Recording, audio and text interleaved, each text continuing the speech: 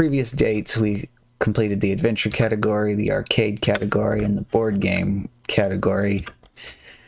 Well, next up is the card game category, which actually has 54 different entries in it. I'm like, oh boy, that's doesn't really seem like that would be particularly interesting, but I don't know, maybe it'll surprise us.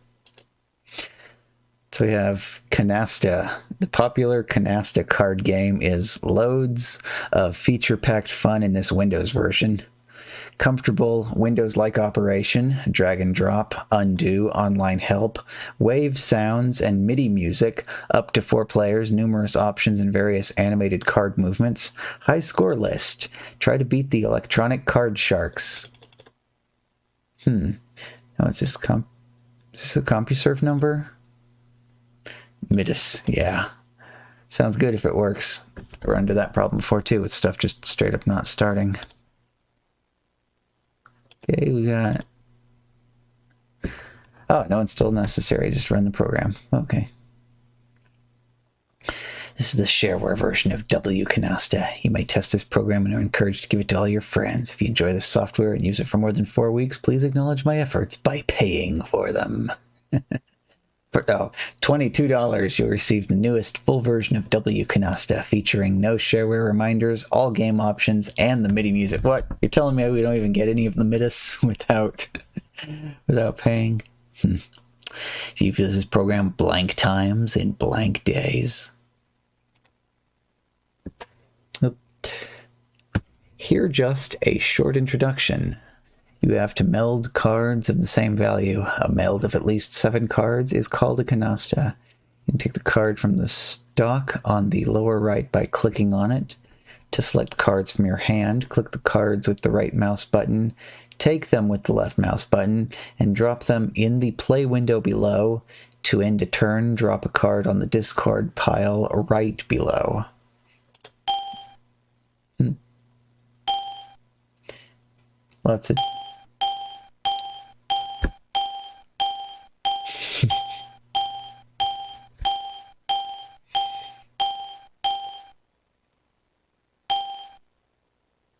Well, it's Ding Simulator. Okay, so what exactly... Beep, beep, beep, indeed. Ding. So, select with points marked. I'm not sure. What are we supposed to be selecting here? Order full version. No, I need rules of the game. The goal of the game is to be the first player to have at least 5,000 points at the end of a round. Players have to make melds. Yes, I would like to know about the melds. Scroll down to that. Okay, card values. A card can be played only as part of a meld. Wild cards can be used in conjunction with natural cards to make melds. A meld may not contain more wild cards than natural cards, or more than 3 wild cards. Every new meld must contain at least 3 cards. Okay, well, yes, but what is a meld? That's kind of the important part that we're missing here. The first time a player plays cards in 1 or more melds in a particular round, the total value of the cards played must be at least 50 points.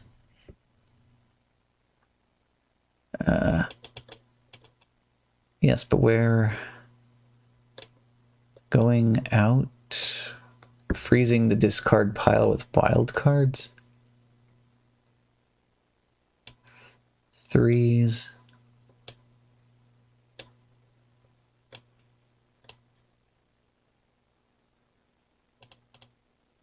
I mean, I feel like I'm missing something here.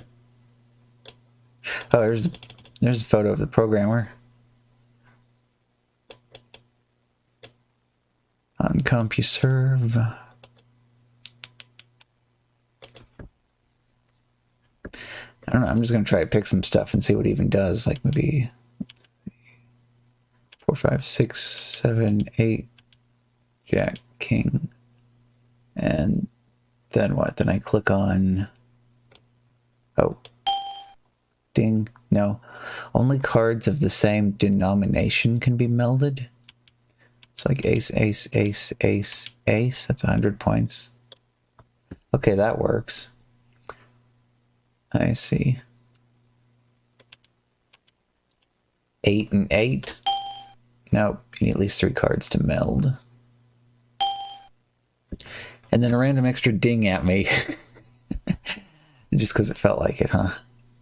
Which one of these is the discard pile? This one? No? Like I can peek under that. Mark cards smelled with right mouse button and turned by discarding a card. Oh, so I have to actually like drop. Get rid of the 4, I guess. Okay. Player 2. This computer did its thing. 666. Oh, it's only 15 points. Oh, cube solve. Where's the crap? Where is the cube? Okay, here's the cube. What's going on? Future Rush. Yep. I put Deer Avenger on earlier, which is like the parody of the Deer Hunter games, and I could not find a single hunter to actually hunt. So I was like, well, that was kind of pointless. I like a map screen where you go around and you look for, like, instead of deer tracks, you're looking for like signs of the hunter. And in this case, you're looking for like there was empty beer cans, there's a roll of toilet paper. Oh, you made me practice for a while. I usually don't want to disturb. Yeah, this depends on what we're doing. Windows 95 nights is a nice, comfy, cozy, casual night to be doing cube-related activities. Okay, there's first cross, and I need a button too, don't I? Where's this one? There we go. I need a way to like show this and hide this without having to like manually tab out into it. Okay, there we go.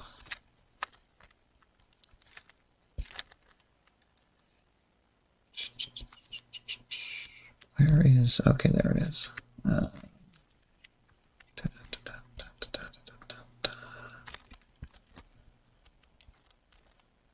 Okay,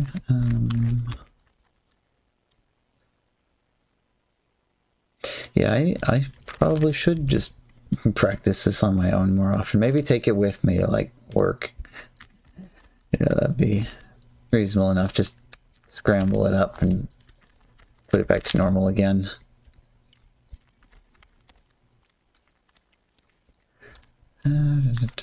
Okay, red. Okay, good. Those are actually in the right place.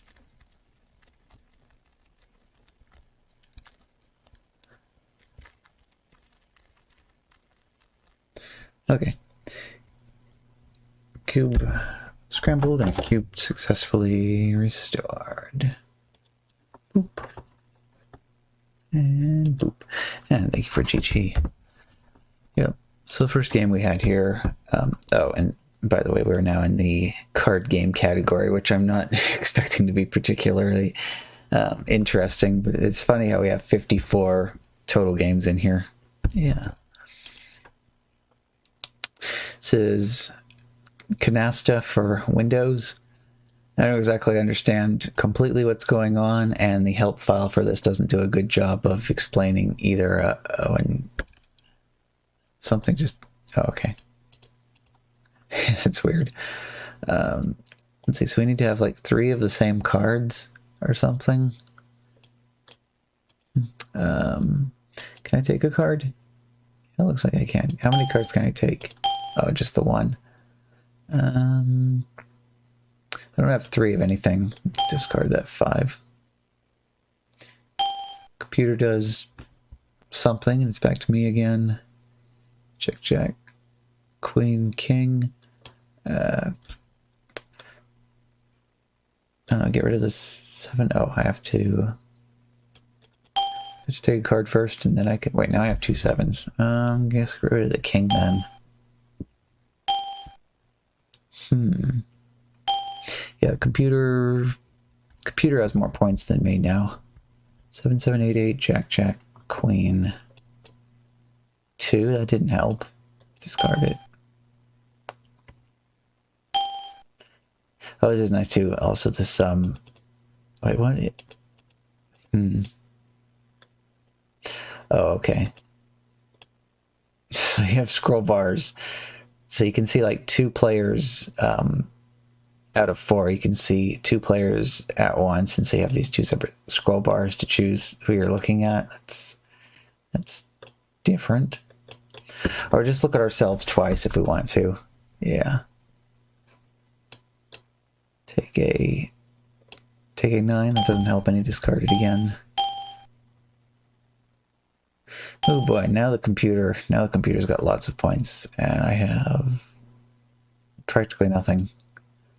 6, that's still not useful. Discard. Watch as the computer gets even more points. 7, 7, 8, 8. Jack, Jack, Queen. Queen, okay, well, second Queen, that's something, I guess. Get rid of the 7. Ace. Or can we... Wait, we can do that? I've already drawn a card, discard a card. Oh, okay, right. Get rid of the 7. So it looks like we actually can add cards from our hand to stacks that we already have down here.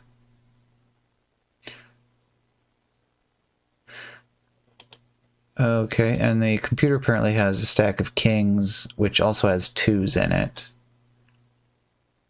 Don't quite get that, but... Here, computer, have another 2. Nah, it just dinged at me.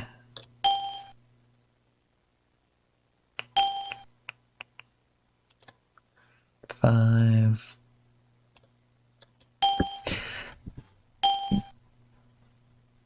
I'll take the what?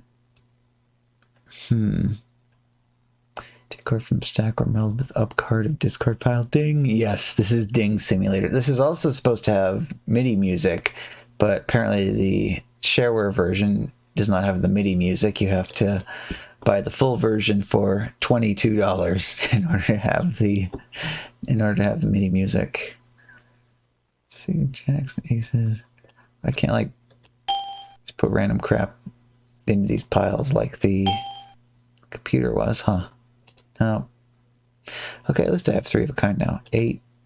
Yes, 8, 8, and 8. Boom. Okay, I actually played something. Future Rush having sound redemption ideas. Nice. I need to get some more stuff added, but I don't know. The ideas come more slowly to me. But yeah, come more slowly than they used to. Okay, what just happened?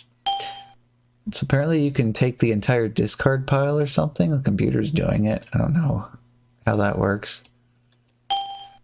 3. Only 3s of the same color can be laid down together. You can't have like a new pile? No. Guess just get rid of that then. There goes the computer stealing the entire discard pile again. Every time you pit, usually is Link. Ding! Every time you die, ding! Every time you game over, ding! Yeah. How do I do this? Give it. No, it just says no, no, no. You've already drawn a card. Still have 3 queens. I can... Ding. Are you sure? If you can't go out yet, you might not be leaving enough cards in your hands. Okay. And discard the 3. No. Oh, you must have at least 1 canasta to go out. Oh, instead of a redeem, you can make it a command. Yeah, that'd probably be quicker, huh? Like me, if I wanted to spam 8s, I could do so. I just have to go over here and just be like 8, 8, 8, 8, 8, 8, 8. Yeah, and that works out. That works out reasonably well. Kind of f's up the chat a little bit, but it works. maybe I just need hotkeys where I can press a button. You know, frog. Frog. Ah, yes. And why don't we have a little bit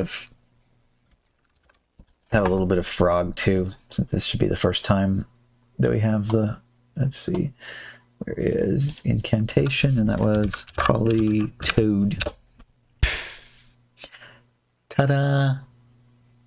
So this is the first frog Pokemon to be added.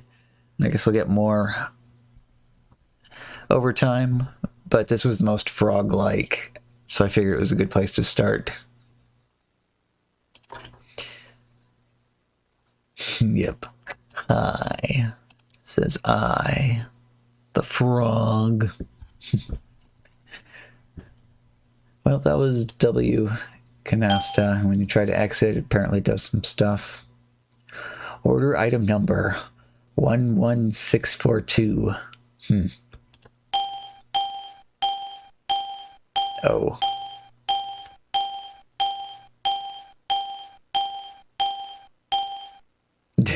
And in the process of exiting, it has to make sure that it dings all the cards and puts them back into the deck.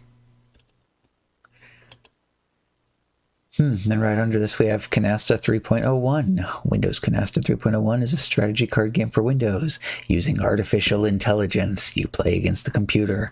And the trick is to win the game by scoring as many points as you can. Points are scored through melding cards and by making canastas. Canasta is a column of 7 cards, i.e. 7 kings. Canasta follows the official rules of the National Canasta Laws Commission. This is more serious than I thought it was, and comes with a full explanation of all rules in the online help. Can 301. Ooh, I gotta set up this one. The evaluation version of Canasta will run for 30 days with full functionality. You can try everything, and no element of the program has been disabled, so you have the opportunity to test the game before registering. After you've played Canasta on 30 different days you don't play don't count. You will have to enter your registration key to continue. You only have to do that once. The price of Canasta is $19.95.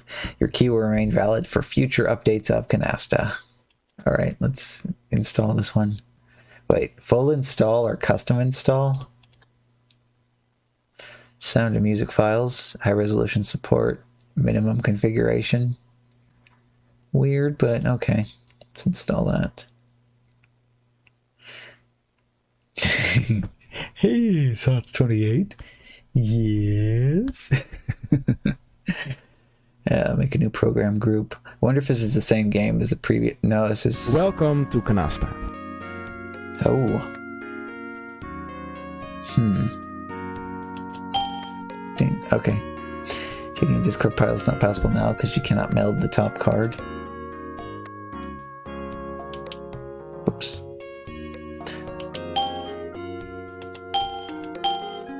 You cannot. Okay, so I kind of messed up a second ago. Okay, so I can play the 10s, I can play the 6s. Discarding is not possible now. You must meld at least 50 points, currently 45 points. So I don't have...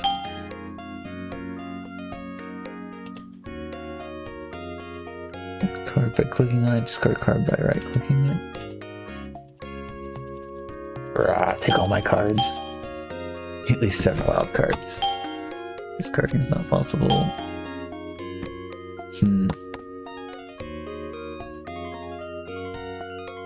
Holy crap.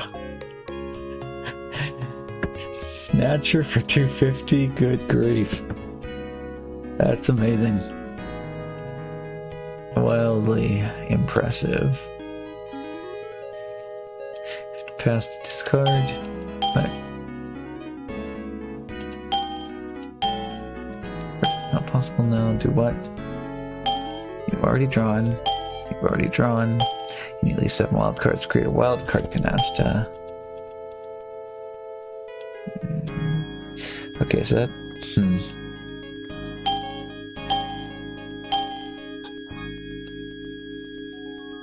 Help is on the way. Okay. Oh hey, what's going on, Gomes? Besides that DM that Futurist just talked about as amazing and epic, huh? Yep, so the rules of Canasta for Windows, as set by the National Canasta Laws Commission.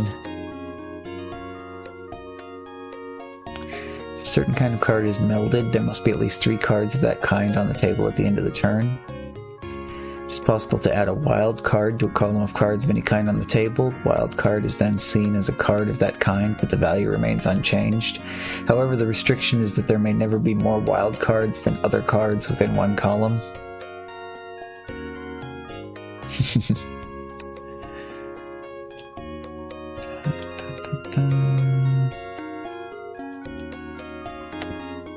At least we can jam some music for a bit. Let's peek in and see if we can find this Midas. Oh.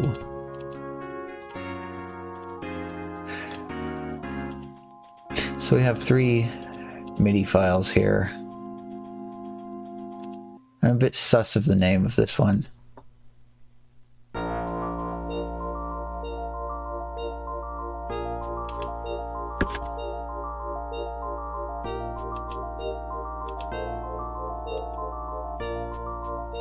Jukebox directory.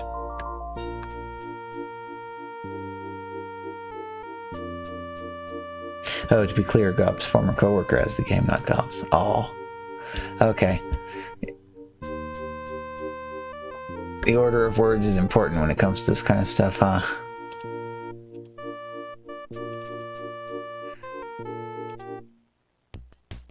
Beep boop, that's great. Beep boop.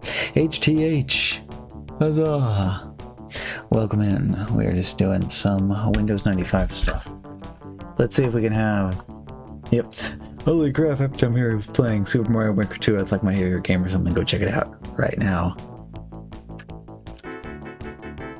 Let's see if we can have a lag attack without it exploding.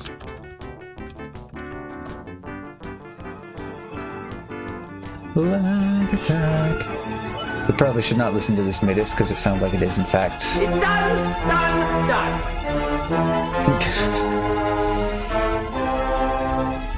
Tempo was looking at the prices of Snatcher back from Future. I was just playing it. Yeah, it's way up there in price.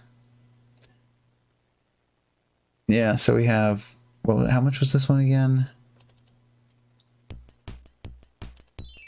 Welcome to Canasta. Canasta. Registering. Help is on the way. $19.95. And you get a copyright infringing MIDI of Johnny Be Good. It's done, done, done. I don't know what that sound clip is from. All these seem a bit suspicious. Let's go on to the next one. Canfield? Whatever words was okay, but he said he... Yeah. Execute. Execute. Gonna install Canfield on this computer. Canfield Solitaire? Okay, so this is gonna be... Oh, is icon? Sure. So it's gonna pile up with things again. Okay, and of course, right off the bat, Canfield is shareware. This means you're free to use it for a trial period at no charge. After a reasonable trial period, if you continue to use Canfield, you must register it. This program is a fully functional version and not crippled in any way. I do not believe in crippling software in order to force registration. To register your copy of Canfield, please print and fill out the registration form, click on registration form, and send it, along with the registration fee, to the address specified. That probably won't work, will it? Oh, that's where you type in the... Oh, well, it's gone now. We might not be able to find out what the registration fee is for this one. Registered copy, easy level. How to play. How does this one work? Canfield is one of the all-time favorite solitaire card games. In its traditional form, it is difficult to win, but always fun. It is similar in its gameplay to the solitaire card game that comes standard with Windows, but with some truly different twists. This version of Canfield has 5 different difficulty levels, plus a custom level that lets you define your own difficulty level. Some of the difficulty levels allow cheating. Ooh. Let's face it, what's a game of solitaire without cheating? In the real easy level, you will always win because it allows unlimited cheating. The best level to start with is the easy level, and this is the default. Note if you're ever confused by these instructions, play the game with hints activated, which is the default setting. Each possible move will be hinted to you by flashing the cards involved. Once you play through a few games, you'll be a whiz. Then come back and look at this again. Oh, okay then. So, how does this work? We can play just like it's solitaire. Okay, so where does any of this go? Oh, this is the deck. Deck of cards for Windows. Get it? Right, because they've got a window card back on the back. Okay, it gives it 10, 3, 5, 3, 10, 10, 9. Okay. Okay, and then the 8 can be played, I see. Facepalm, you say? Yeah, so this plays... Oh, hey! I saw Marge Simpson popping up in the window. Oh, that's funny. So basically like regular solitaire, but with way fewer...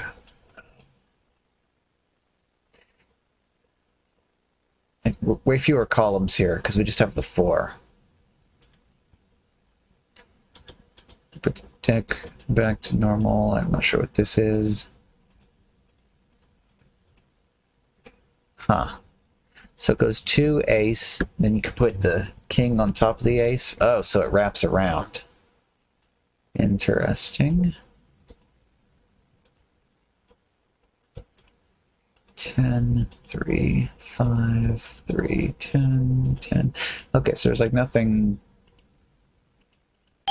Oh, right-clicking like automatically sends cards to another place they can go.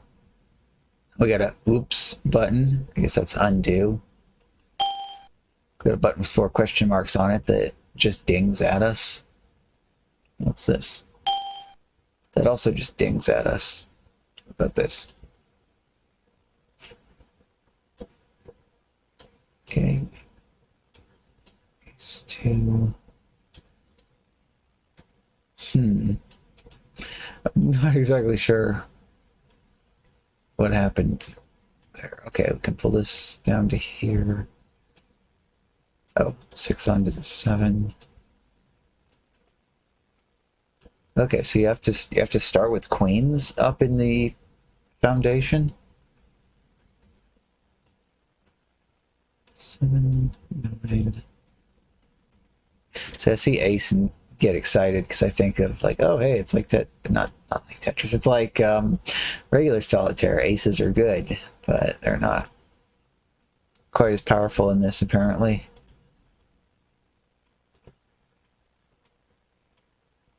Okay, so we got like 13, well 12 now cards up here in this little purgatory.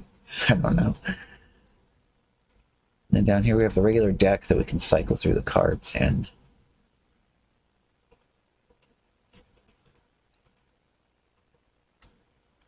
So it's getting very close to the end here.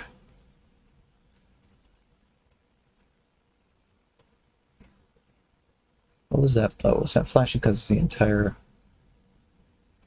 Is that the hint button? Hint button. Oh, okay, so this entire thing can go on top of there. That onto there. So this stack starts at 2, counts all the way up to ace, or down to ace, and then wraps back around to king, and then counts all the way back down to 2 again.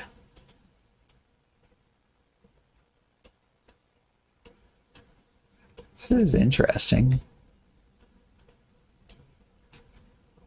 What happens when we're putting the cards up here, though?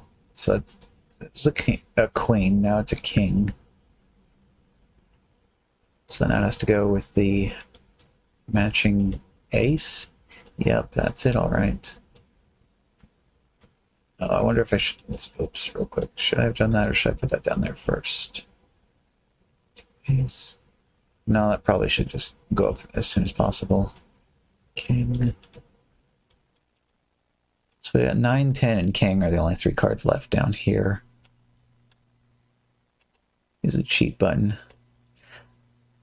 I'm not sure what this cheat button does in this particular situation. It just kind of magically made a card fly out that was helpful. Oh, okay.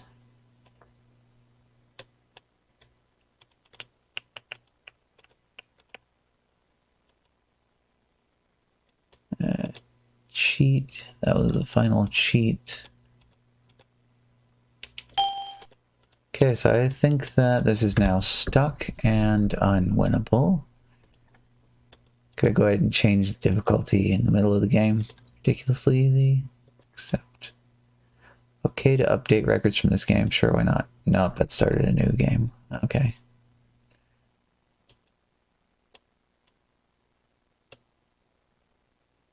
Let's just spam the heck out of the cheat button. See what that does. So it doesn't do all the work for you. Just kind of cycles through various kinds of cheats.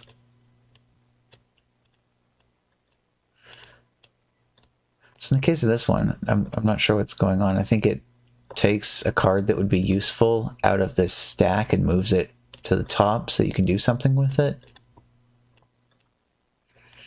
In which case, I don't know what the cheat button would do on the... I didn't see who that was. I had another character of some sort pop up in the window.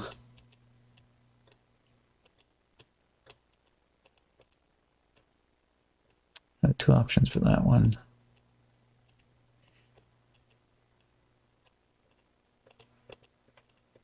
Interesting. So when you're doing the cheat on this pile, it doesn't always necessarily give you something that's useful. Go on 8, get on there. Da, da, da. But yeah, so I just realized too. There we go. Yeah, like talking about the whole raidception thing. I was like, hey, wait a minute, HTH, I had you open. There we go.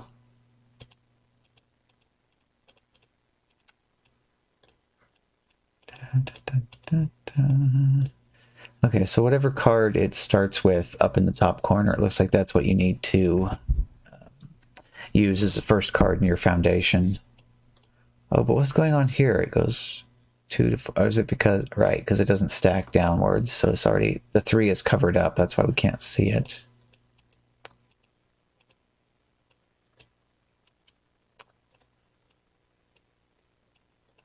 Yeah, okay. Mainly just want to see if it does anything clever at the end of the game, because, you know, Classic Solitaire has the timeless cards kind of exploding across the entire screen.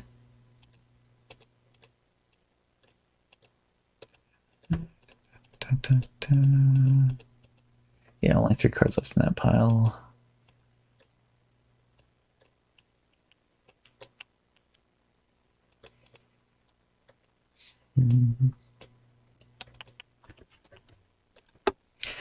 We need like a big old folder of MIDI music, don't we? Whoop.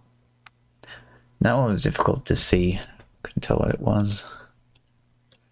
Big old folder of MIDI music to have playing in the background when the game doesn't provide any MIDI music for us. 6, 5, 9, 7, 8. Stack it up, sure, why not? Let's take out that. Put that there.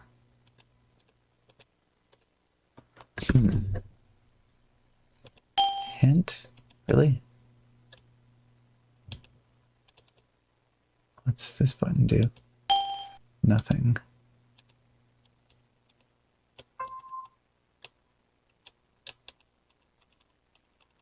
Now, the thing said it was always possible to win on this mode because of unlimited cheats. Beep. boop, this raid, beep boop. Oh, hi. Welcome in, base Camp Foster. And would you look at this now? The tabception kicks in once again.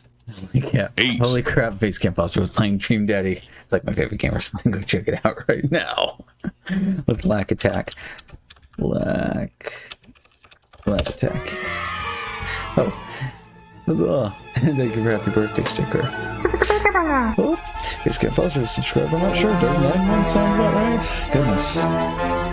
Everybody, see, that's why I'm a year older. It's because Bezos made the month shorter so they can bring the subs in faster. Check out the Dream Daddies. Ooh.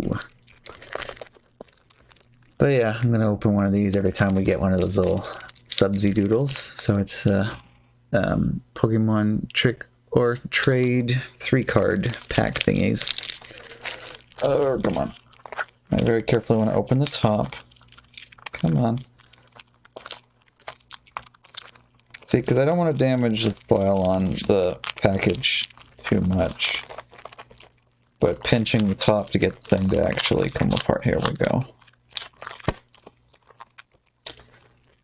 Alright, let's slide these things out. You have not seen these? Yeah, I'd never seen them either until somebody brought in a whole bunch of these sealed. So I was like, okay, I will take these.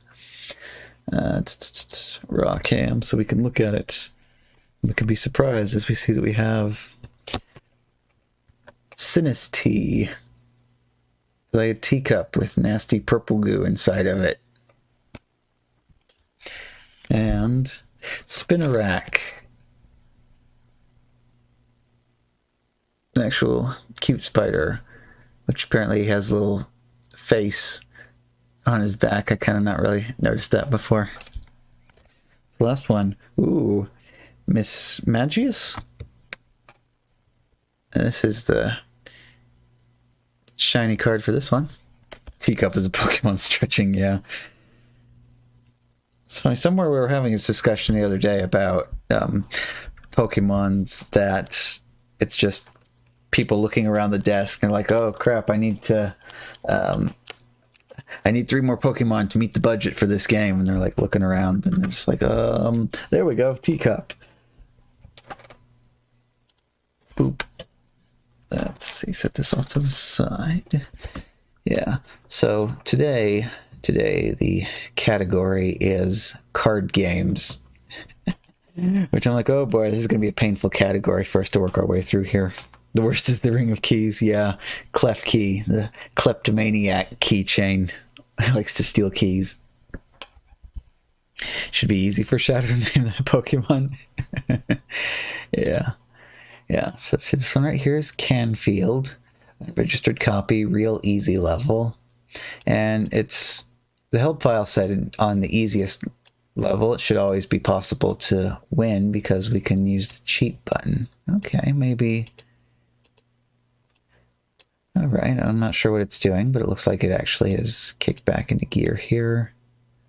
Okay, yeah. Yeah, I just want to finish one game of this so we can see what it does. There's absolutely no way of knowing with this stuff because they have copyrighted sound effects and copyrighted all sorts of things. Okay, there's the aces. Put the queen up. King. Other king almost there. Alright. Ace, ace, ace, and you won in record time! Double exclamation point. Rename? Oh. Shouting to rename a Pokemon? Okay. Real easy. 463 seconds. Huh. So we don't even get any sort of clever animation or anything like that. Just, you won, and you got a high score. Okay, here we go. Oh, $17 gets you the rights to continue to use this program, registration number, the current version on disc, and a small printed manual. Oh, you get to choose between 5 1/4 inch or 3 1/2 inch floppies. Future Rush, gotta try sleeping again. Sleeping, such a fun thing. I look forward to doing that tonight. Checks must be drawn on a U.S. bank and payable in U.S. funds. Canadian customers can get a Canadian post office money order. Make sure it's in U.S. funds. Yeah, I'm gonna Future Rush, and I'll see you around. Catch 3. Catch 3 is derived from a popular Chinese card game. The game is usually played by 6 persons. 3 on each side is a team. The game can also be played by 2 persons, each controlling 3 decks of cards. In the 2 persons version, you are not allowed to look at your cards unless you make a play. In the computer version, you play against the computer. Imagine there are 6 persons. You control 3 and the computer controls the other 3. You can look the card only if it is your turn to play and you are able to make a play. You will lead the first card when you started a new game. Whoever gets out first will lead in the next round. All person then take turns to play. You may pass or play bigger cards. When everyone passes, the person can lead a card again. Extra Joker is the biggest, followed by Joker, Ace, King, ... and 2. The object of the game is to try to get rid of all of your cards as soon as possible.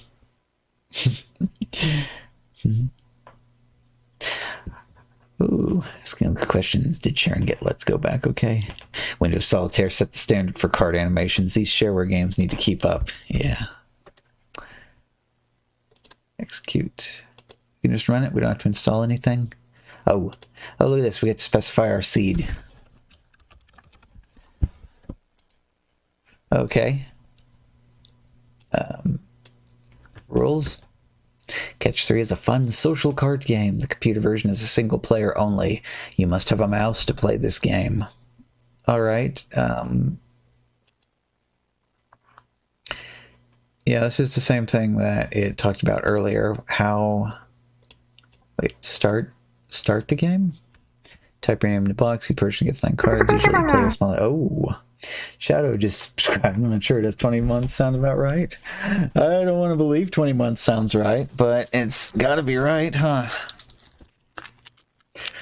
All right. Well, we got another one of these. Let's see what we get this time. There we go.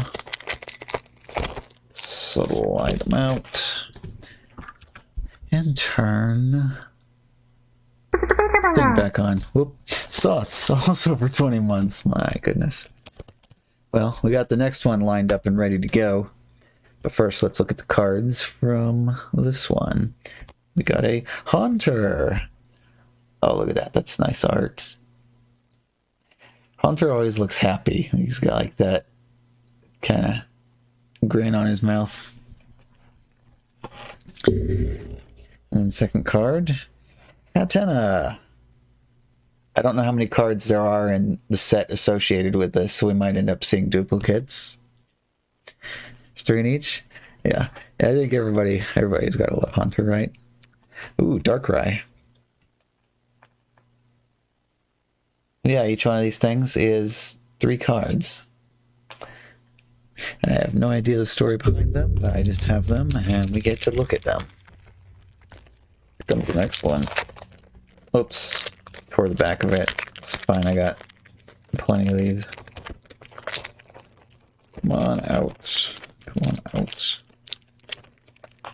Who knows? These could have been, like, intended to be bundled with Happy Meals or something like that. I have no idea.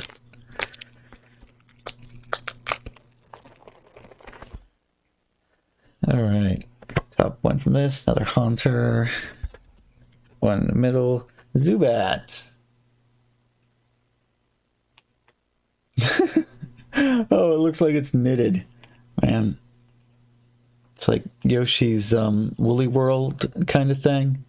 That doesn't show up well because that thing doesn't focus. Shiny card from this one is Chandelure. Look pretty good there. Huzzah. And that goes in the pile. And then I click on the thing to put us back to trying to figure out how to play this game. Very mysterious indeed. Select the card you want to play with your left mouse button. You may pass with right mouse button or using the option menu item. Well, why would you use an option? I guess maybe, well, no, you wouldn't have had single button mice for PCs back then. That was a Mac thing. So I don't know why you would use the option menu item if you had a right mouse button. You could play cards of equal value, different suite as a group. Assuming that you have 2 sevens, if you click mouse on the right 7, you meant to play 2 sevens as a group. If you click mouse on the left 7, you meant to play 1 7. When you click mouse on the right side of all your cards, you meant to play the smallest card. Try to coordinate all 3 of your players' cards to the maximum efficiency. After 3 of players of either side all get rid of their cards, cards will be shuffled and new round begin. Okay then. So what? I don't know. 3? 3, 6, 4? I don't know. Now we got 3, 6, 8, 9. 9 again. I don't know. Stuff's happening and I don't understand it. King. Another king? No. Okay, ace. Joker. 2. Can I do... No, that didn't... I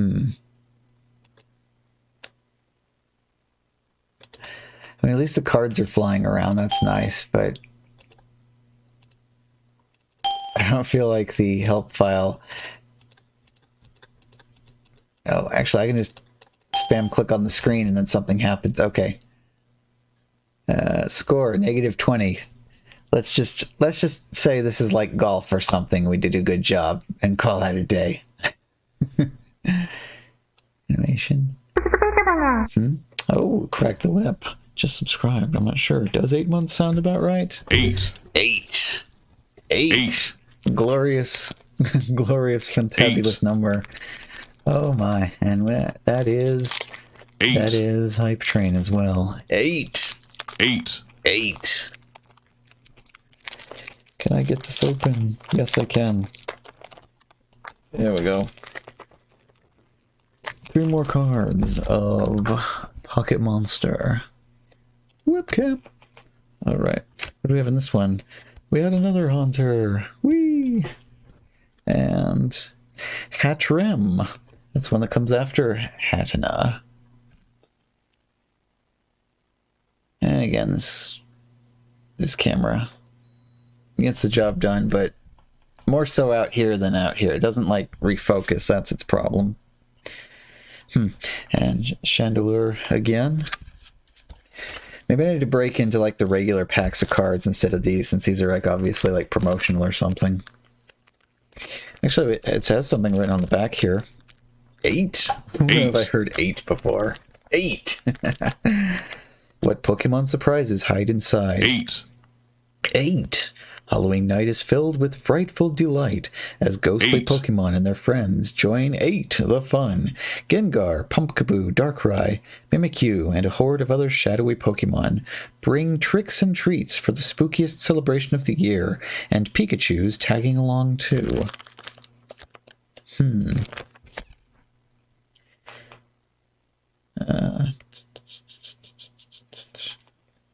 Should put costumes on them? Yeah, that would have made sense, wouldn't it?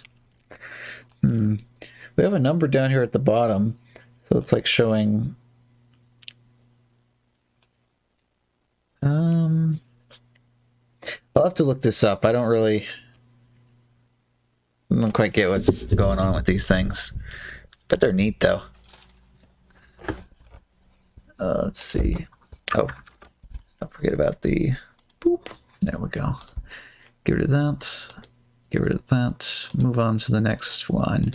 Chain Link 1.2 by MyCat Software. February, August. February, August. What? 1997. Copyright 1997. Lucy. Dores? Oh, spooky Eevee. Mwahaha. A brand new card solitaire game for the PC was a smash hit with TI-99/4A home computer users for many years. Hey, we've been talking about the TI-99/4A. How funny it shows up now that we all know what it is. Eevee, what happened? Eevee is vampire because it is spooky time. Move all cards to the top by building chains of cards of the same suit.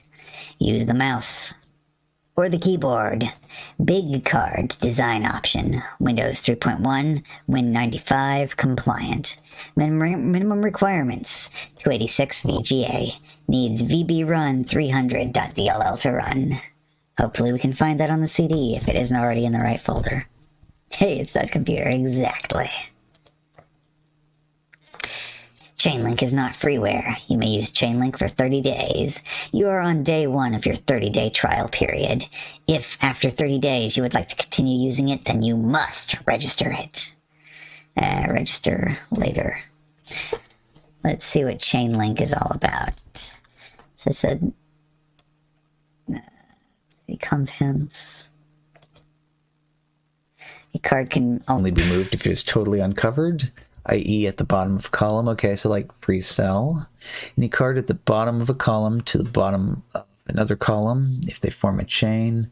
Oh. Thoughts gifting to Naomi. Hype. So generous. Naomi got subbed. And that's 3 more potentially duplicate cards. Oh. Let's have the thing back. There we go. Open up. I hate when it tears back like that. Whatever. Let's do it like that. Who we have?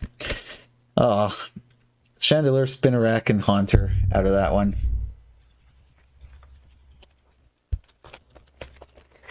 Alright.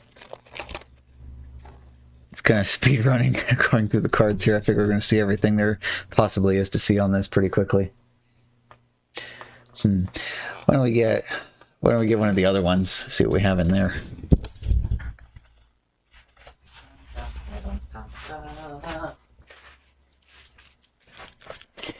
Here we go. Did I get a whole box of these? Well, I got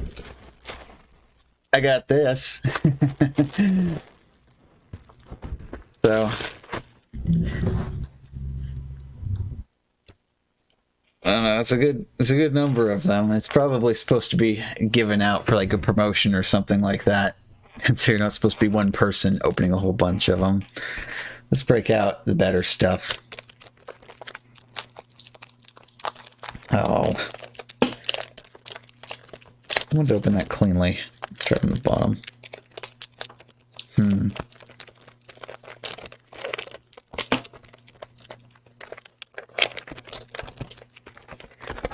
Okay, so we got the thing with the code. 1, 2. Whatever. I don't need to try to do the surprise thing. Let's just look at them. Energy, nobody cares about that. Lantern. Looking good. Okay. Hey, how familiar? It's Sinistea. And it's like the one where it's shiny everywhere else. Croagunk, I know that one. Caught a lot of them in Pokemon Go. They even had fancy hats on recently. Shelder. OG Gen 1 Pokemon. Ooh. Oh, Wooloo. That's cute.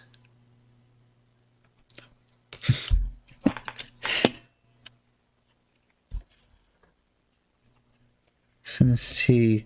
Regular Sinistea? Huh. Alright, and Pikachu. That's a good looking Pikachu. The forehead seems a bit large though. Pokemon Center Lady. So not Not Nurse Joy, because this isn't the anime. Ooh, Doug Trio. Actually, we got Doug Trio, and then we got other Doug Trio off to the side with kind of bulging surprise eyeballs. What's going on, Naomi? Yeah. The lurk is the fun stuff, you know. Psst. The last card went up on the floor. We got a Salazzle. Yeah. And what I probably need to do is I need to build a little stand out of Legos that I can set one of my phones on. I can run IP webcam, and I can just slide the card underneath it and have it already be focused properly. That way we can look at this stuff and everything will be just fine. Oops. Alright. Off to the side. Crash into the microphone in the process. Hide the raw webcam. Winning the game. You win the game when all cards have been sent to the top piles. Chain Link and My Cat will congratulate you accordingly, and the statistics will be updated to include the game you just won. Losing the game. Chain Link checks for all possible moves after each card move and will say sorry when no more useful move can be made. See hints for more detail on how Chain Link evaluates a move as useful or not. Statistics will not be updated. Ooh. And GG on completing a hype train. How about that? Level 1 completed. Huzzah! Let's see. Statistics will not be updated until you start a new game or replay one, because all is not necessarily lost. If the undo button is enabled, you can still click it to revert to a possibly better situation. That's some wild wording. When will Twitch get new hype training modes? I should probably seek out some of the streams that have the higher difficulty things enabled, because I think I'm still missing a couple of the max difficulty hype training modes.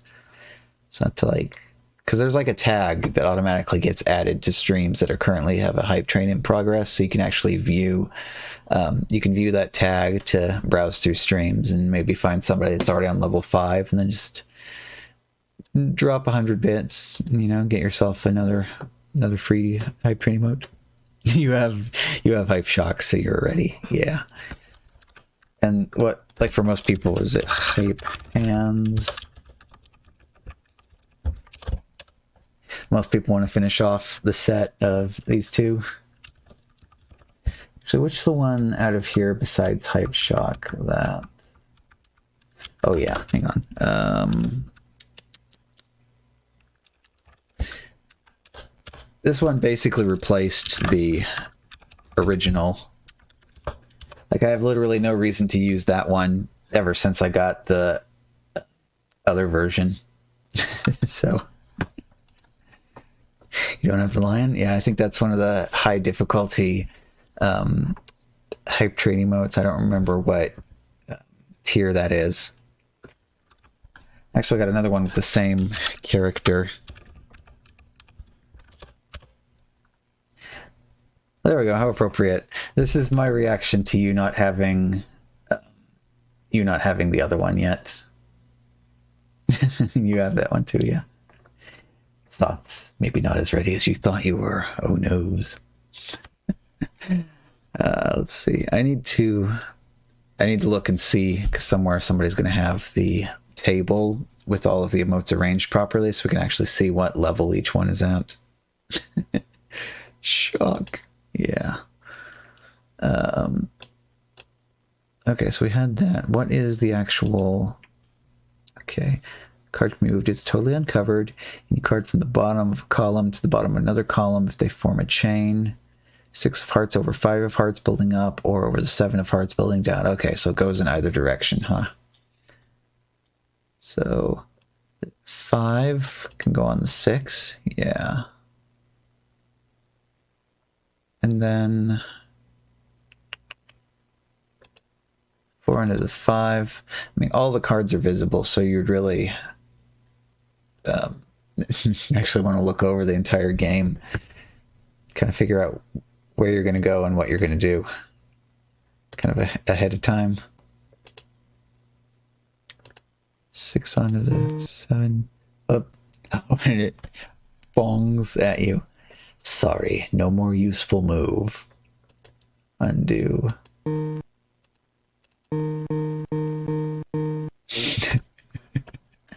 So go the other direction as well, then 7 can go onto the 6.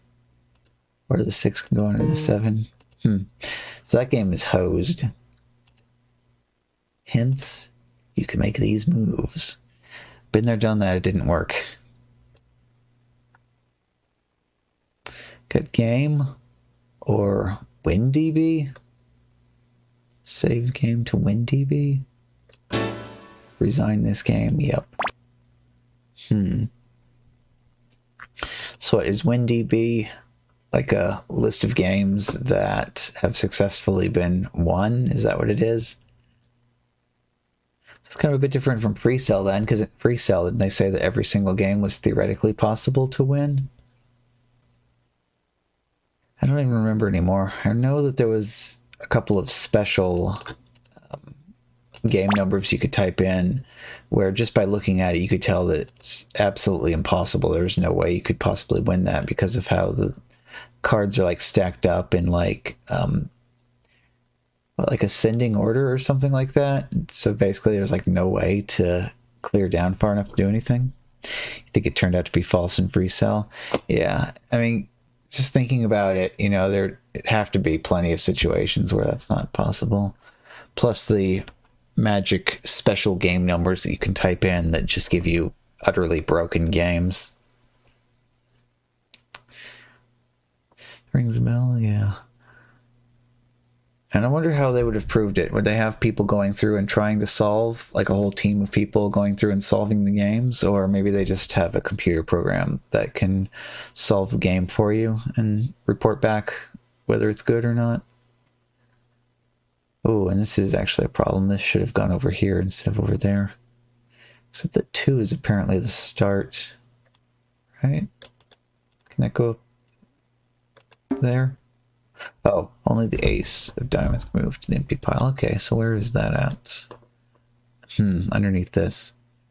Can I put this 3? Where? Okay, 4 is there. 5 is all the way up here. Man, that's kind of a crappy card then to have piled up there. You think someone wrote about it in a Yahoo Games post showing how it could be proven not every game was solvable. Yeah.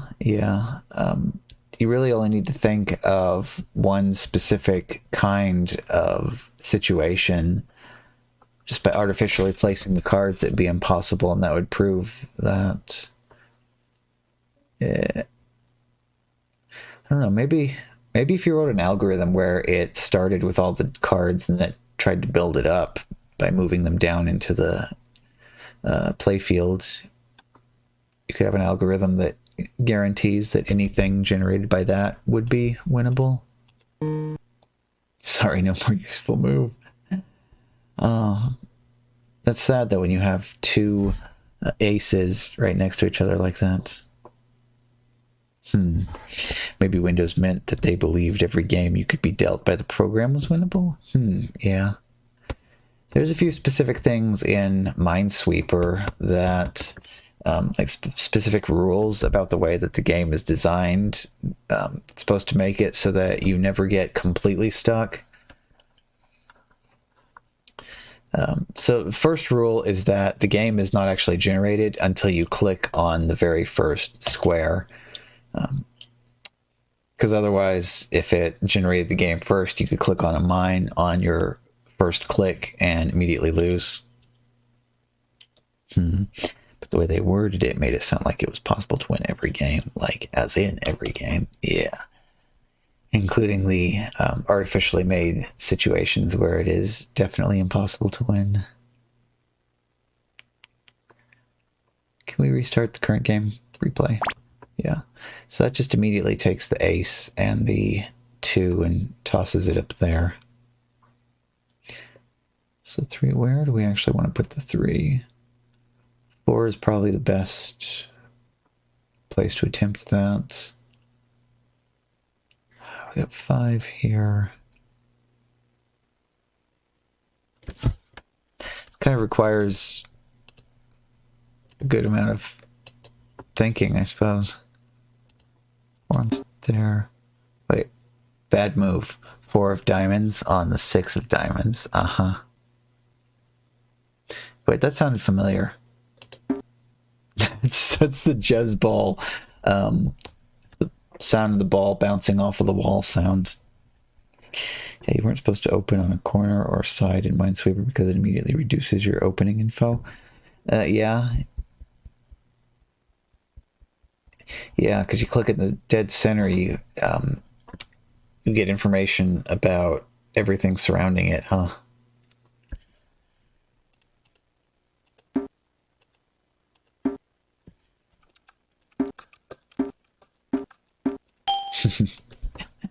Maybe I'll pop in the, or do I already have this somewhere on here? No, I have it in my main folder. I could put something on here and have Jezball up and running in a short amount of time. Okay, 7, 6, 5, 4. Do I want to do that? Maybe, where's 3? Oh, 3's all the way at the bottom there. I would at least like to get all of the aces up to the top. That would be a nice thing to do, but I need to get that 7 and that 9 moved out of the way in order to move that 3 over onto that 4.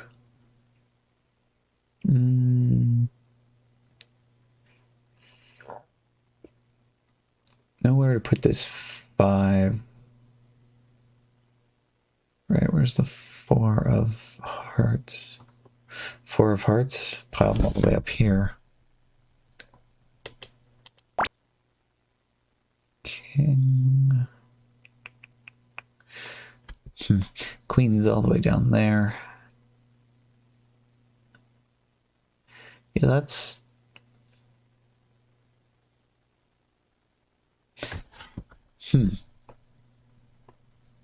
Actually forcing it to be the same suit actually kind of adds a big old pile of difficulty onto this, doesn't it?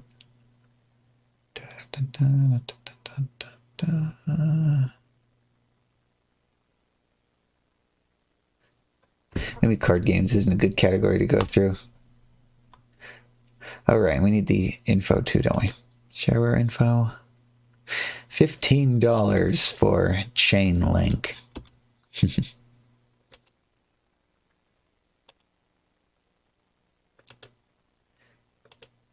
Chinese Solitaire.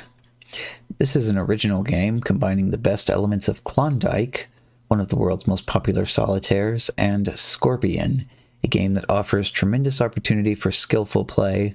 With a distinctly oriental flair, Chinese Solitaire is feature-packed with full statistics, optional easy mode, autoplay, selectable card backs and colors, great graphics, and excellent sound. Requires Windows 3.1 or later, and a mouse. This game will run from a floppy disk, but a hard drive is recommended. If you want to hear the sound effects and background music, you'll need a sound card. Ooh, we have some more Midis. Installation. Oh, WinZip self-extractor. Do I want to view the README? Not really.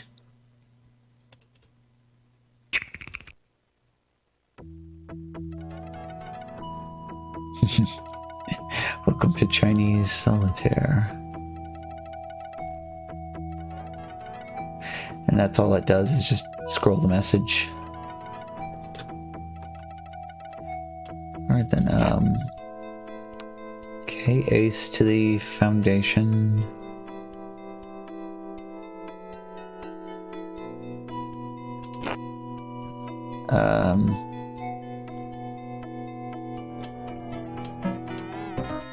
That flare, distinctly oriental.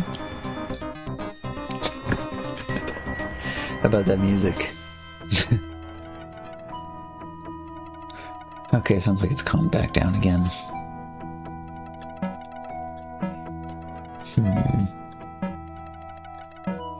Ace trapped down there. Whoop. Giving up. There is no dishonor in a battle well fought, which does tend to hurt your winning percentage. Are you sure you want to abandon this hand? No. Good thing I have one of those newfangled sound cards, yeah. Get that OPL3 coming in and massaging the whole ear holes. But is this really... Oh, wait, no. Maybe not. Yeah,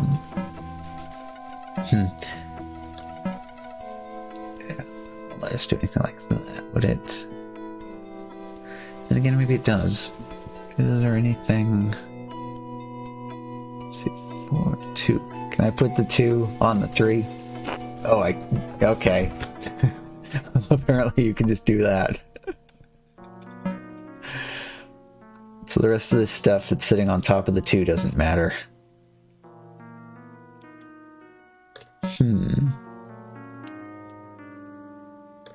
Okay, it does still have to alternate back and forth between the colors, though.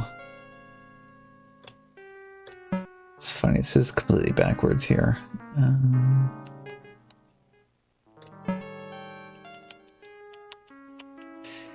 we have any 9s that can play anywhere?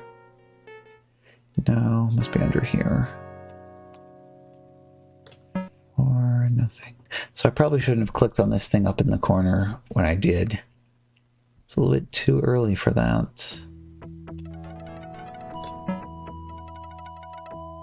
Alright, sure, let's start a new one. What is that? Is that a pig making a oink whenever we... That's certainly what it sounds like.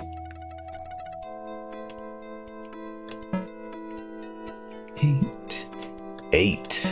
It's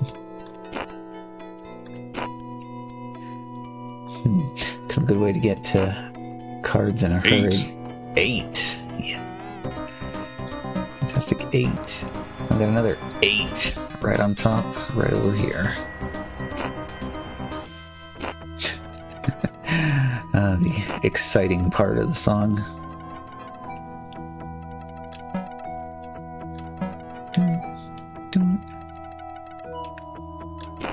Gain access to the 4.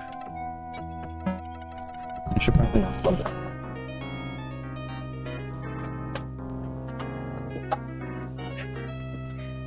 That phone's been plugged in for a long time. It's making sure to remind me of the fact. It's like, hey, I'm full.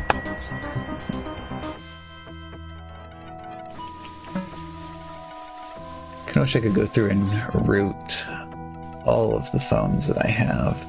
Because on the old one that was used for Cat Cam, because it's rooted, I can install an app that actually turns off charging automatically when the battery reaches a certain percentage. So instead of it pounding the battery by pushing it all the way up to 100, it can kind of relax, you know, just stop at 80. Just kind of chill.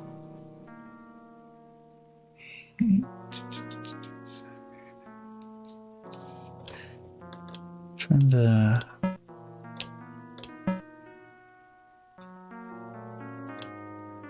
No, we don't have... Oh, there.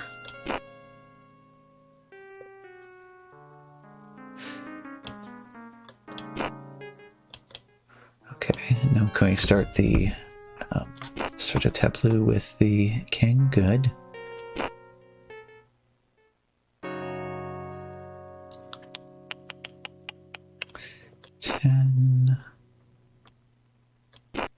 Just to get that a little bit farther away from the bottom of the screen there. That was kind of stacked up.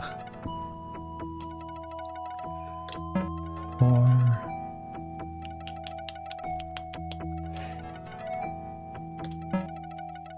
Queen, Jack, 10, 9. Oh.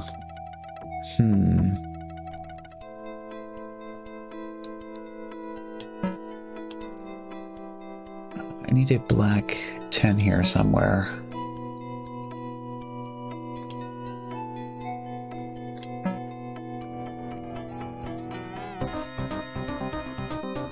I actually want to spend some more time with this particular one later.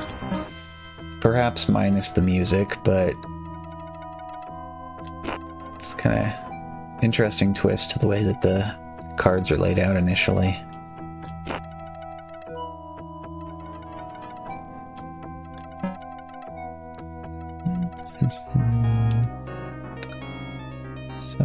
Oh, no black. Oh, there was black 8, but just the... Oh wait, here's the other one. Oh boy.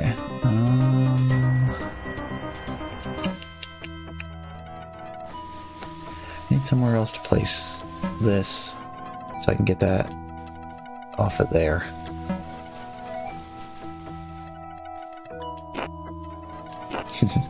Make some unproductive movement right there.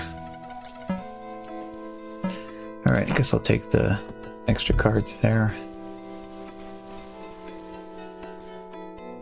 Okay, black 5, red 4, okay, yeah. There we go. Tiny bit of progress.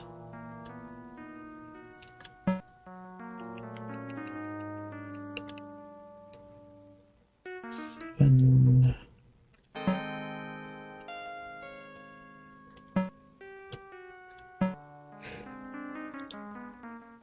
because of all the extra motions that you can make with this, it kind of messes with my usual... Wait, why did this light up? Oh, that's autoplay, I guess? Okay. Kind of messes with my usual ability to, like, scan for moves on this. Because now I have to look deeper into the stack to figure out what's where.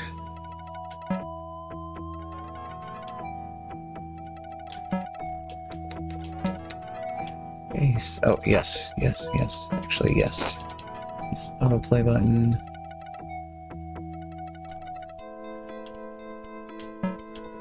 Hmm. 6, 7, 8.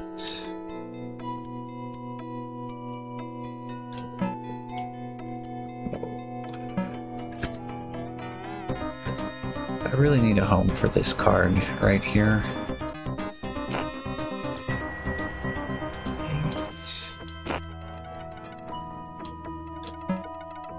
Trying to clean up the piles a little bit.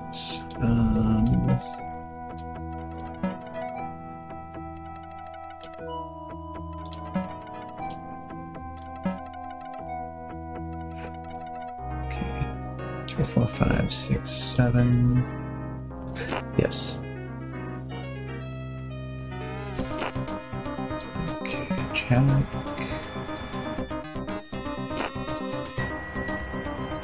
Okay, there. And carefully, which one would I rather have? This one, so I can expose a new card. Okay.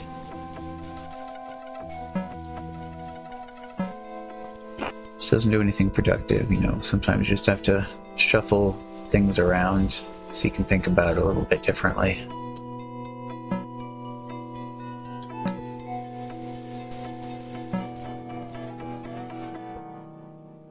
Okay, so the other ace is going to be hiding in here somewhere.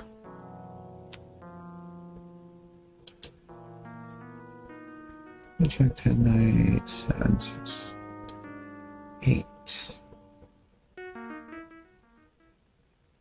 Wait a second, we don't...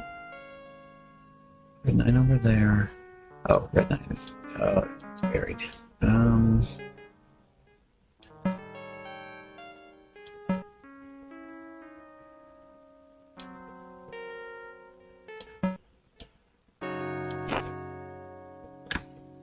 something. What just happened there? I'm not... It's kind of the problem in some of these games too sometimes, is that they'll like flicker and you'll be like, wait a minute, did I just do something? No, it's not. Okay, well maybe we're revealing some new stuff.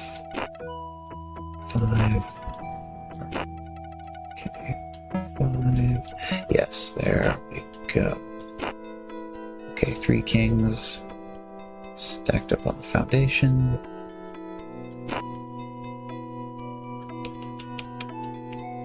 So I need to actually like at least win some of the games I go into and just being like, oh, if I can't figure this out, move on to the next one.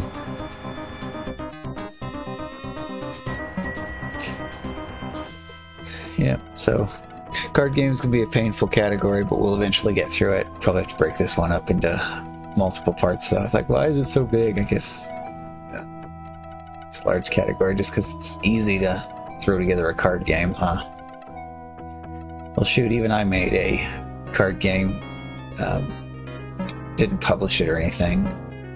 But like, oh, I don't remember the name of it now. There's this DS game that's like about doing like magic tricks and things like that, and included a solitaire variation that I'd never seen anywhere else before. So it was called Corner Kittens Solitaire. And like, that's an interesting game. So I just kind of copied the rules of that to create a functional version of that.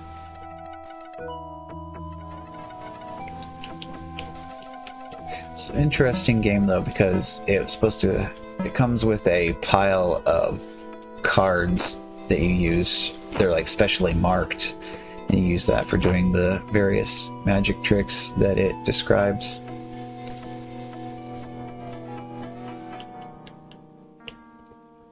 Yeah, can't quite remember what the name of the actual game was though. It was on the original DS. The copy of it that I have does not have the cards with it. So there's a large number of things that I can't actually do. But at least the solitaire game is still functional. I think it also had some type of weird mind reading game type thing with it, where the trick behind it was actually that you literally cheated. Like, you'd have the DS and it'd show like the card or whatnot, and then you'd be like, I predict it's going to be the ace, and then you like press the button on DS that reveals the card, and you press the button that determines which card is going to be displayed on the screen next, or something like that. It's like all of the different magic tricks. It had 2 different ways of accessing it. One for when you're going to do the actual performance, and then the other way of accessing it was so you could see the instructions on how to perform the trick. King, Queen, Jack, 10, 9, 8. King, Queen, Jack, 10, 9, 8, 7, 6, 8. There we go. But I still need a home for this.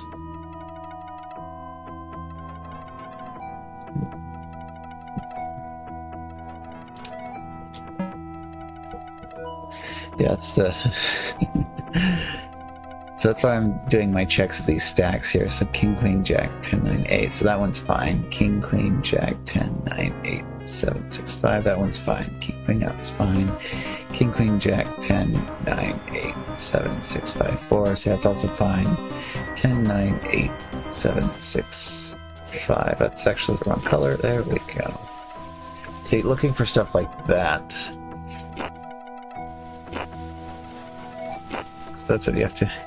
Second column has 2 reds in a row. Did I already... Yeah, that's it. Yeah, the jack goes into the 10. Okay, we don't have another... Don't have another jack yet. Well, just keep down stacking the... Oh, look, I guess. Put that up there for now. There's the ace. Okay.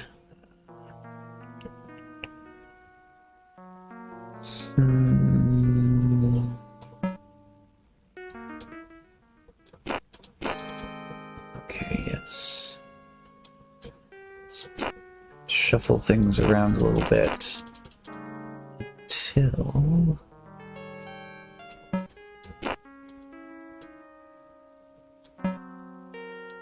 that one's all the way over there.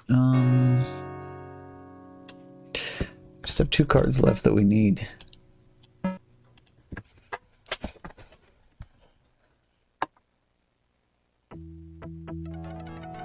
So one of those is going to be the Four of Hearts, huh? And the Jack of Spades.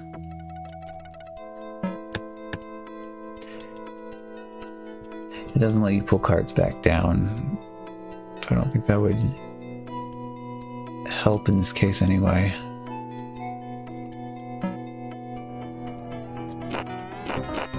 No, just do that, yeah.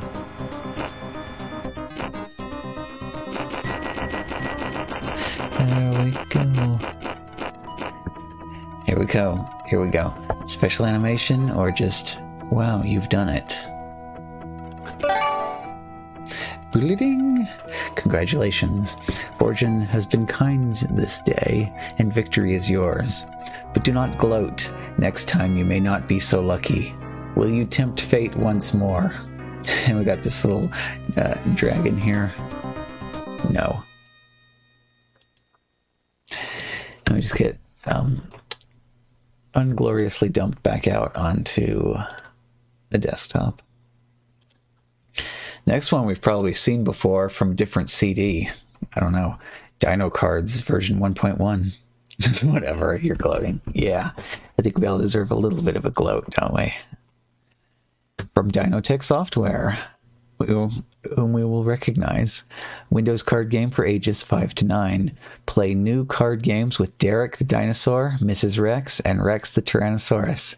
Registered edition has 5 easy-to-learn card games. Change the card backs to show different pictures. Requires 386 plus, Windows 3.1, Windows 95, or OS 2 Warp. 4 megabytes of RAM, sound card optional, but recommended, $20. This might actually be one we've already seen, this very same one. Take that, Fate, yeah. I head back though for a little more tempting of fate at a later date. You can contact Dynotech Software at this address, maybe. And dtgames at AOL.com. You'll find Dino Cards is a valuable tool for your child's learning experience.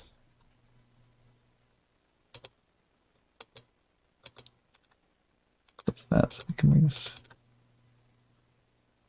Yes, we have seen this very same one before.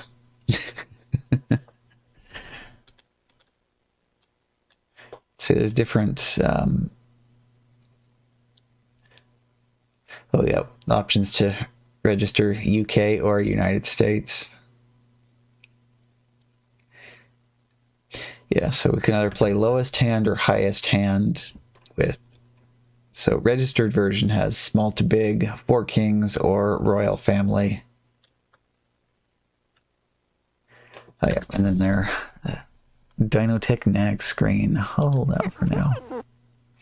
Okay, it's your turn. Pick your highest card and throw it in the trash, then deal a new card from the deck. Well, highest card is going to be the Jack. And the trash can actually changes to, so they apparently burn the card. So you just keep going.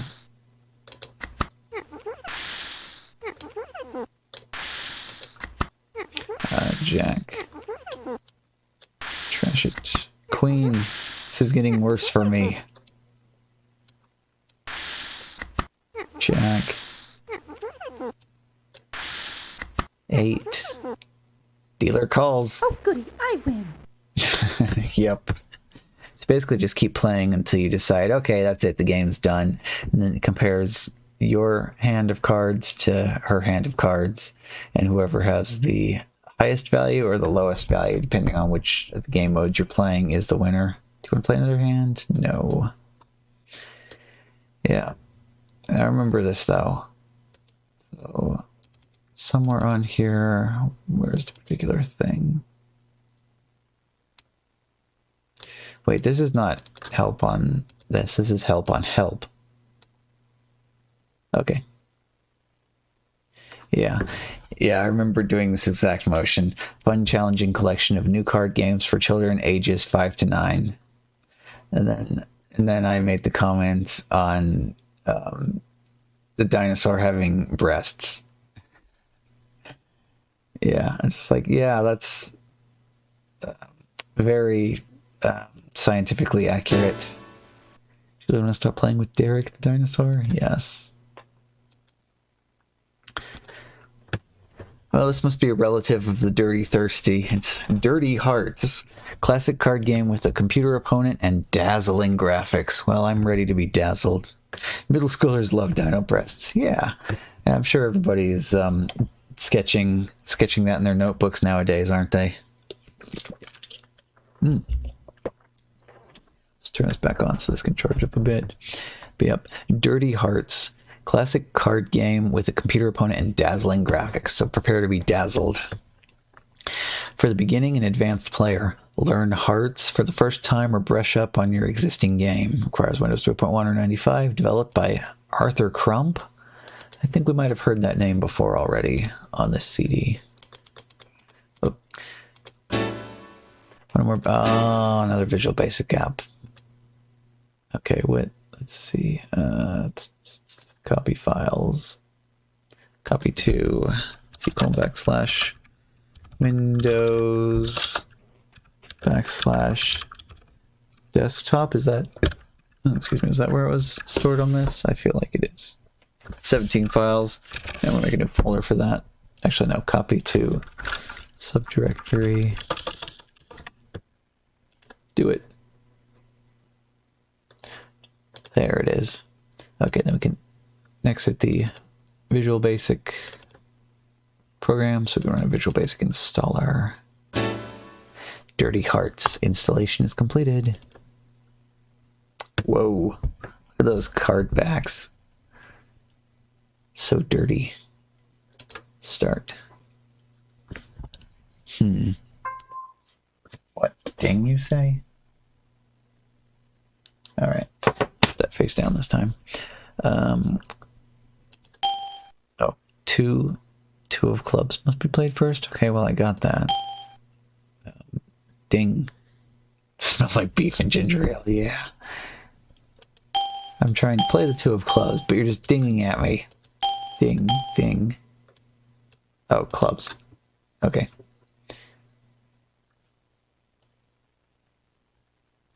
Okay, so let's see. You either want none of the hearts or all of the hearts. Let's see. This is diamond, so I have to play diamond. Club. I only have the one club.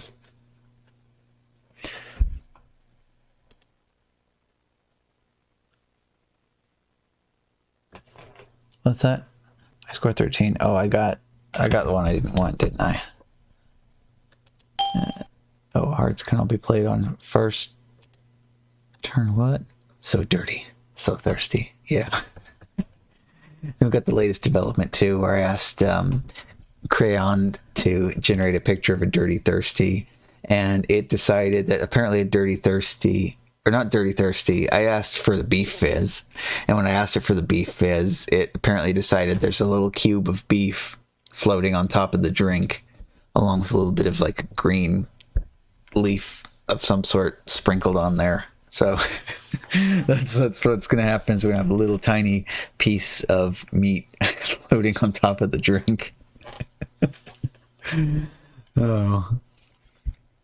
I wonder if after the initial original recipe experiment has been concluded, if we ought to start trying to do some science and see if there's any way to actually turn this into a functional drink. I don't know, there might not be any hope for it. Okay, let's see. 3, 8, 10.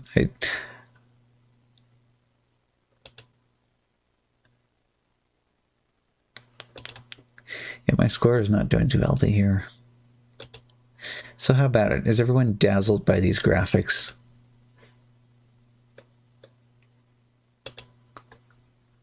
You want to know the original inspiration behind the beef fizz? Do you want to play another hand? Sure, why not?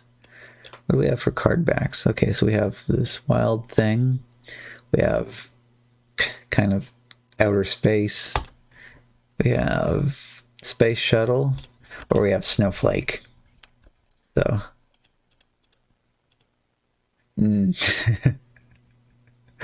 Okay. So sideways. Oh. And you know what? I feel like this is pointing the wrong direction. The one over here, or maybe the one over here. One or the other of these, they should not be pointing the same way. One of them should be pointing the opposite direction.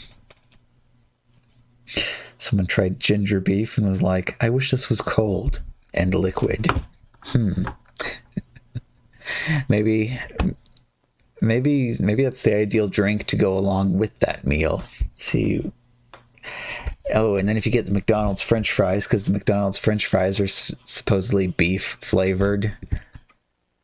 I don't know if they even do that anymore though, because they don't. They use something different for the like what they fry it in now.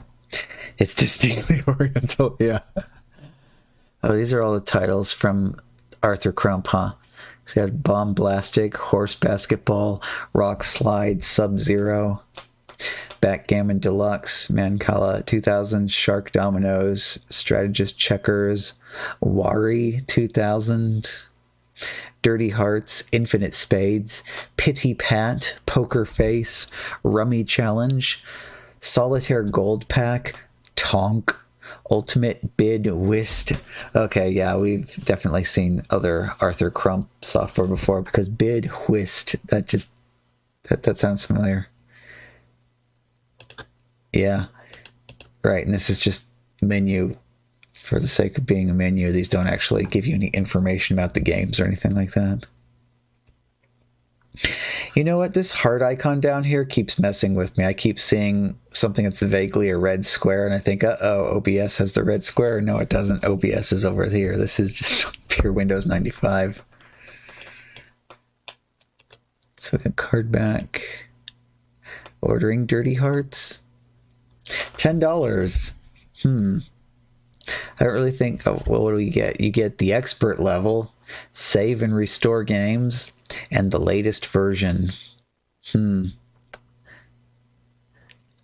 don't know. Like, don't we already have... Let's see. Accessories, games. Okay.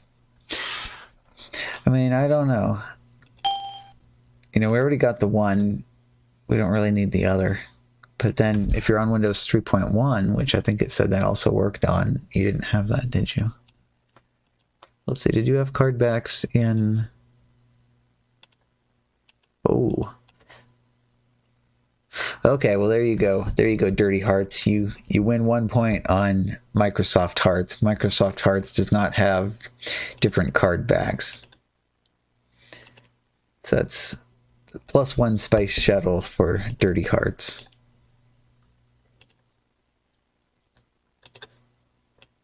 Go back in the trash can. We can bring back the launcher card.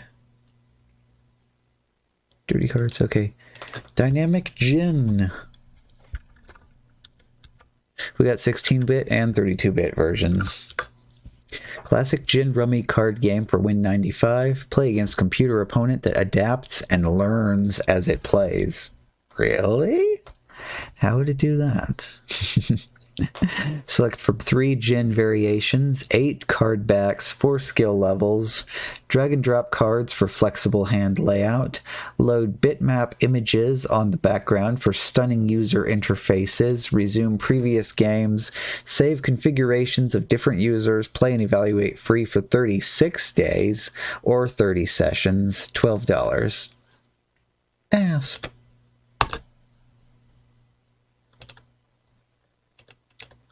There's only one item in the list. Couldn't it just execute it instead of making me click it first? Also, hooray for redundant information.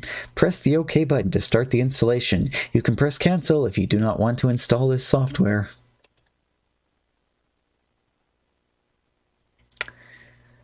Selected Best Card and Casino Game by Computer Gaming World in the 4th Annual Ziff Davis Shareware Awards. Ooh. This might be a little bit better than we thought. Being optimistic. What was the name of this one again? Dynamic Gen. Okay. Dynamic Gen, 32-bit. This is a fully functional shareware copy of Dynamic Gen. You can play and evaluate Dynamic Gen free of charge over a trial period of 36 days or 30 sessions, whichever lasts longer.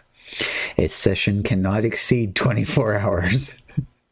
I don't know, is Dynamic Gen that captivating that you would feel the need to play it for a full 24 hours? After that period, you must purchase Dynamic Gen if you wish to continue playing. By playing Dynamic Gen, you agree to the terms. Excuse me. You agree to the... Where was I? You agree to the terms of the Dynamic Gen license agreement. Trial period remaining. Oh, we apologize for the inconvenience of this notice. This notice will not appear after you purchase Dynamic Gen. Enjoy Dynamic Gen! ! More like Static Gen with that time limit. Yeah. It's definitely not Gen Fizz. Play. Oh, okay. Welcome to Dynamic Gen. Dynamic Gen is a computer version of the classic Gen Rummy card game. The Dynamic Gen display shows cards for your hand, an opponent's hand, a discard pile, and a stock, unused portion of the deck, much like you would see them in a real Gen Rummy card game. There is also a rectangle where you deposit your final discard when you are ready to end a hand. Knock. You can use the mouse to select and drag cards between the stock or discard piles and your own hand, or to rearrange your own hand. You can also take cards by clicking right or left mouse buttons on the stock or discard piles. And you can also discard a card by clicking on it with the right mouse button. The status bar at the bottom of the Dynamic Gen window indicates whose turn it is and what play options are available. Click the Gen Rummy refresher button below if you want more information about how to play Gen Rummy. Remember about ace low, king high, laying off? ? You can also find extensive information about rules, scoring, terminology, how to play, etc. anytime in the Dynamic Gen online help. This window will not appear in future Dynamic Gen sessions. Enjoy Dynamic Gen. I mean, I probably should ask it how you play, but let's just... Oh my. That's a card back. All right. Card back. Okay. So we got that. Got like desert with the cactus here. So I guess that's clouds, wavy lines, clover, kind of purple and red, checkerboardy laid out something. Bizarre bow ties. What is this, like a pond with like lily pads in it? Any frogs? Can't tell if like this thing down here is supposed to be a frog. That's not very frog. Yeah, we'll just have to interpret this as being like a 8 pixel by 8 pixel frog. And we have the option to use a different card back for each game, so you don't even have to go in here and manually switch through them. Score, statistics, what are these buttons? Current game is not finished. Do you really want to start a new game? No. Blue button is the score sheet. Your turn to take a card. Dynamic card backs. Hey, yeah. Dynamic card backs for Dynamic Gen. And I'm not sure what...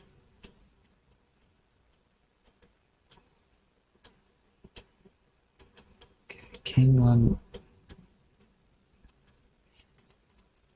Take a card. Pile a bunch of random cards on. I have no idea. So, yeah, so this here looks like a road, and it's got like a little red... Oh, wait. Oh, the status bar tells you what the buttons are when you hover over them. Deal next hand, start new game, view the score sheet. Let opponent take first discard. Let opponent take first discard. But this picture, right? Okay, let's see. Print screen. Oh, here I am trying to type stuff in, how it actually do things. Okay, I want to make this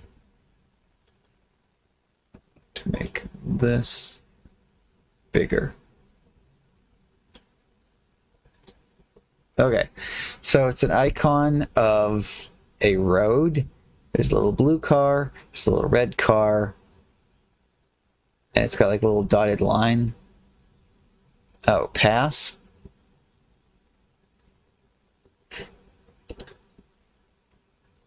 So pass your, oh, and it says pass when I hover over it. Okay, yeah. Yeah, because in status bar it says let opponent take first discard, but if you leave the thing on it long enough, it's pass. It's kind of funny though, literal approach to it. We have a button for sort hand by value, sort hand by suit, help. Okay, simple Jin variation. How many variations do we have? We have simple, requires Jin to knock. Standard, max knock score is 10. Oh, Oklahoma, first top card determines max knock score. I can't really, shit, this doesn't. Play to 100, 250, 150, or 500 points. Oh, we got an extra option for Oklahoma. Require Jin when first up card is ace. So leave that alone. Difficulty. Initially beginner, initially intermediate, initially advanced, initially expert, reset to default initial. Help. In most computer games, the computer always plays in exactly the same way for any given set of conditions. The level of play may be very advanced, but the play itself tends to be predictable and boring. Unlike other computer games, Dynamic Jin plays more like a human opponent. It uses a method of play that incorporates learning. This has 3 results. Dynamic Jin never plays in exactly the same way twice. It adapts to the style and strategy used by its human opponent, and over time, Dynamic Jin becomes better at Jin Rummy. And there's more explanation of the individual options. Yeah, that is a nice background though, and they said you could customize that. Scenery. Oh, is this sunset? Yep, that's sunset. What is collage? Nice try, Skynet. Yeah. Skynet was actually Dynamic Gen that somebody played. That's what happened. Somebody played a 24-hour session against Dynamic Gen, and it became too smart and became Skynet. It's all making sense now. Create player configurations. For each new player, type a unique name, 8 characters or less, on the left below, and press the Add button. A list of already used names is shown below on the right. Dealing and sorting. Oh, we got options there too. Traditional, 10 cards to a player. First player must take up card or pass. 11/10. Simple and standard Gen. First player gets 11 cards and must immediately discard. 8. We have 8. We have 8. Where do we have 8? Maybe we just have 8 just because it's 8. Here's an 8. 8. Can I play the 8? No. Effect. Oh. I would have to review the rules of this in order to know how to actually play it, but it looks like it has a reasonable number of things here. 8 characters or less, of course. I can say something and then immediately forget it, like within 3 seconds or less. Activate registration. So they can email you your registration code.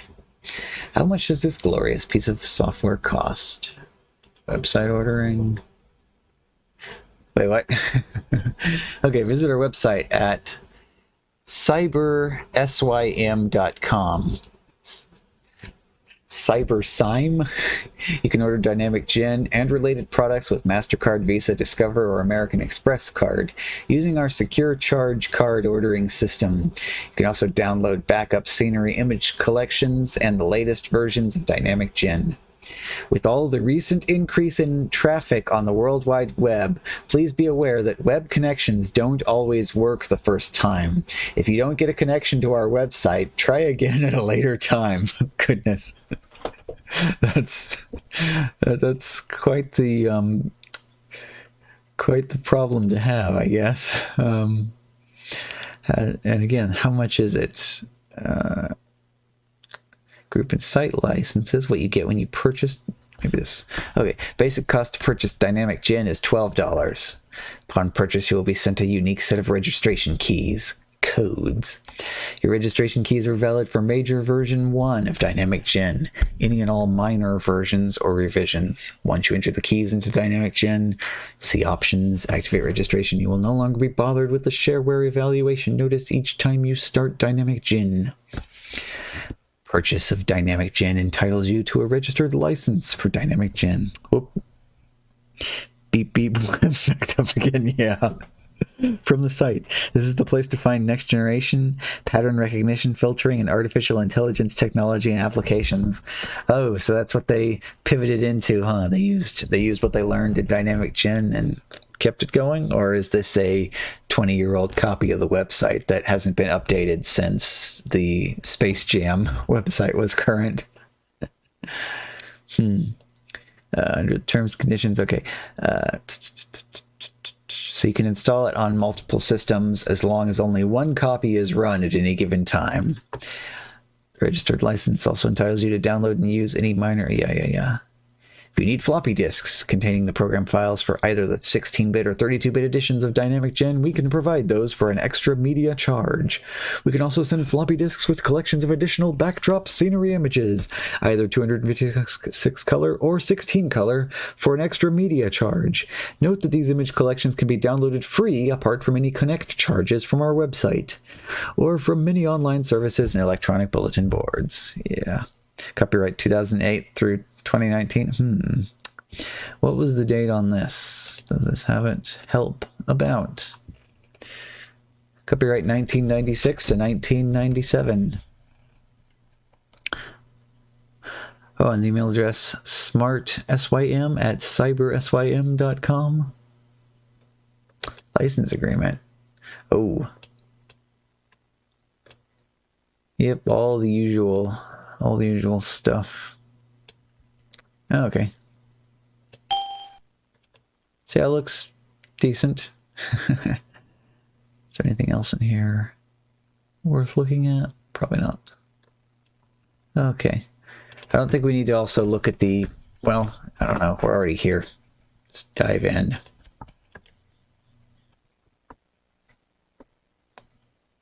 I don't expect much difference between the 16-bit and 32-bit versions, but you never know.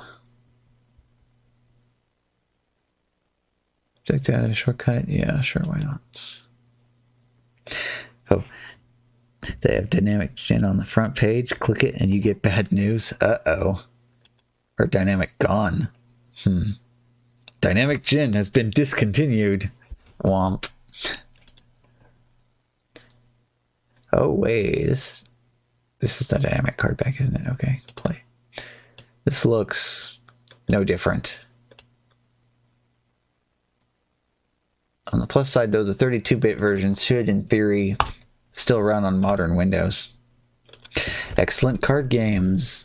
1 for Windows.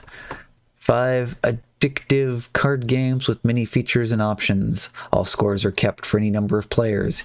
Use any bitmap, JPEG, GIF, or PCX graphic files as wallpaper. Complete online instructions for all the games. Yukon, a more challenging game of the Solitaire Classic Klondike. Black Maria, the English version of Hearts. Baroness, Stonewall, and Frustration. Shareware from Tower Software. Setup. Oh, they provide a public reg card. Ooh. So we can continue, keep it alive forever, huh? Oh. Choose type of setup you prefer. Install including extra card sets or install without extra card sets. Obviously, we want the extras. Do you want to? Yes. Free Dynamic Gen for everyone.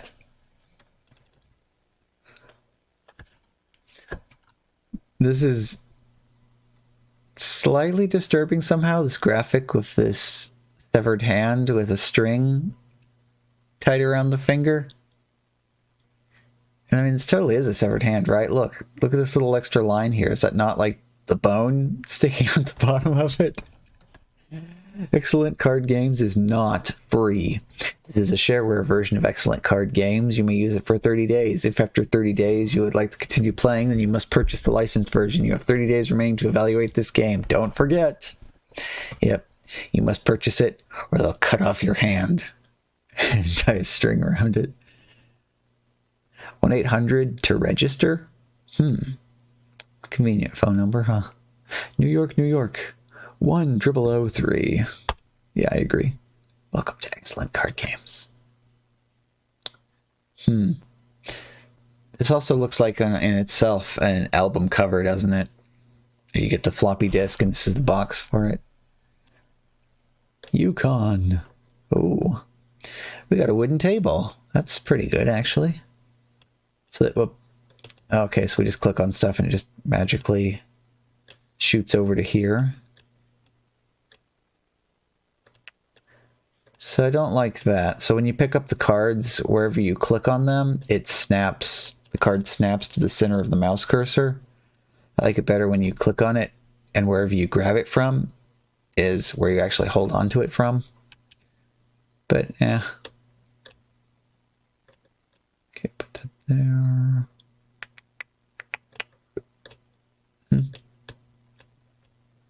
Oh, this is especially bad when you go to pick up a whole stack. Yeah. I think that might be a game killer right there. That's kind of not too pleasant, even if the cards do look nice.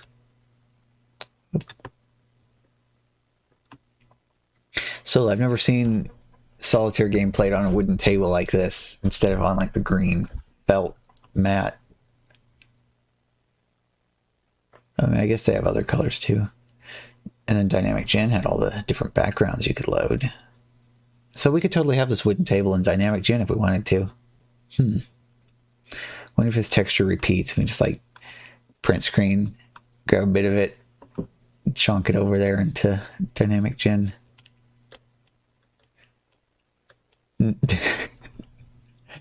Invent a new version of the expression. So now it's you can have your gin and drink it too.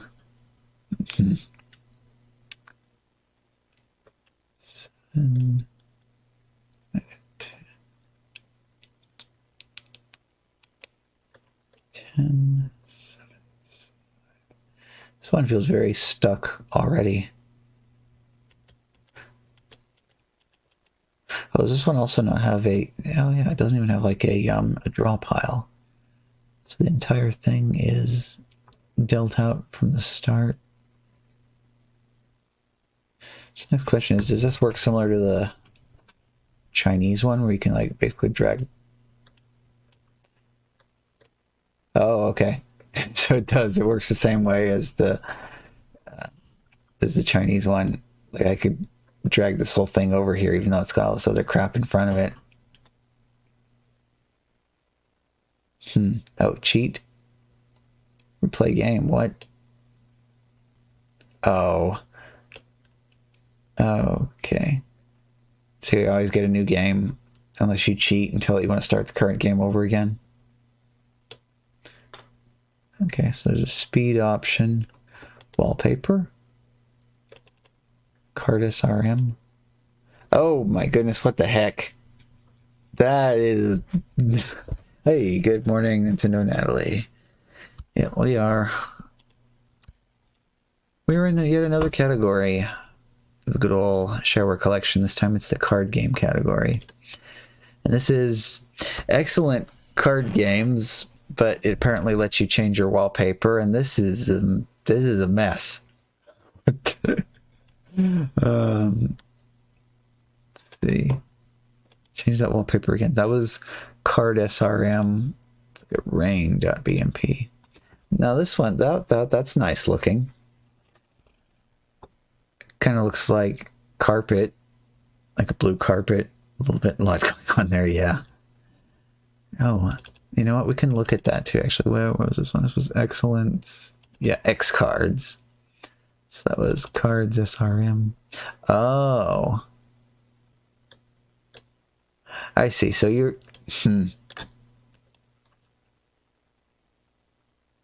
So you're not supposed to load that up as your wallpaper. This is actually supposed to be used for like the... Okay, so this is like all the art for the program. Okay. Or the buff rule. Oh, wake up and smell the beef fizz. Yeah. Latest development on that, I asked Crayon to generate a picture of beef fizz, and in the second generation, it put a little actual beef cube on the top of the drink. So that's apparently going to happen when the final drink gets made. Tower, okay, so that's just the cover. So wood, oh, okay. So wood floor and rain are actually the only two wallpapers, and the other stuff in here is different. Oh, we can... Well, let's not win the game and pretend we did. Okay. And then there's... Oh, wow. Oh, wow, that was really crackly. Oh, wow. One must have a garnish. Yeah, absolutely. Stud. Gem. Oh, ding. A different kind of ding. Yeah, deal sound. Yeah, I mean, this looks reasonable. The only problem with it is when you grab the stacks, it moves to the center instead of it actually dragging it from where you pick it up. Let's see. Might as well find out how much it costs. How to register? $29.95. Oh. Again, it does have multiple games in it. Oh, pick a program does not provide technical support. Well, I mean, for $30, you know, I'd kind of expect at least a little bit of support. It's expensive, yeah. We got Yukon, we got Black Maria. Sure you want to give up on this game? Yes. Choose 3 discards. I don't know what I'm discarding. That, and that. Okay, let's play. Your lead, Bashful. Ugh, I score first. Hey, stupid, you have to follow suit. No points scored, trick winner, Bashful. Ha ha ha. Another trick for me. This is kind of silly. So, like, the computer player is actually like, oh no, I take that one. Yes, the computer players, as well as yourself, have dialogue in this as stuff goes along. My trick, I guess. All right, Baroness.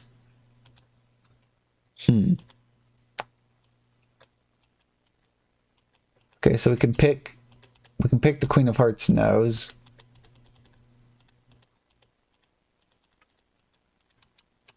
I have to read the help on that one, I guess. General instructions.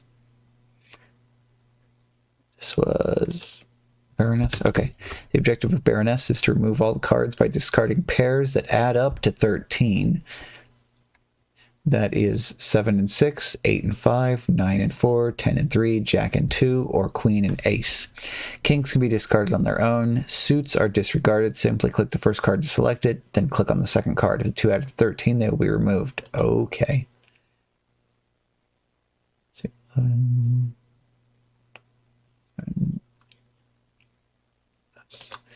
that's 12. 6, 8, 9, 10, 11. No. Let's say I said Ace was 1, or instructions. Here again. Queen, Ace, Jack 2, 10, 3, 9, 4.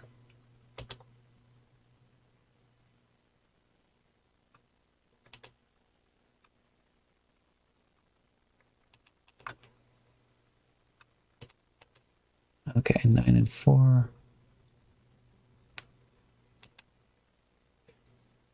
King can just be discarded. No more cards can be removed. Okay. Queen and Ace, yes. 7 and 6, yes. Yo, Exio, what's going on? Yep.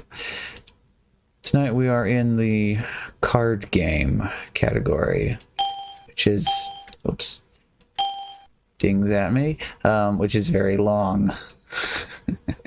Right now we are on excellent card games, which I don't really think is as excellent as they seem to think it is, but they want $29.95 for it.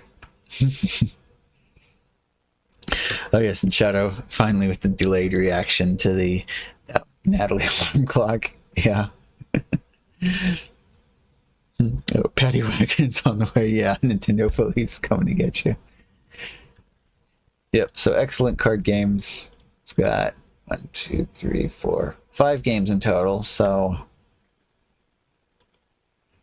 30 divided by 5. Let's use calculator. Oh my goodness. I've forgotten how ugly the old calculator was. Okay, divided by 5. So it's a cost of $6 per game in the collection. Basically means that you get all the games, though, whether you actually like them or not. So in this one, you have to click on cards in pairs that add up to 13 in order to remove them from the board. I think I lost my help file again. Oh well, I've removed a few pairs. Let's move on. Stonewall. Looks vaguely free cell-ish at first, but we've got like layers here of cards that are face up and cards that are face down. Okay, so covered cards flip around. That can't go up there. Cares about suit? Yes, it does. Does not work like free cell, though. We can grab a whole stack. It doesn't care. You can move it around wherever. So I pointed this out a few times now, but this is the downside to this. So if I click on this on the corner, it snaps the center of the card to where the mouse cursor is, instead of picking it up by the corner. Shadow neglecting dishes. That's the real reason why the Nintendo police are going to come and get you. They're going to be like, nope, you do those dishes. I don't think Nintendo police stands for that, do they? Okay, so we got spare cards down the side that we can grab to assist with building this up. Also, I could pick this up by the ace and drop it on top of the 2, even though there's other stuff in front of it. It just does not care. You can put stuff wherever. Can't do that, though, because that's the same color. So this one does follow alternating suit color rules. Pull down the 8. Yeah, pull down the 8. 5. Can't play that. Oh, you must drop a red 5 here. Yep, that's correct. 8. 8. Double 8. Oh, yeah. Font there. Do silly stuff like that. 10. This is the same, so it doesn't benefit anything. But can I do this? No, I cannot. Okay. So the card that's flipped backwards actually does form a barrier. I can only grab this as far back as the jack. So I've got to move the jack over onto a queen. The type of queen I need to drop that onto is actually flipped over right now because I don't see it anywhere on the board here. 9. Don't have anything to play that one on. Oh, I wonder if this starts from ace. Probably does. Can't do that. Can't drop cards here. Yeah, I have to pull the 5 down so I can move the 4 onto it. No queen to play that on. No black 4, play that one, yeah. 1 is all the way up here.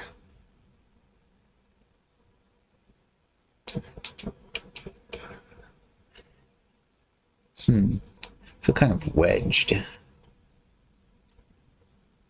So I can just move this back and forth all day and that doesn't do anything useful. So now's when you have to start climbing up the stacks here, looking for places where you do weird stuff. There we go. See, the ace goes up. 2 goes up.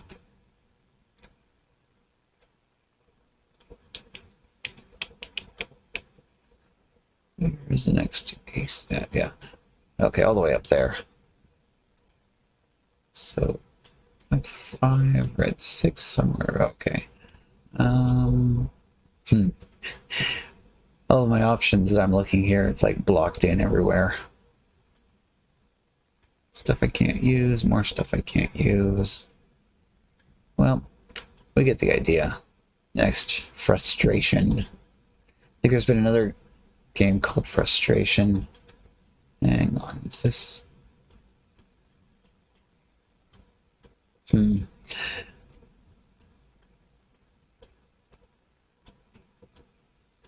What's that?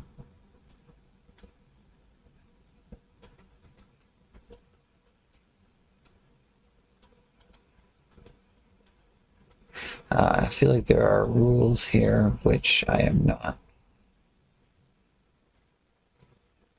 Oh, you must remove some cards now? So you put... Okay, now remove any cards that add up to 10. Well, 10...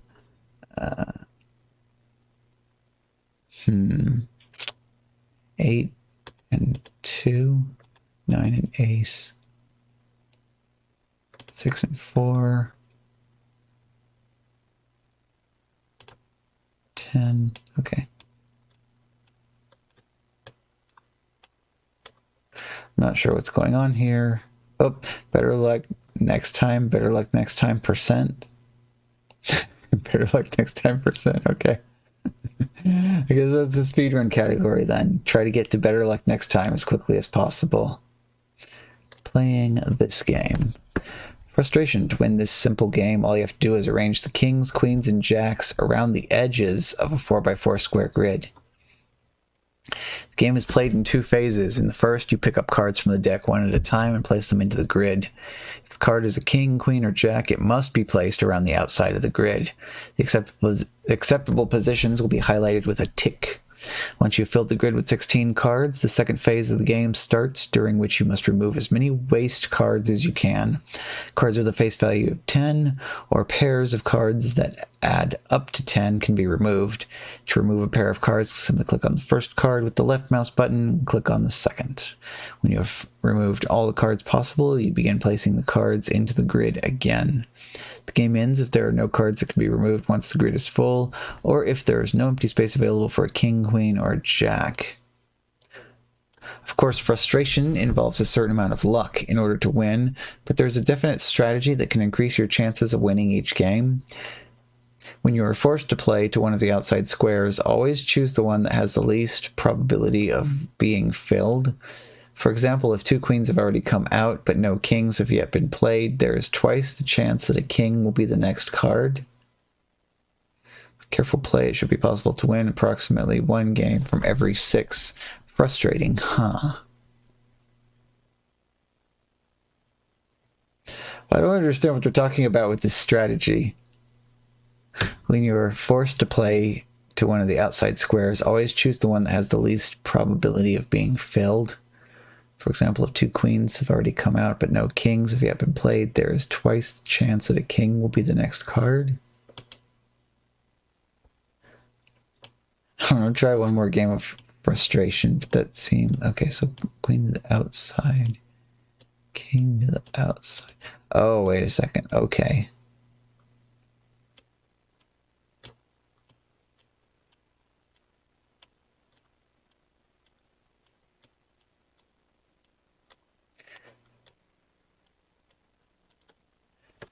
I see what it means now, because kings have to go in the corners. And queens go like somewhere else. Go to that 10, 5 and 5. Any more 9s? No 9s. 8 and 2. I don't have any 3s, but I have at least 7s. Okay. Get rid of the ones on the edge there, definitely. Alright. Put the cards back on again.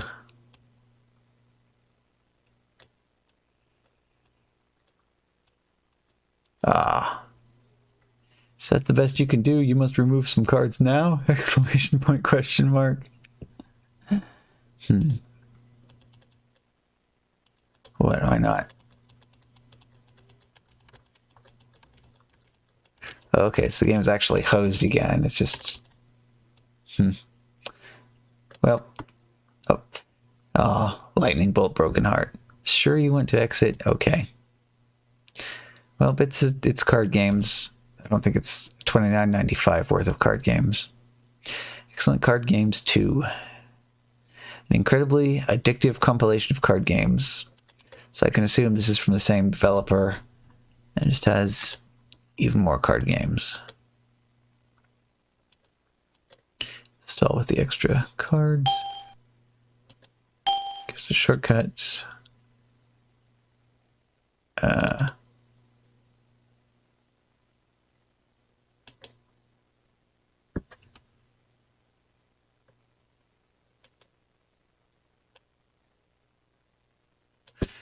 Okay, that launched the same one. Where did it put the...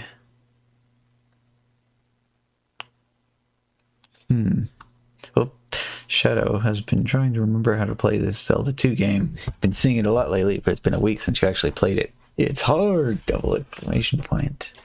Yep, it's definitely a thing. Especially... Try installing this again. X cards. Yeah.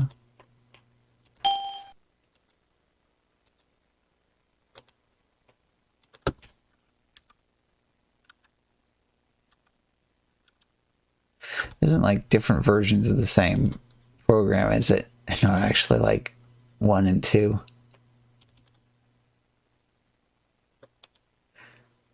Let's see, we have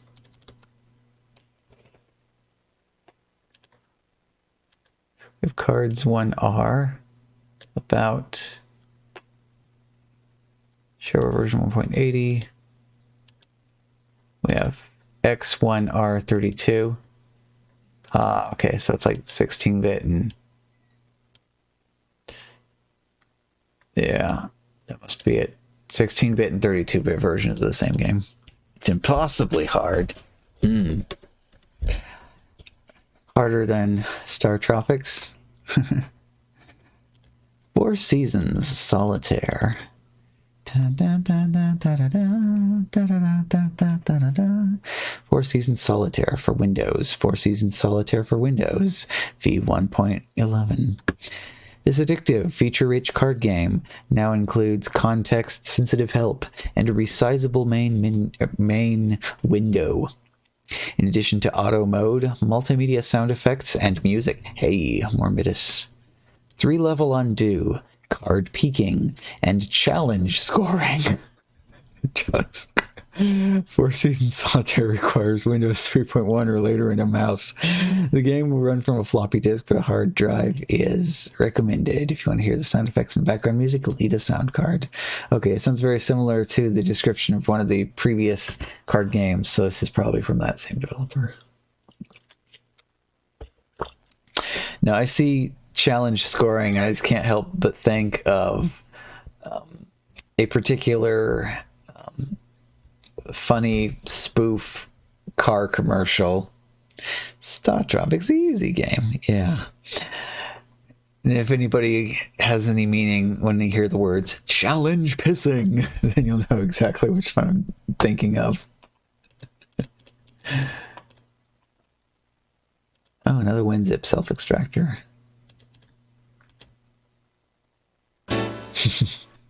Successfully installed. Oh, and there we go. So we know that this is $10. This is going to taint our expectations of the game. We're going in, going to find out whether it's a $10 game or not. Oh. Randy Rasa. Yes. What about that music? You said there was music. FS1, FS2, FS3, or FS4?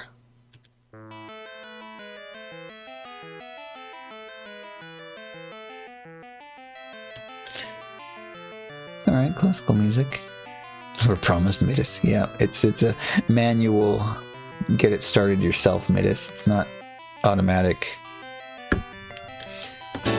Oh, cannot find the help file. Do you want to find it yourself? No.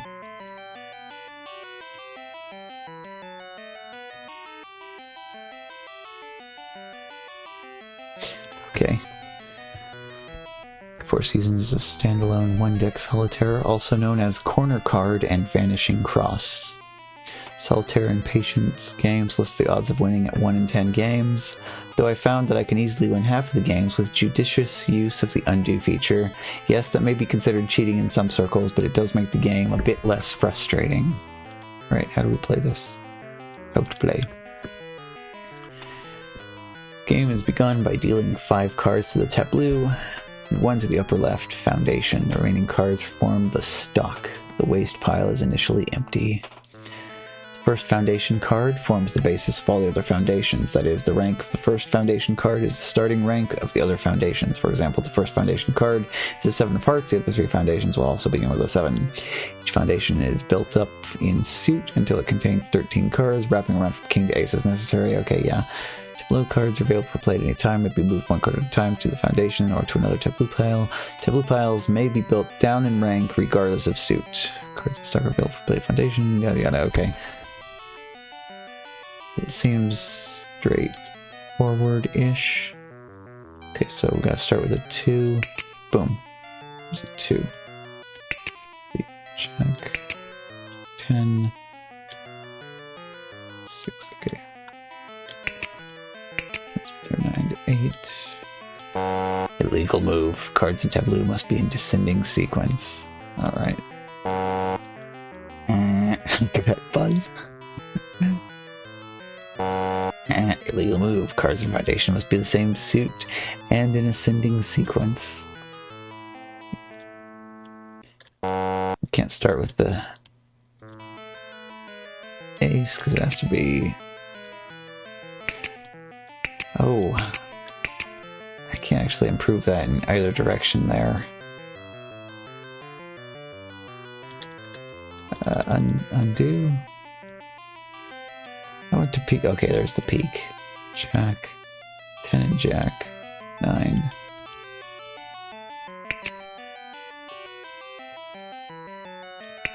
3, 7. Just be descending sequence. Well, if I could put this 3... Oh, wait, you can also put stuff there, too. Okay. I think put 7 in, build that on top of that. 9 can be shuffled back and forth between the 2 10s. 8, 7. Double those is 7. Oh, actually, no, just... Oh, okay. So you can discard it, but you can't. You can't go back once you put it on the table. Queen Jack. 5. King. But now I need stuff out of here and I can't get to it. 9. Can't do it. 10. 2. Must be ascending. Okay. Oh, so that's going to be a long way around to get back to where that ace can be useful.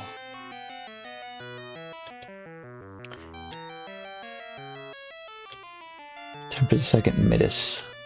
FS2.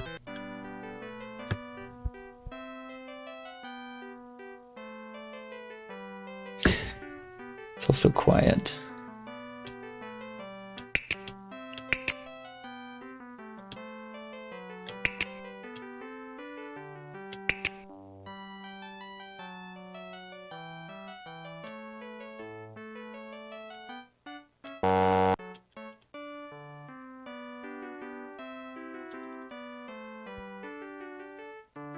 The auto button is and why I can't actually use it.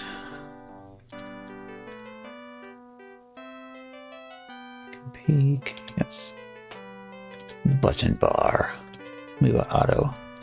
Moves cards to the foundations automatically Note this will be grayed out if no foundation moves are possible. Let's see. Of course, the icon for auto is a car. Trophy for top 10. Little checkbox. Card for preferences. Auto speed is either one move at a time, slow or fast. Error handling. Beep on error and display error message. Oh, textured dialogues? Let's turn that on. Aha, okay. So that's the kind of texture they're talking about. Background here. Traditional or challenge scoring. Display lose dialogue and display top 10 list. Let's see.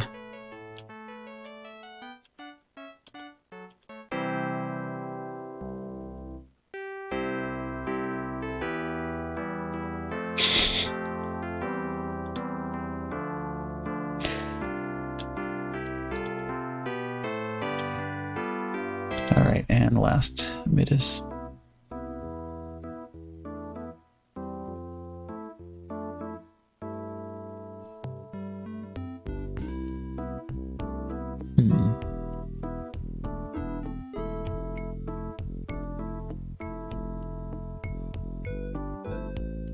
Bit of a different tone than the other provided Midas. Best for last? Yeah.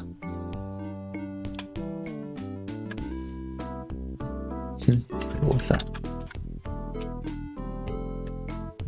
Oh, nice. From Deshaun. Okay.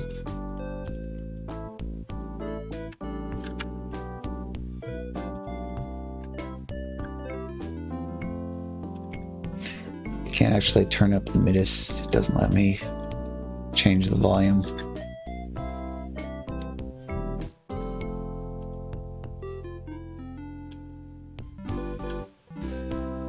Looked at that. Oh.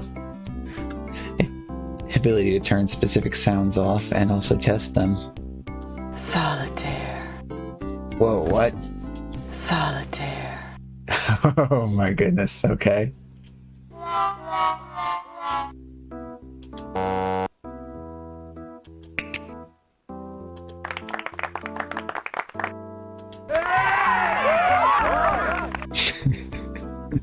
But we need to listen to this one a few more times. Solitaire. Solitaire. Solitaire. What the heck? Well, maybe this one is worth $10 after all, I don't know. Yeah. With the funny font too, Solitaire. Yeah. Oh, you want that? Okay. Alright, let's find the... Where did that go? Frog. Frog. Oh, yes. We're gonna have too many of these things eventually, aren't we? FS. Okay. Solitaire. Okay, it's FS_1 dot. I'll move it to, there's no easy way to get files out of this, so I'm gonna have to, oh, never too many, you say, yeah. You know, well, if we had like a separate pop-up thing, soundboards, well, actually we could do that, huh? Because they've got, look for an add-on for alerts and do that instead of having it be channel points for this stuff. Soundboard. What, sound like alligator? Solitaire. Don't know. Oh, and I just moved that instead of dragging it. Oh yeah, actually, hang on. There. Yoink. Pull that Midas as well. Peek into it, see if it has any more info. Alright, so 4 Seasons Solitaire. Next is Foxfire 13 Solitaire. Could just be you? I don't know. I don't know, it depends on what your volume is set to. We did have the Midas going on in the background as well. Oh. Readme.pat.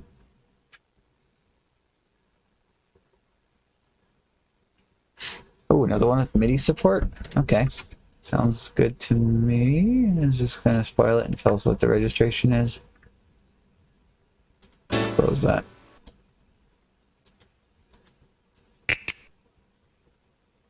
Oh, Foxfire 13 is shareware. If you enjoy the game, please consider registering for only $10. Move alert. Look at this. It's got a new hand and an oops button. Okay, I guess I have to undo it. It's currently grayed out. Right, so 8. No.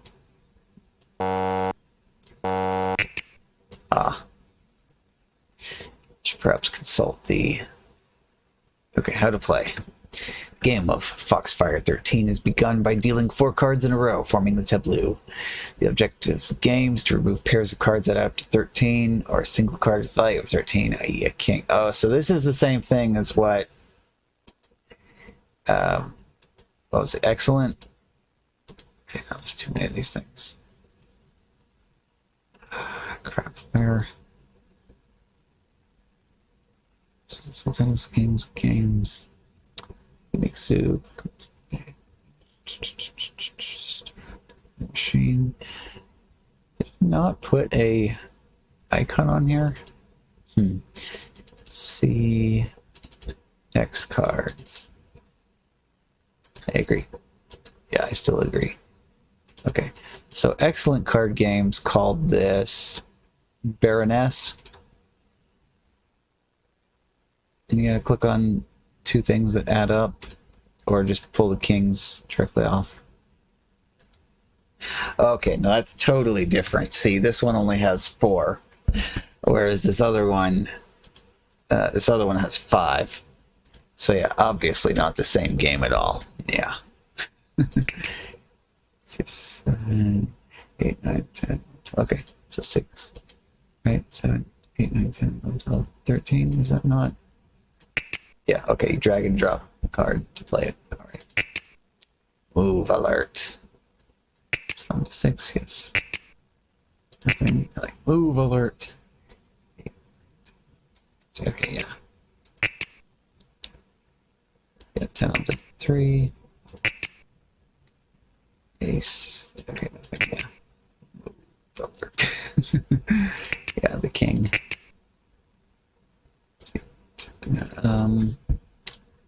Queen onto ace, yes. King, jack onto 2, 7, 6, yes. Okay, queen and ace, king. You lost battle next time. Okay, and this was, yeah. So that's a $10 game, apparently. Close both of those down and move on to the next one. Close. Free Cell Plus, version 2.0. Replacement for Free Cell that comes with Windows 95. Undo all the way to the start of the game. Automatically play cards and saves games. And has 2 billion possible starting positions plus 4 other similar games. Shareware $12. Hey, wait a minute. This one said... Didn't this one say MIDI? Hang on. Options. Music. Yeah.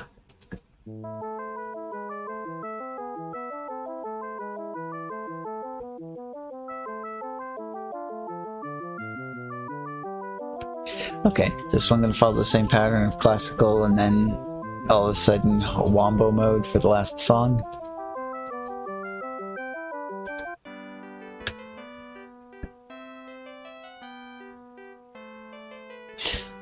This piece was in the last game.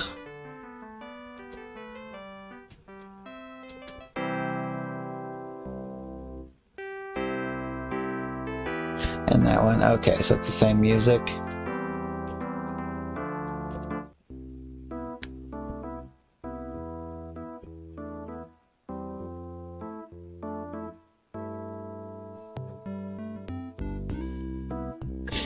Yeah, I think that's the same.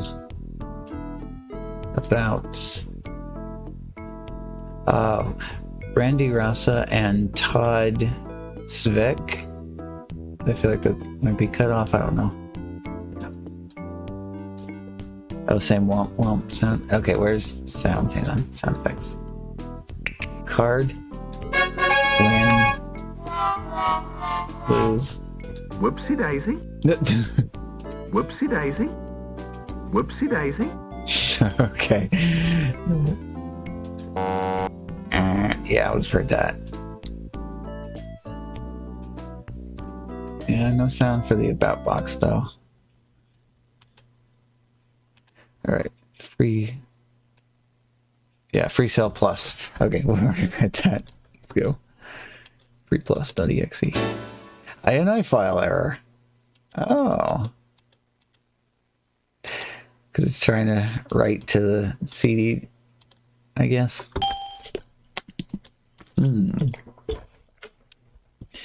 Okay, free cell plus. Oh, this is day 0 of your 30-day trial period. This is a fully functional, unregistered shareware version for evaluation purposes. Registered version does not display this notice. So $12 plus $3 for a disc to Tom Warfield. Ooh, order free cell plus on the internet at goodsol.com. Name, don't care anymore. If you can't decide what game to play, try the select random game option from the game menu on the main screen. It'll select a game at random for you. This is a great way to learn new games. Okay. Free cell, Sea Haven Towers, Stalactites, Penguin, oh, Adolf. All right, let's start with Adolf. But comments, email requests at goodsol.com. 8. 1, 2, 3, 4, 5, 6, 7, 8. So what? It's supposed to be like free cell. So what?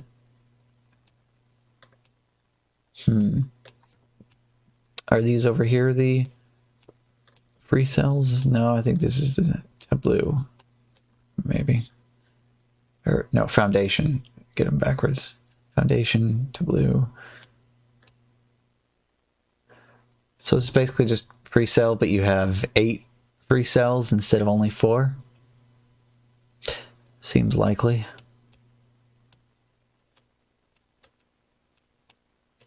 And what do you play on top of what? Because I can't move that jack onto the queen.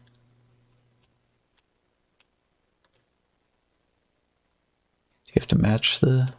Okay, so you have to match the suits in this one. Yeah, because we got 8, 7, and 6 of clubs. Yeah, we can't do silly stuff in this one, like grab that 7 that's underneath this stack and move it over to that 8.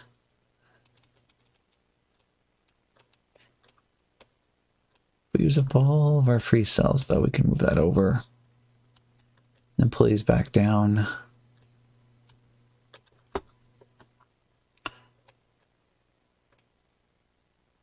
See, so I guess one thing that I kind of need to see, might take a little bit too much effort to get to that point, though. I want to know whether you can like take this and drag this and drop it onto. That does not match. Okay, like take this and drag it onto like the appropriate matching jack if it'll do that for you, but only if you have enough empty spaces in the free cell. If it has to like collapse the whole stack first and then rebuild it in the destination.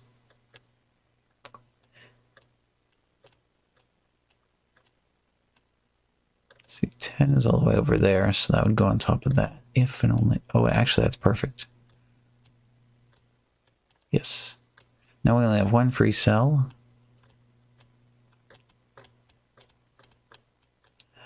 Okay. So even though this is 6, 7, 8, 9, see, it won't even let me drag the stack from these higher up ones because there's only the 1 free cell. I can pick up the 7, but I can't pick up the 8 because it would need 2 empty spaces. If I put this back up here, now I can drag it from the 8. Interesting, actually. So if you understand what's going on, that's fine, but I can imagine if you weren't that familiar with free cell, you'd be like, hey, why will it let me do this one but not this one? Okay, so what else? Oh, no, not new game. I want to see the game selection again. Exit. Okay. Wait, Solitaire now, 2.2. Pretty good Solitaire. Version 2.2 is a shower collection of 100 Windows Solitaire games filled with features and games for everyone, from Klondike to Spider, 40 Thieves to Pyramid, Canfield to Yukon. You will find nearly every classic Solitaire game here.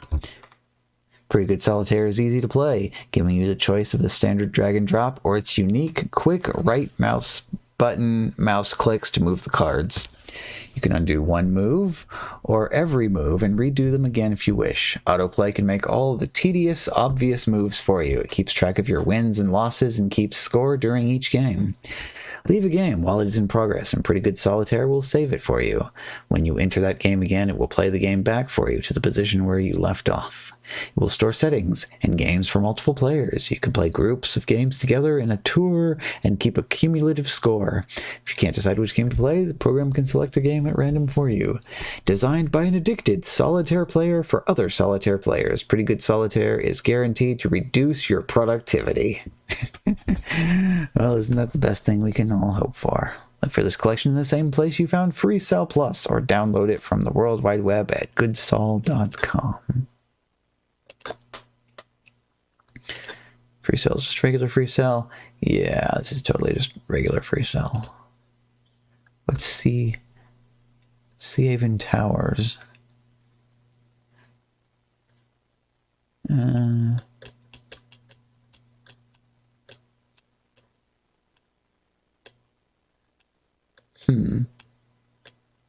Wait, that worked. Where's undo?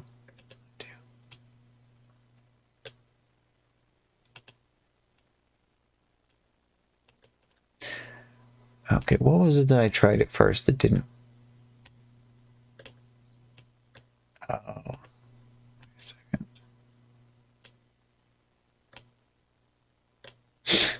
Okay. So it bases whether it's a successful drop or not on how close the actual physical card is, to the destination.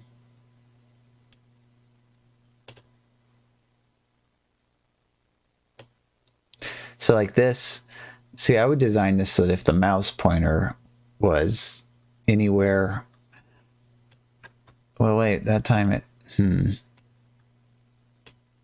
no, okay, I'm confused then, because some of these drops were failing and others of them were not. I don't know. This just looks like Free Cell, but your foundations are split up on the top corners of the screen. So what makes Sea Haven Towers different? Layout: 4 foundation piles, top 2 on far left, 2 on far right. Build up suit from ace to king. 4 cells, top center, storage location for 1 card. 10 to blue piles, below foundation cells, build down by suit. Move groups of cards if they're descending by suit, and if there are enough open cells, fill spaces with kings.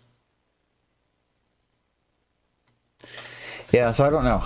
I can't right off the top of my head tell you what exact. And actually, isn't this like what the default Microsoft Free Cell looks like? Games, Free Cell. No. Okay. Also, a little detail of how like the king, he like follows you, depending on whether you're like on the left or the right. Those goofy details. Stalactites. So this one only has 2 cells? Should I help for this one? 4 foundation piles, 8 blue tiles, 2 cells, X's, storage cells for 1 card. Cards and cells may only be moved to the foundations.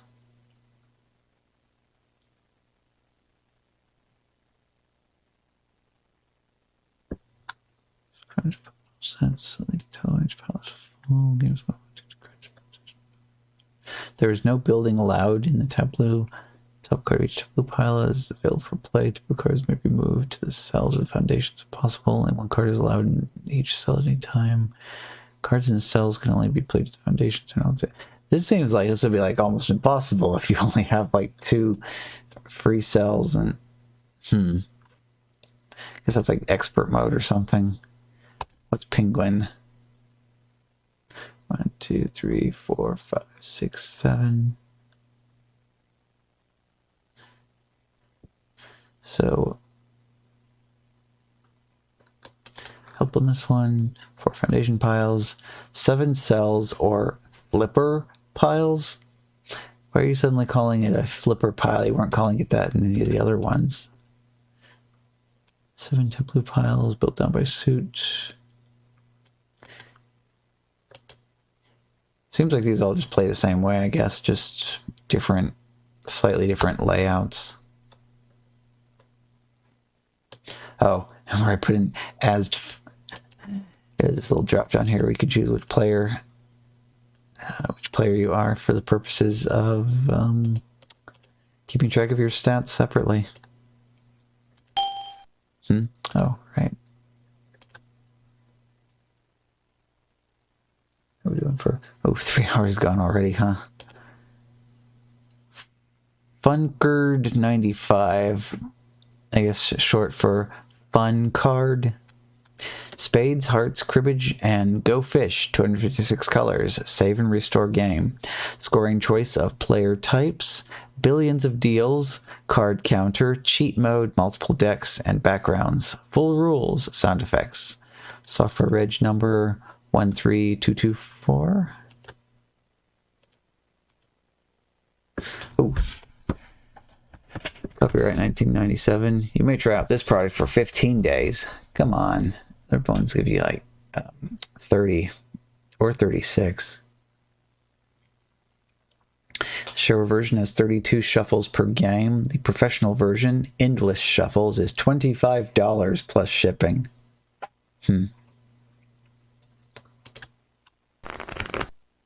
Whoa. Okay, so we have some peculiar portraits for the other players in this. What?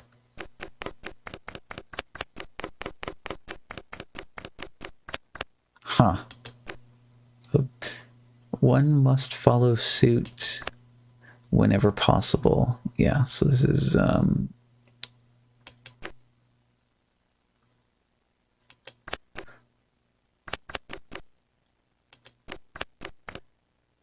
it's basically just hearts. The animations of the cards flying around is pretty smooth. Preference. So we got options for how fast the cards move, turn delay, sounds, prompt on incomplete game, show valid plays, card back, down or up, table back, down or up. Oh, cycle between the different images. Okay, so we got like weird red spheres. Boo. What boo? Computer circuits, snow.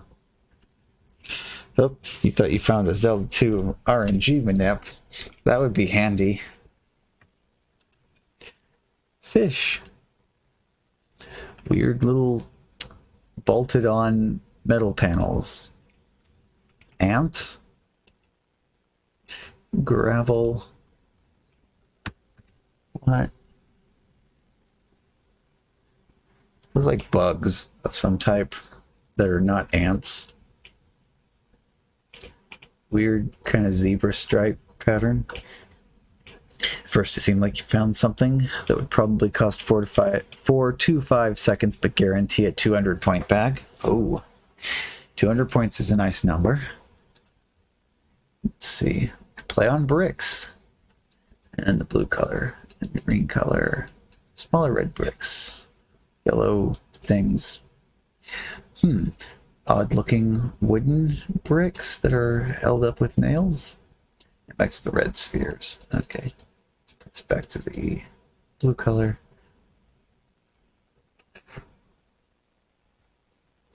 But Shadow was using a safe state. I already had attack 3. Realized that the situation where it would be useful, you would have attack 2. Aha. Yeah, it's a very complicated math problem, figuring out when to get your points and when not to. Like a bird about to attack another bird. It's kind of like dive bombing. Blue color. Actually, I like this card back. It's a little mountain on it, sun, a cloud. Topographical map, kind of. Sports ball. Oh, so at attack 3, the enemy only takes 4 hits, and if you walk directly in the room and kill him, it seems like you have a very close to 100% chance of getting a bag drop. At least you got a jar every time in about 8 to 10 tries. Yeah, sports ball, card back. Bird just kind of hanging out. Mountain. Waterfall in the jungle, maybe? So that's all of the options for that. I like that one. You can stay there. So there's hearts, spades. Oh. However, when Shadow started a new game, played back to that point with attack 2, and the enemy takes 6 hits, you've gotten a jar 3 out of 4 times. So I don't know about how spades works. I picked 6 for some reason. Oh, bid 6. Spades. 7. Okay, so it's like hearts, but with spades instead? I don't know.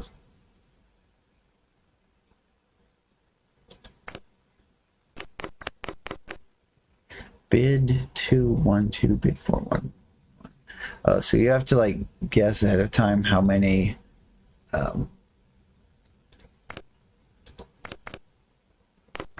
hands you're actually going to win.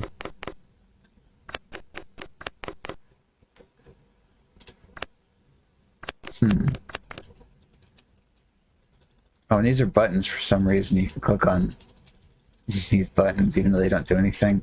I guess I just wanted to have a fancy border around them. Go fish. Oh, west, north, or east? East. Jacks, kings are back. What? West. North. Oh, like which player? West. 3. West. Do you have any 3s? Yes, I do. All right. North. Do you have 3s? Go fish. North. Do you have any 10s? Go fish. Human. Do you have any 8s? Go fish. It's not comfortable to be referred to as human by a computer. Preferences? No. Option. Players? Oh. Su Chen. Very good, remembers all. Brian. Good, remembers almost all. Colette. Very good, remembers most. Joe. Good, remembers some. Beverly. Average. Cliff. Bad, remembers very little.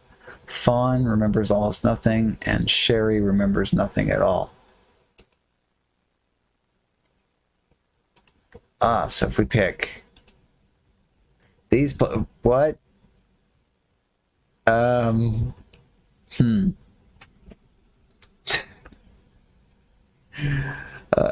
Okay, let's go through and do all of them on that one so we can see all of their face portraits, because these are just, let's see, player 3, player 3, player 3, player 3. Oh my. Let's Brian Suchan. Okay. Well, there we have seen all of the face portraits for the computer players. What's the card counter do?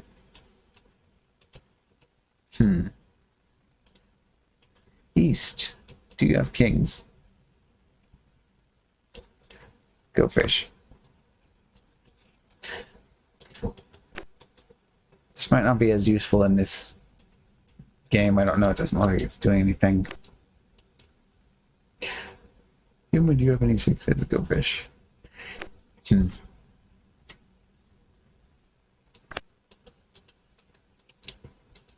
not sure if that does the thing automatically or if you like interact with it or something. Cribbage.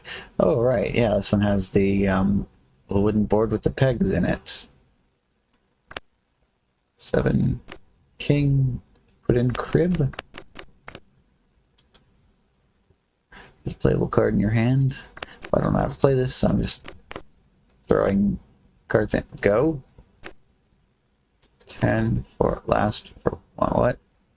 My hand is worth 4 points. Oh, okay. Your hand is worth 2 points. Your crib is worth 10 points. Well, it's functional. Wait, file, select. Oh, enter a number between 0 and 4294967 So in other words, you get to decide upon the seed for the random number generation for your game. Help owner. Oh, this copy is registered to your name here, your address here, your address here, your country here. And this was $25? Guess compared to some of the $10 card games we've had in this catalog, that might not be so bad. I don't know. Let's see, where are we at on the...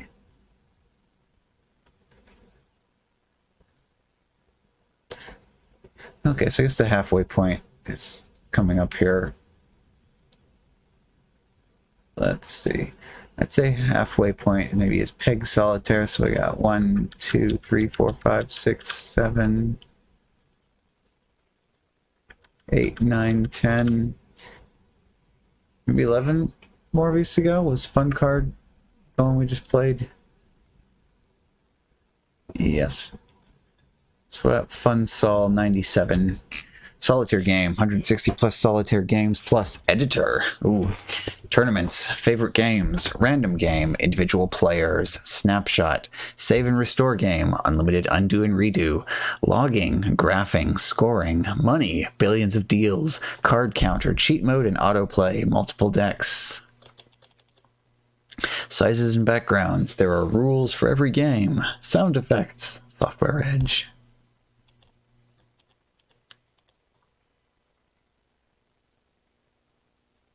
Of course, $25 registration for this one as well.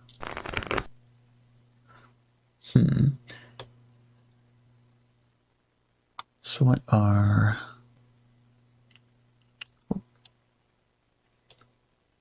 Oh, wow. Well, I don't think I'm going to be going down this entire list here and looking at all of these.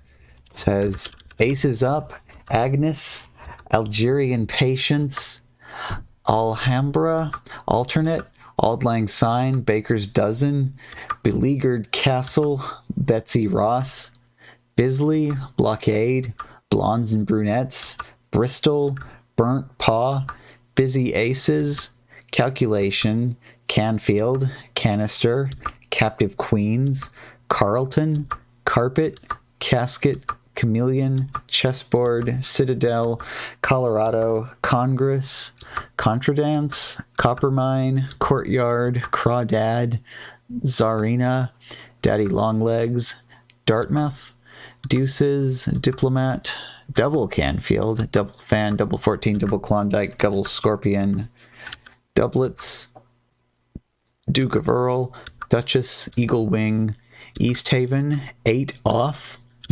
8, 11s, Equinox, Face Walk, Falling Star, Fan, Fanny, 15s, Figure 8, again with 8, 5 Piles, Flower Garden, Fortress, Fortune's Favor, 40 Thieves, 4 Seasons, 4's a Crowd, 14 8. Out, Free Cell, 8, Frog, oh god dang it, both of them are in here, okay, Frog, Gargantua, Gate, Frog, Frog, General Patience, Gila Monster, Golf, Good Measure, Grand Duchess, Grandfather's Clock, Great Bear, Hawaii, Haystack, Horizontal, Horseshoe Crab, House on the Hill, Ice House, Indian, Invert, Irish Patience, Kelman, 8.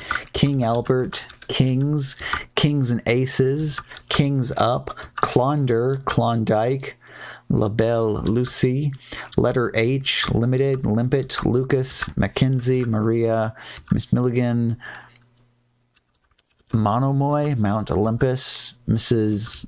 Laminin, Napoleon Square, Nestor, no funky bowling though, huh? Number 10, Old Patience, Osmosis, Parisian, Patriarchs, Peak, Pelican, Pentsexta, Perseverance, Polish Patience, Portuguese Patience, Puss in Corner, Pyramid, Kings and Queens, Raglan, Rainbow, Rank and File, Raptor, Red and Black, Regiment, Rock Garden, Rouge et Noir, Royal Families, Royal Rendezvous, Royalton, Russian Solitaire, Scorpion, Sea Haven Towers, Seven Witches, Sevens and Sixes, Shamrocks, Simplicity, Sir Tommy, Spire, Spaire, Spire, I don't know, Spider, Spiderette, Spiral Square, St. Helena, Stalactites, Storehouse, Storm, Strategy, Streets, Streets and Alleys, Sultan, Superflower Garden, Superior Demon, Tam O'Shanter, Tarantula, 10s, 13s, Thumb and Pouch, Tiles, Timberhawk, Tortoise, Trefoil, 20 Piles, Westcliff, Whitehead, Will-o'-the-Wisp, Windmill, Yellowknife, Yukon. So holy crap, that's, yeah, that is probably worth the $25 then, I would say, if you get all of this. Excellent list reading, bravo. Well, thank you. Yeah, that was, well, we'll just go with Klondike because we know what that is. So look at that and use that to judge how good all of the other games in this are likely to be. Oh, it's all about the Washingtons, baby. Well, thank you. Thank you. Okay, Queen of the... Oh, look at that. Look at that cursor when you're dragging the, like a paw with claws on it. Another nice touch, too. F you, Nintendo. Yeah, thank you for yelling at Nintendo. F you, Nintendo, for brutally murdering SMP35. Yeah, so this... Oh, actually, yes, this is really good. Look at this. So the cards, they grab from where you actually grab them instead of snapping to the center. And they very pleasingly snap back to where they came from if you let go of them. So yeah, this one is a winner. Oh, do we not have the... Yeah, we don't have the ace up there yet, huh? I see. So that tells you what you can play. So this is telling you can play a king at the top of the tableau. This is telling you can play your ace into the foundation. Oh, log file, temp.log. Okay, so that's probably in options. Preferences. Oh, look at this. Select processor. Slow Pentium, fast Pentium, 486 or 386. Right play to just play rules or autoplay cards. Edit piles. What? Hang on. I must see this. Uh-huh. Oh. Look at this. You can... I see. So you can have... you can have crazy-ass solitaire if you want.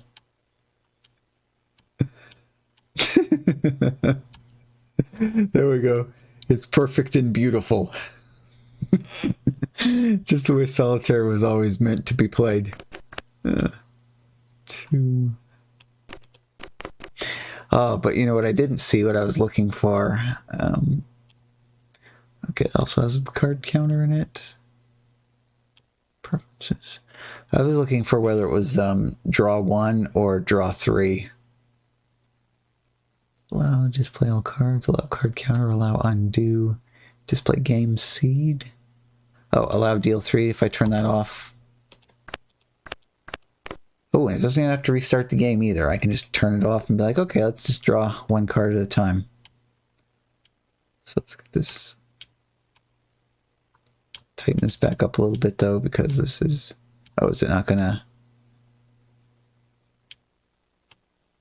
Well, I guess it's not gonna zoom back in on. Oh no, there it goes. Okay. Yeah, this is a mess. If I start a new game, will it put that back to normal again? New shuffle. Oh, no, it does not. Restore. No. Oh, cheat mode. Show all cards. So you can see what's in the places you haven't turned over yet. But okay. If I go back and tell it to start a new game, then it restores it back to the default layout. Oh, game graph. Okay, yeah, all the graphs and charts and things they talked about. Tournament manager. New tour. This tournament. Or tournament results. Next tournament game, previous tournament game. What, do you have like multiple? I don't know if it's tournament in like the sense of like multiple people playing. I don't know, let's see. Oh, editing Funsol 97 games. The layout editor. To make your own layout, make sure the right mouse button is set to edit pile and preferences. Each individual pile can be edited. To change pile, click and hold the mouse button over the pile you want to edit. Drag the pile around the desired location in the layout. The screen will automatically center and size itself to fit the piles on the screen. Press the left mouse button, keeping the right mouse pressed as well to change the direction of the pile. There are 4 direction choices. No direction at all. Horizontal, vertical. D size indicator, grows thicker when it fills, grows thinner when it empties. The editor will rotate through the 4 choices each time left button is pressed. Remember to keep the right mouse button held down at all times. The layout is saved automatically. Take caution while editing. Be careful not to hide piles under each other. I don't know. I guess that would be kind of broken. You know, like not know which card you actually wanted to drop it on. Open game file. I guess for saving and restoring the game later. Yeah, that's a good one, though. Infinite Spades, but with like really weird capitalization up here in the list. Infinite Spades, a classic card game with a computer opponent and dazzling again with the dazzling graphics. Is this going to be from the same developer as the previous one with dazzling graphics? For the beginning and advanced player, learn Spades for the first time or brush up on your existing game. Requires Windows 3.1 or Windows 95. Developed by, yep, Arthur Crump. Okay.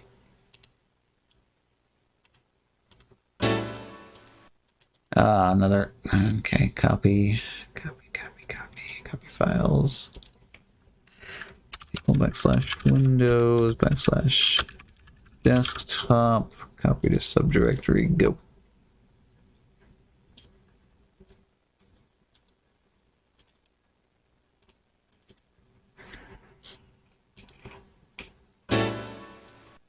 Yeah, so the catalog program was written in Visual Basic. So any of these games that are also written in Visual Basic, that's right, it was... Yeah, I see. So it was, the other one was Hearts, wasn't it? Which is why this looks basically like exactly the same thing.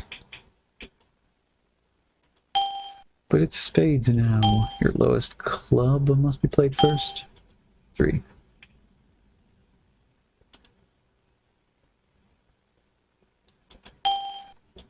Just play the same suite. Yep.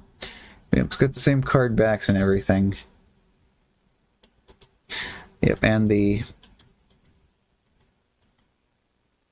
menu for viewing the the full list of all of his other games. It was probably Shark Dominoes was probably the first game we saw from Arthur Crump, because we went through the board game section and it had all the different Dominoes games in it. So it was probably our introduction to the man, the myth, the legend.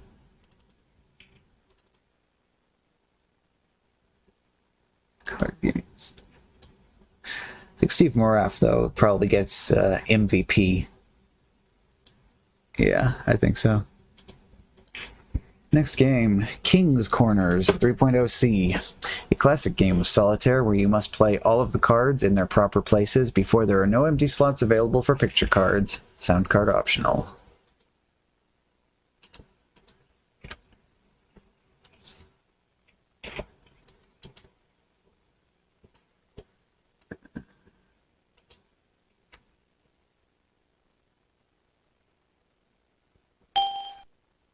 The one from FSA Games. We have seen this before because I remember the typing in the registration key in the setup program. King's Corners, unregistered copy. Since you have not yet registered this product, please send $12 to FSA Inc., Washington Street, Delaware, Ohio.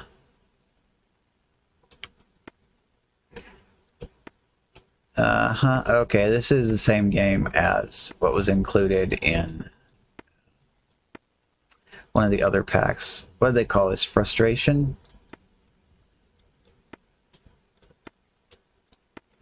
So we're going to fill up the board. Oops. Oh no. There's no place for the queen. Game is over. Play again? Yes. I need to fill up the board at least once so I can see if it does the same thing as removing pairs of cards that add up to a specific number.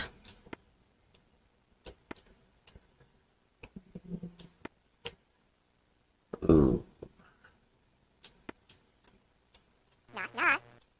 What?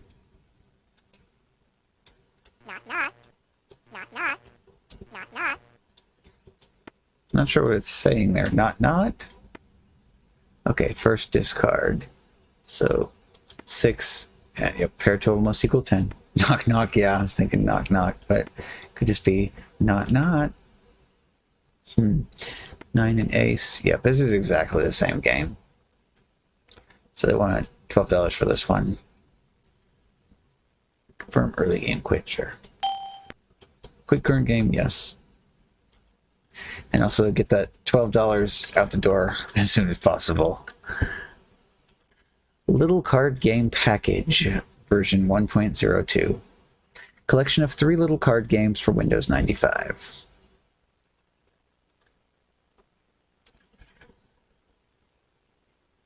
Fancy gradient. Ooh. US English or Deutsch? Oh, we've seen this company before. Wait a second. Well,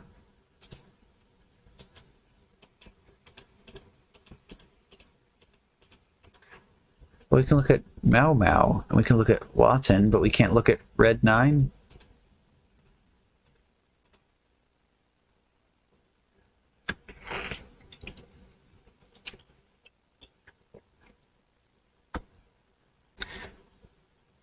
It's taking its time to install. Ooh, we got WAV files.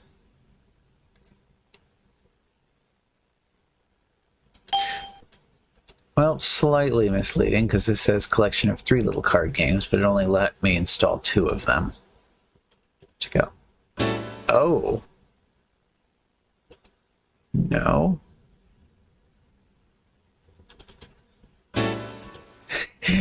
Broken shortcuts in start menu.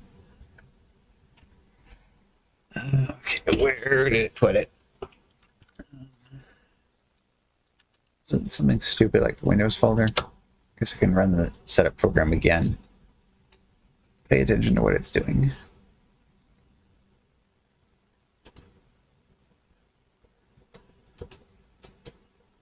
Program files, card games. Okay.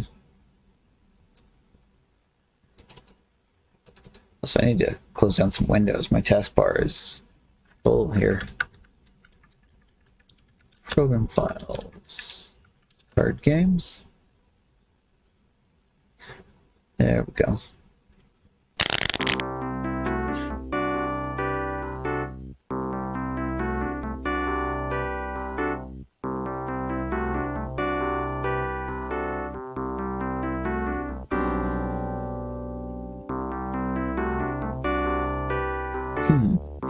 This is the same developer that made that Monopoly style game.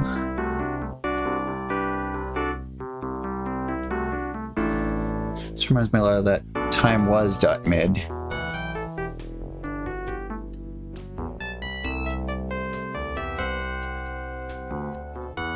Explosive Mau Mau. Maybe you know already the rules of Mau Mau. But as there are a lot of variations, let me briefly explain mine. You are playing against 3 other partners who are under the control of the computer. You have to try to be the first who has put down all cards. Whoever puts down all cards first is a Mao and has won the round. Each player who is Mao receives a certain amount of points, which are established by the points held in hand of the remaining players. The one who reaches the allotted amount of points first is the winner. By the laying down of cards, you have to stick to the following rules. The card to be put down has to match in color or type the card on top of the deck. If a 7 lies on the deck, you have 2 options. Either you draw 2 cards and it's the next one's turn, or you also put down a 7, which means your successor has the choice of drawing 4 cards or putting down a 7. The number of cards to be drawn is determined by the number of 7s who have been put down, 2 cards for each laid down 7. If an 8 is on top of the deck, you either have to pause 1 round or put down an 8. This depends on the preset rule. This one's slightly complicated, I guess. Jack. So I can play that. Diamond.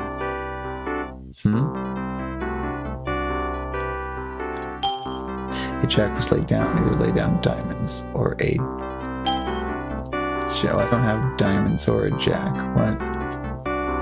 I'll take a card.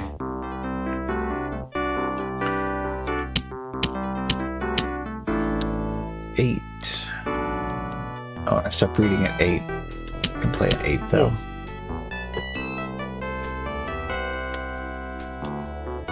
Ace. Diamond. I was a king. 7. Momo. Oh, Frank is the first one who has laid down all cards. Congratulations. We have a picture of a pig.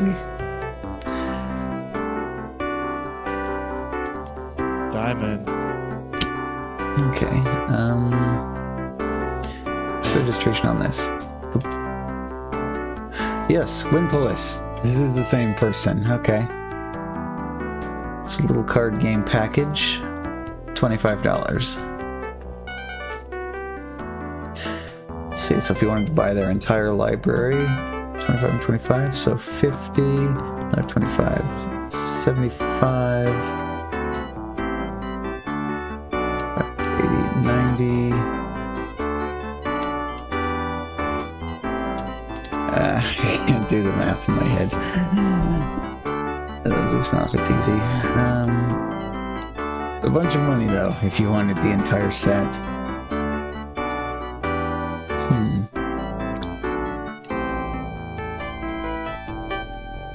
Up here we have Sungrace and Galeridge. I guess one of those would be for the one game, one of those would be for the other game. It's time to listen to the other myths. Oh, hey, how did you like this program? If you did enjoy it, then you should order the registered version. If bad, oh, but that's not possible. Yeah. Okay.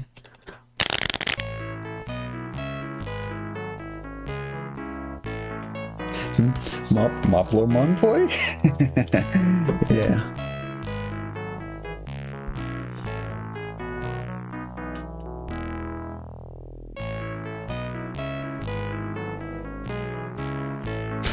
like the OPL3's bass.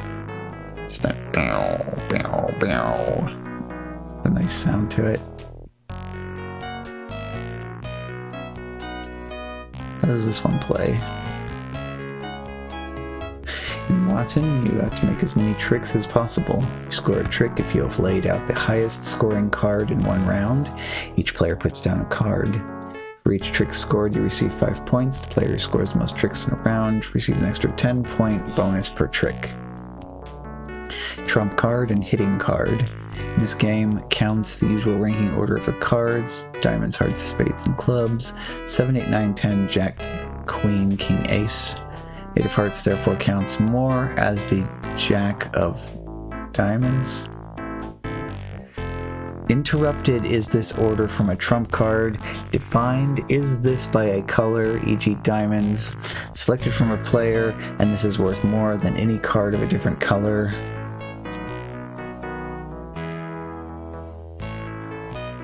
I think that might be the most enjoyment I can actually get out of this, is just to fire it up and listen to the Midas. Point hitting card. Hitting card should be: Peter may appoint which card shall be the hitting card. I don't know, king? Trump should be: Frank may appoint which card shall be the trump card. It looks like the computer decided on spades.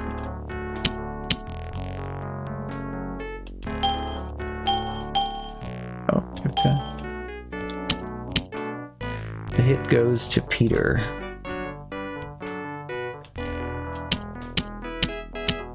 The hit goes to Frank. So another thing kind of like hearts or spades, but more flexible? I don't know. Define language. Whole dialogue just to change it to German. Oh, card backs. We didn't even look at card backs. By calling this function, a new game will be started. Would you like that? Yes.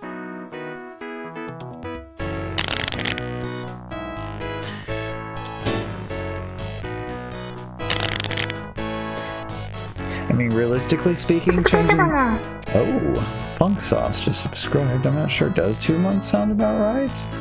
You know, I'm not actually sure about that. Has it been a whole month? I don't know. I think that Bezos is pulling all of the days he doesn't like out of his calendar. Yeah. Just so that the subscriptions come along faster. But we've been opening these things. Probably going to get more cards that we've already seen, because it's like some type of promotional giveaway thing, it seems like. But we'll open one anyway and see what we got. Come on. There we go.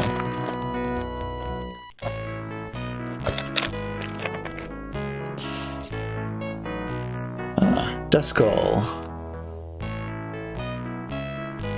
And also another spin rack. And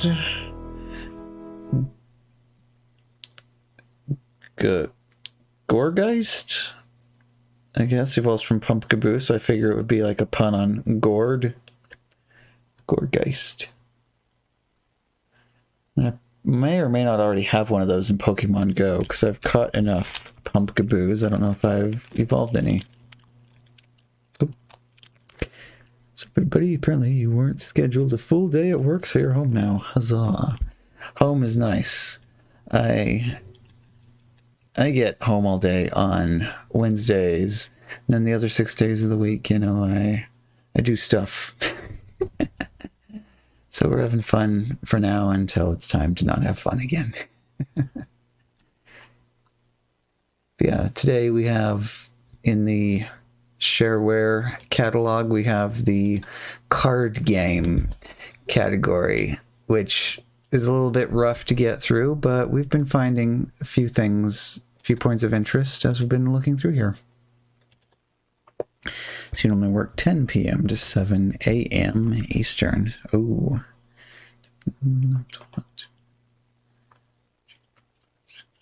Yeah, just kind of trying to do the math in my head real quick. I get I get to do from noon until 7 p.m. That is when my store is open, and then I close it down and go home. Let's see, so these were 2 out of the 3 games. Oh, so how did you like this game? If you did enjoy it, you should think about ordering the registered version. If you dislike it, well, that's not possible. Basically the same thing I said in the other game. So this said there was 3 games in this package, but when I installed it, it only allowed me to install 2 of the games, and the last one, the button was grayed out. So whatever red card was will have to remain a mystery.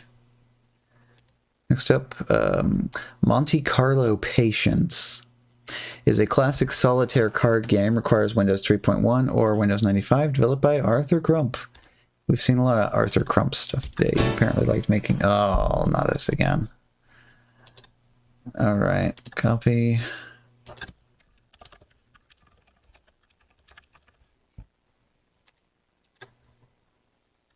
So we're going to do all this by hand, because you can't have that and the catalog running at the same time.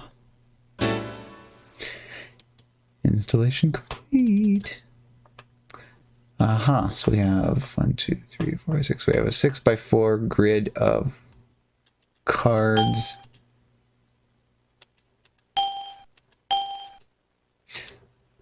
For what are we matching pairs?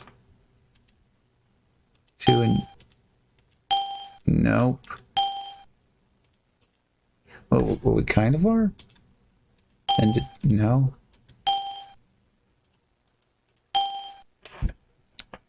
Okay then, maybe I don't understand how this works.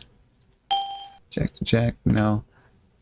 And this one doesn't pop up saying what exactly is going on either. Ding! Yes, we get plenty of that Windows ding.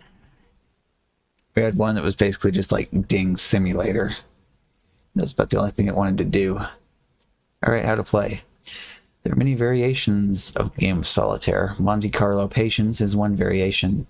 Each game round starts with 24 cards dealt face upwards to the board in 4 rows of 6 cards each. Ding simulator. Yeah. The objective of the game is to eliminate all 52 playing cards. Any 2 cards of the same rank that touch each other, either at the top or bottom, or either side, or at one of the 4 corners, can be eliminated by clicking on the 2 matching cards. If you click on the deal button, the layout of the board is consolidated by closing up the rows from right to left and from bottom to top. The game is won if all 52 cards are eliminated. I see, so they have to be... Well, these are not touching, so that's what the problem is. Ding. Okay, quick scan tells me nothing else is touching, so deal. 5 and 5, good. Ace and ace, jack and jack. So that's it for that one. Deal. Kings. 7s, yes, diagonal works. 10, 6, 2, jack, 10, 9. Okay, 2's right here. Deal again.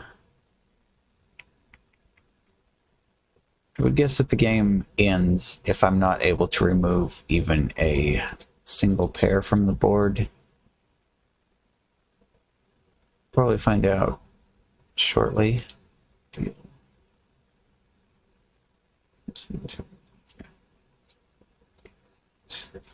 Okay, 5s, yes. 9s, also yes. Queens.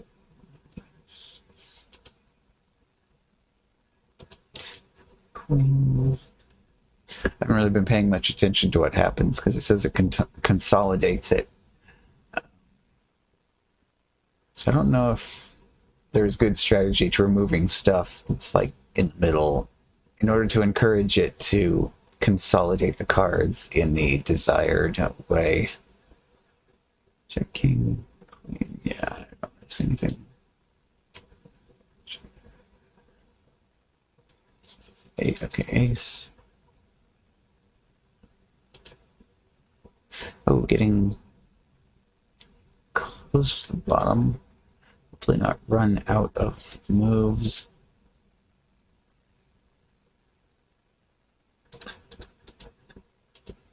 Okay, yeah, now I see.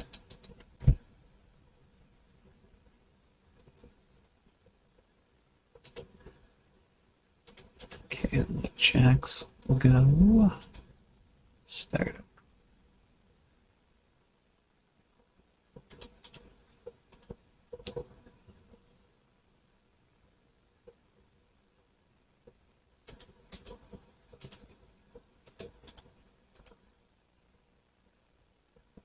Six, 9, 6, 10, 9, 10. Yep, and that's a that's a loss. So you definitely have to pay attention towards the end there and remove stuff in the right order so that you can actually clear everything and not get stuck like this. Ordering. So this game is apparently $10. It's functional, it gets the job done. Is that all it does though? It's just that one.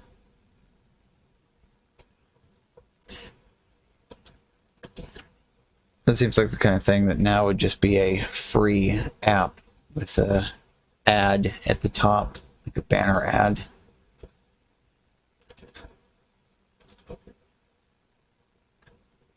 Guess late 90s were a different time though. Different sense of value for stuff. Mount Sunflower Solitaire includes full game statistics, selectable card backs, background colors, sound effects. Hey, there we go. Another MIDI coming in. Sets of online help.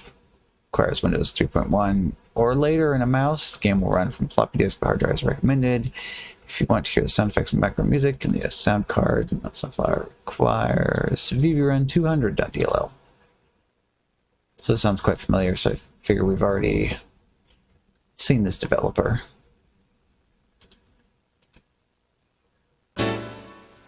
Successfully installed. We don't need to read the README. Yep, there it is. Randy Rasa.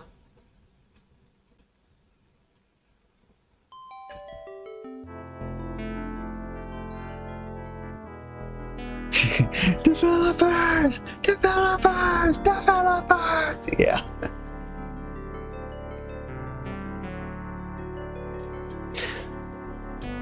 Nice Midas, though. There's your Steve Ballmer version. Yeah. Like, that would be a funny redemption, too.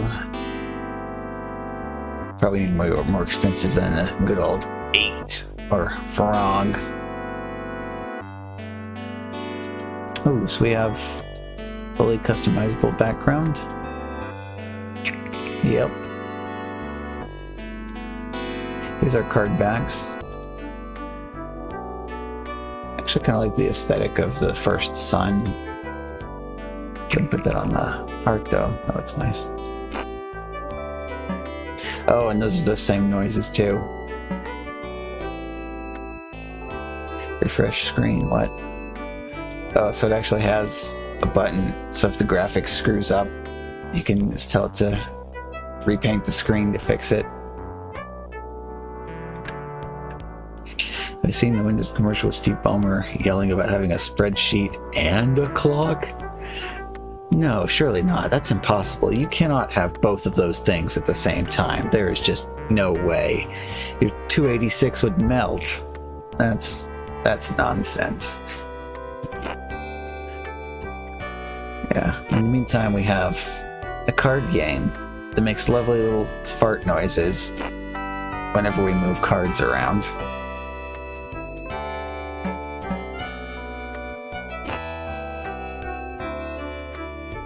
Let's see.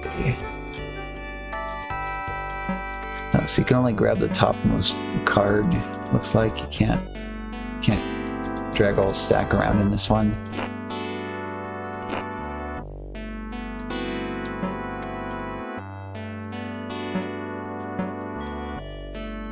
Background colors, not quite. Let's try to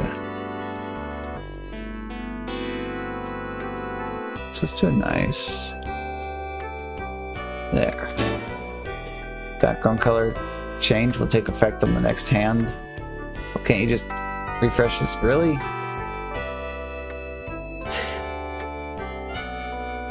You can't change the background color without dealing a new game? Ooh. Okay, here's our, like, kind of salmon pink color.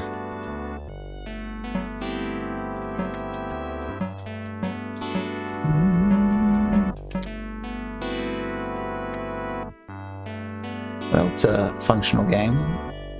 Oh, how to contact the author. Sky.net homepage rs/sw.html. They got a sky.net email and a CompuServe email. Yep, save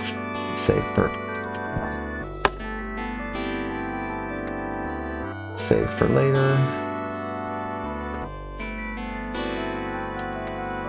There we go. Phone support is not available at this time. Oh, how's that? If the addresses above are no longer in service, your best bet is to do an internet search using one of the search engines. Search for Randy Rassa, and I'll be there somewhere. Somewhere.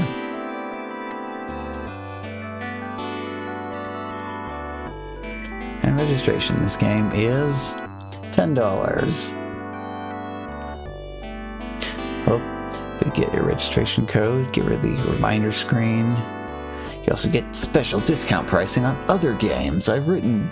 Basically, if you register Mount Sunflower for the full price, $10, you'll get a $5 discount on each of my other games. This amounts to a savings of 33 to 50% over the list price. If you order all the games, you'll save $25, the equivalent of getting 2.5 games free.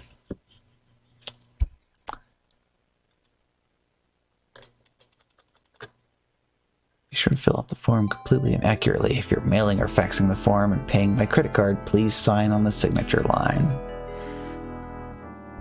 Remember, shareware is user-supported software. If you use it, please register. Your support is appreciated. Yeah.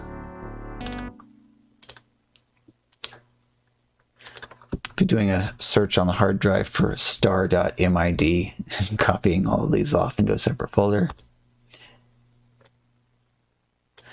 MVP Bridge for Windows 2.1 by MVP Software. In this major update of the award-winning shareware Bridge game, new features include improved play, multiplayer, network/modem support, more conventions, 4 and 5 card major bidding, new improved graphics, a complete tutorial for Bridge beginners, and many more new user options. This is simply the best computer Bridge game available today. As of 1990-something. Wonder if it's still the best computer Bridge game today, or if it's been surpassed. Oh. You must run cdsetup.exe prior to using CD. It's just a setup.exe.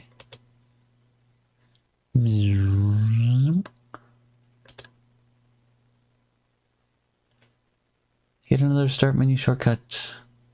Oh, registration.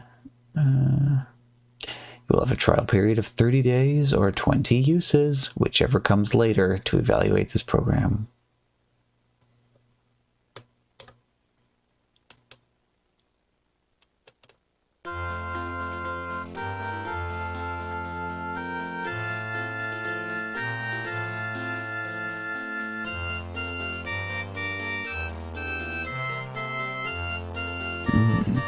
Hitting us with that Midas. Nice and early. This tutorial. Tutorial me up. Oh, the font size. Okay. This is the first course in a series designed to help you learn Bridge. From this point, you can work through the entire course by clicking on the right arrow button below. Rockin' MIDI music, yeah. But why did it cut out the music when it went into the tutorial? That's sad. We can't learn about Bridge and listen to music at the same time. Or can we? Let's see. Properties. Shortcut. Find target. Main.mid. There we go. The power play right there. The shortcut, pressing the space bar, will execute the last button you pressed. Since the right arrow is the default when you start, you can keep pressing the space bar to move to the next page. When you move into a new lesson, the lesson name will be placed at the top of the window. Oh yeah, jam. You can go back to a prior screen by selecting the left arrow button. Okay. Bridge is a game that tests your powers of logic, your memory, and your ability to analyze situations and make deductions from what you hear and see. Bridge is a complex game that can take many years of study and experience to master. Playing the game socially requires far less study. However, books on Bridge, even introductory ones, often mix intermediate and advanced topics in with discussion of beginning level topics. The Level 1 lessons are designed to teach the general concepts of the game and the essentials needed to play the game. After completing Level 1, you should be able to perform acceptably in a friendly game. You may not always make the optimum bid or play, but even experts don't always bid and play perfectly. If you try to learn too much at once, you probably will not remember any of it. Level 1 is divided into two sections, bidding and playing. The sections are divided into courses. The course you're looking at now covers the introduction to bidding. Each course is divided into lessons. Level 2 covers bidding and playing systems which help you handle unusual situations. Switch midis real quick. Play 1.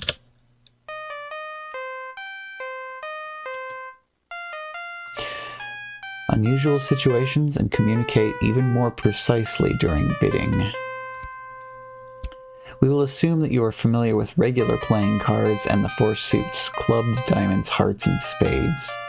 To save space, abbreviations are used in some places for cards and suits. For example, TD is 10 of diamonds, AS is ace of spades, 7C, 7 of clubs, etc. You can use the same abbreviations when responding to questions.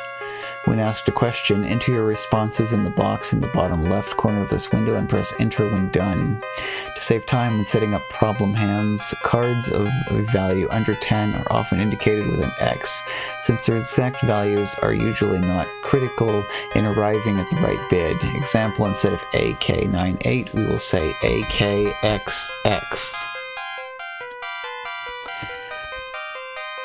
There are frequent questions to reinforce what you have read. Many of the questions are about exceptions to what you have just learned, or about hands that look like what you have just learned but are different. The point is to get you to think about what you have learned. If you can understand not only the criteria for a bid, but also why a hand does not meet that criteria, then you'll have a much deeper understanding of what you have learned. Yeah, okay, so I'd say this is pretty full-featured. This is going to take like... Let's just see what it actually looks like. Let's play rubber. So we like, bid is 5 hearts by north, okay.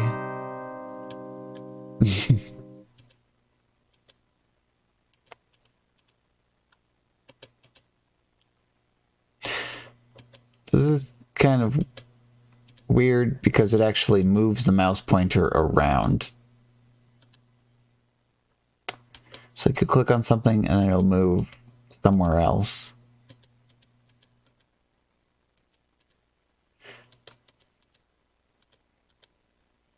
So yeah, kind of unusual. But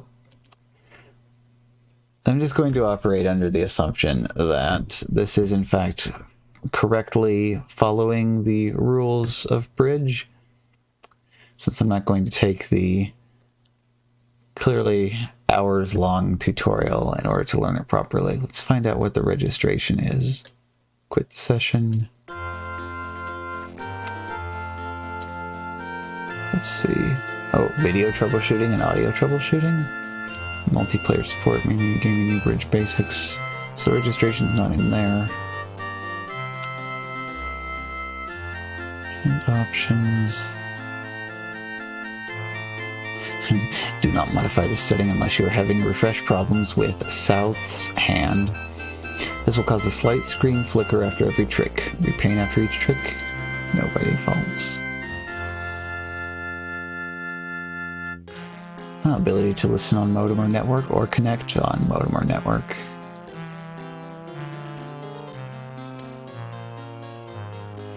Okay, back to the nag screen. So you can get a full functioning software with no time limits. Latest version of the software. We update this program regularly. Wonder if they still do. Full screen display at 3 different resolutions, 6 background musical selections, 2 different card face graphics, 20 different card back graphics, 27-page printed manual. Damn, not even Switch games come with printed manuals anymore. $39.95. Oh my goodness, okay. This is going to be the priciest thing that we've looked at yet today. Grand Rapids, Michigan. And they had their own 1-800 number.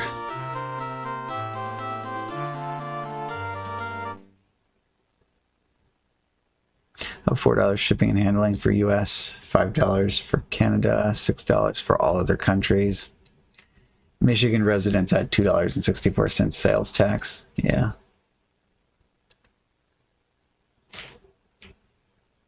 Wish developers still sold their software in plastic bags. Oh yeah, it's a lot of gold, a lot of chicken nuggets. Yeah.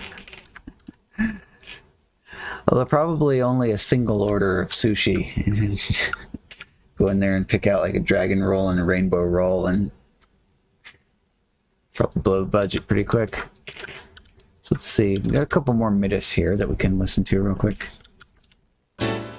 Oh.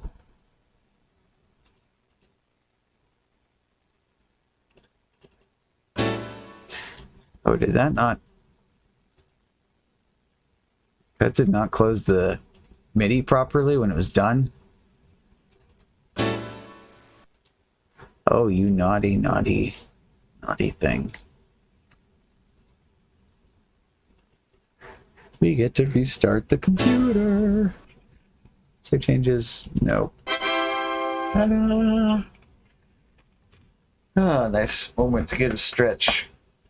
It's not a negative. Ooh, negative y-axis stretch though, because we don't have a 3D puppet on the screen or a Eevee either. That's fine.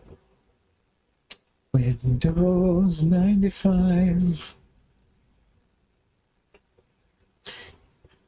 Takes a while to load because we're emulating Pentium 75. Oh yes, back when it used to remember what windows you had open and reopen them for you after rebooting the computer. Nice. Okay.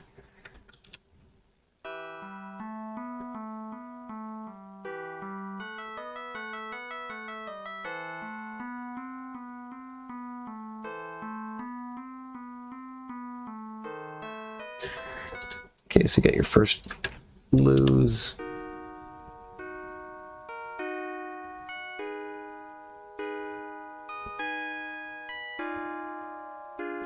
No lose 2, go straight to 3. No win.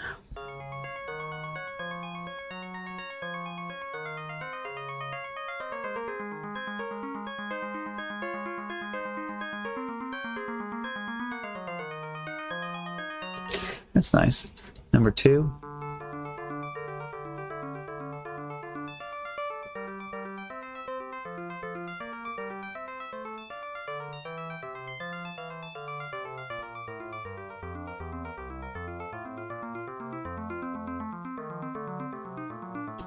All these sound like familiar, but I can't completely place them.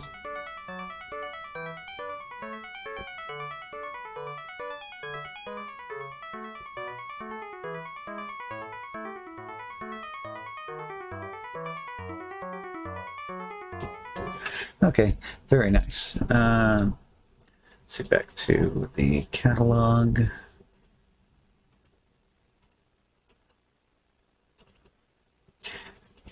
Once again, I get to go through here and clean up the hard drive after we're all done. Maybe it would be a good idea if I just, because I can just copy the whole hard drive image and just be like, okay, now just delete the old one and drop the new one on in between sessions. So that was MVP bridge. So where did I say the halfway point was?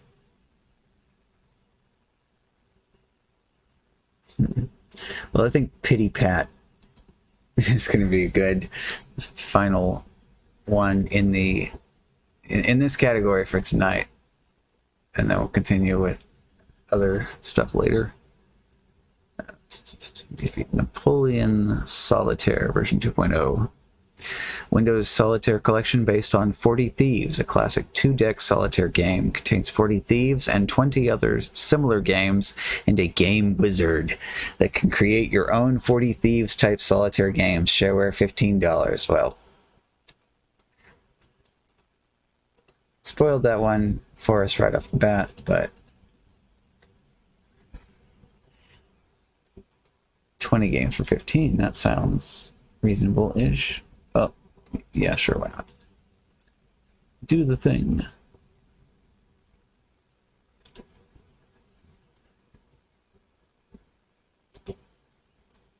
Okay, what was this one? This one was Napoleon Solitaire, right?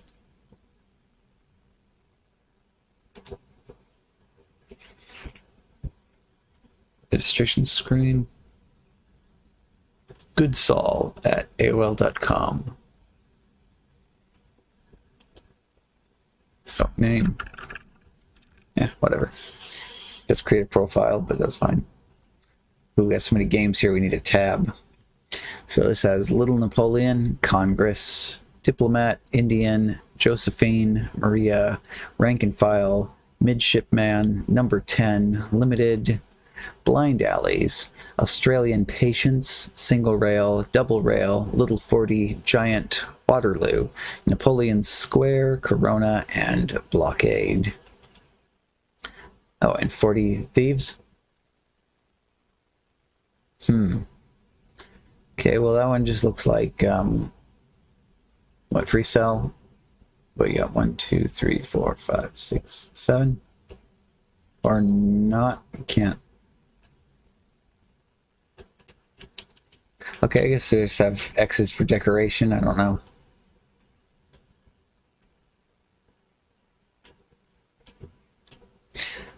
Okay, well this one is drag cards onto the same suit. Descending. Cannot pick up more than one card at the same time. Queen. So that one's locked into place. This one could be... Oh, okay, that's the draw and discard pile.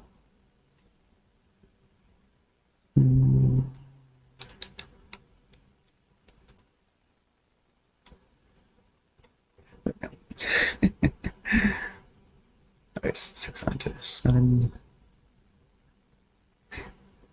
Properties. Oh. Number of decks, number of blue piles, number of cards per pile, face down cards, template building method. I see, so this is quite game wizard. Okay, so you give a name for your game, specify how many template piles you want, number of decks. Yeah, you could definitely make a ton of custom games with this. See, number of cards in each template pile, number of face-down cards in each template pile, empty template filled by any card or legal sequence of cards, king or 1 rank below foundation base, card from stock or waste only, or cannot be filled. Method of template building, build down in same suit, build down in alternate colors, build down in same color, build down in any suit, but the same what? Oh, any suit except the same suit? Okay. Build down regardless of suit. Group of cards can be moved as a unit? No. Yes, if sequence is down by suit, down by alternate color, down by same color, down by any suit but the same, down regardless of suit. Ooh, okay, have fun. That's dumb to say have fun at work. Where don't cause or be involved in too many explosions. See you later. Yes, regardless. Done. Yeah, so quite sophisticated on the development of stuff here. So what did this say? The registration said 15, wasn't it? So yeah, this is a reasonable 15 for what it gives you. Good luck doing pit work version. Yeah, there we go. Noisy poker and BJ. What? Oh, blackjack. I was like, we don't need a noisy BJ. Yep. Noisy Video Blackjack for Windows is a simulation of the... Yeah, you don't say. Yeah. The simulation of the coin-operated video blackjack machines and casinos. You choose how many coins to wager and whether to stand, hit, double down, split pairs, buy insurance, etc. In this version, the dealer must stand on a hard 17 or higher and hit on a soft 17. Blackjack and insurance pays 2 to 1. You can double down on a 9, 10, or 11. You can split pairs. Noisy Video Poker for Windows is very fun and very beautiful simulation of video poker machines you find in casinos. Included are Jacks or Better, Joker's Wild, and Deuce's Wild versions of the program. Besides very realistic sounds like coins dropping into a metal tray, just like at the casinos, there are a variety of wacky sounds that play randomly when you don't have a winning hand. These sounds really add to the entertainment value of this program, but what really sets this game apart from others is the graphics and user interface. You can play this game with a minimum of mouse clicks, which allows you to play really fast. And the cards, unlike a lot of other poker games you may have seen, the cards in this game look completely real. Windows 3.x. Okay, well, we've got our expectations set. Noisy BJ's 95, yeah. Well, file date, April 24th, 97. We'll see what we got here. Execute. Set up. And remember, I'm expecting those realistic cards. I don't think we've seen an installer like this before.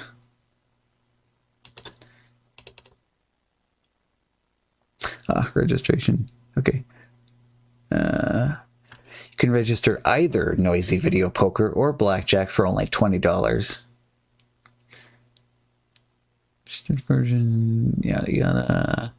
For only $5 more, that's a total of $25, you can get the registered versions of both Noisy Video Poker and Noisy Video Blackjack. That's a $15 savings off the cost of buying the games separately. Each game costs $20 when purchased individually. Yes, because we don't know how to do math. Special offer. Get the registered versions of both Noisy Video Poker and Blackjack, as well as the registered version of the popular Real Video Poker and Real Video Blackjack for only $30. What's the difference between noisy and real? The real video games are the most realistic video poker and blackjack games available, just like the video poker and blackjack machines found in casinos. That's 2 different poker programs and 2 blackjack games for only $30. Whoa! I'm throwing my credit card at the screen right now. Register later. Right. Okay. This is the shareware version. We can evaluate it for 30 days. Yeah. Oh, we have to click on one of these, I guess.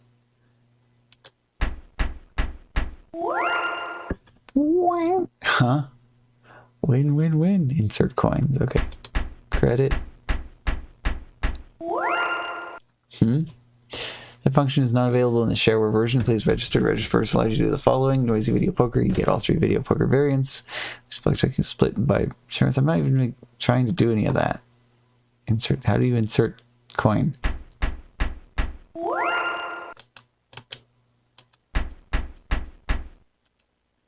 Coins. That, no.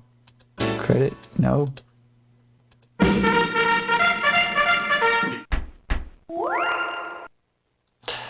And they say realistic cards. These just look like standard Windows cards.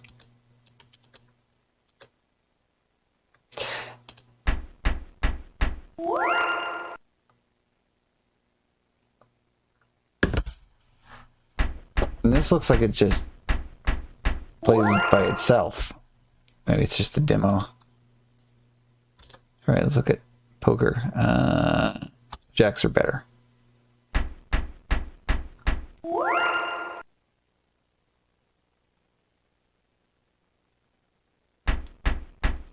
Can you not actually play this either? Why would the cards being realistic be a selling point anyway? If the point is it's supposed to be,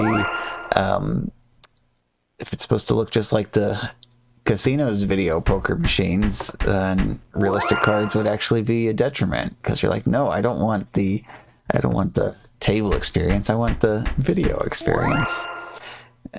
And both of these doesn't look like you can actually play this. It just sits there and plays for you.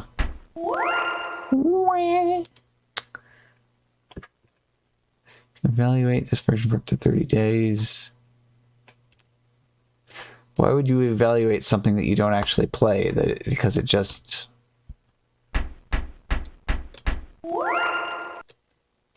Credit button, can't click on deal, nothing, sound now off. Why would you want the sound off? It's noisy video poker, not quiet video poker. No stats. Like...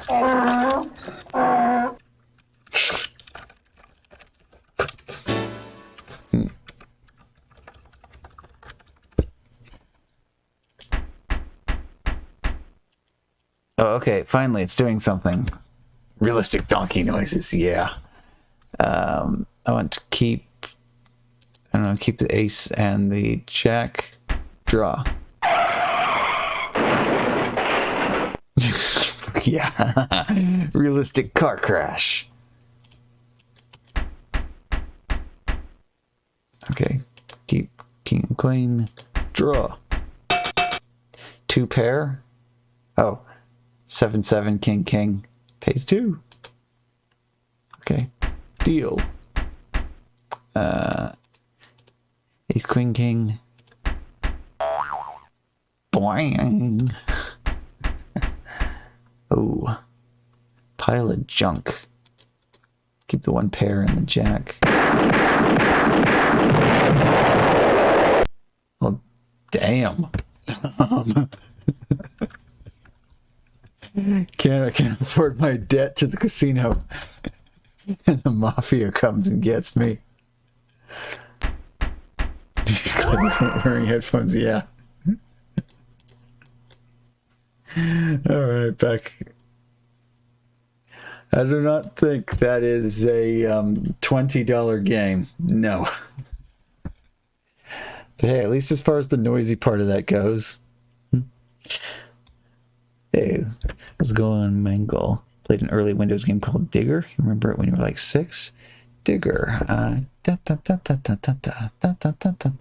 probably have that somewhere. Yeah, good day. I had that on my Tandy computer. Let's see, oh, you know what? Let me back out of the virtual machine and see if this is hiding around here somewhere. Precursor Mr. Do? Yeah, like exact same kind of game. Games, DOS. Okay, it's DOS box, right? DOS box. Right. Do we have this? Dagger, no, that's Dagger Fall. I think I have a replica. Yeah, windig.exe. This might be too loud. Let me do this for a second.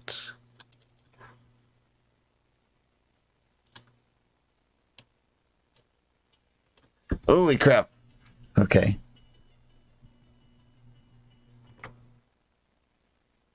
My ears are still buzzing from that one. Okay, turn this down to like 10.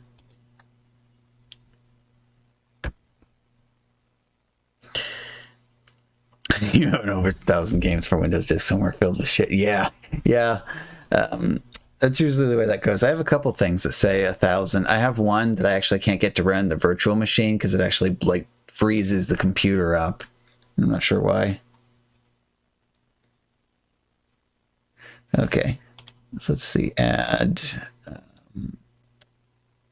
window capture.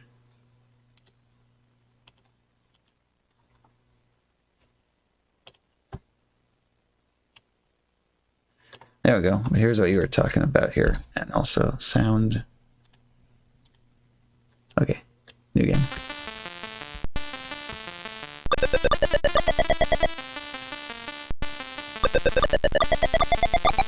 Yeah. Oh, watch out for the... Oh. Do you remember this? Yep. It looks like acid. Yeah. This is actually like a replica where somebody went through and remade the game for Windows.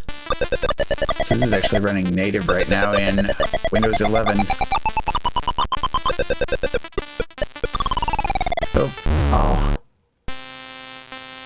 We need to clear at least one level here so I can hear the jingle at the end of the stage. Last life? Okay.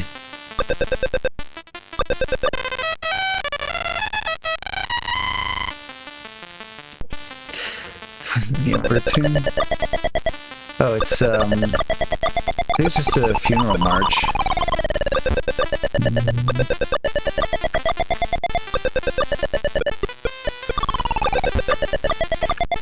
Yeah, you get as much points as possible. You actually want to collect the gold that falls out of the bags after they fall down.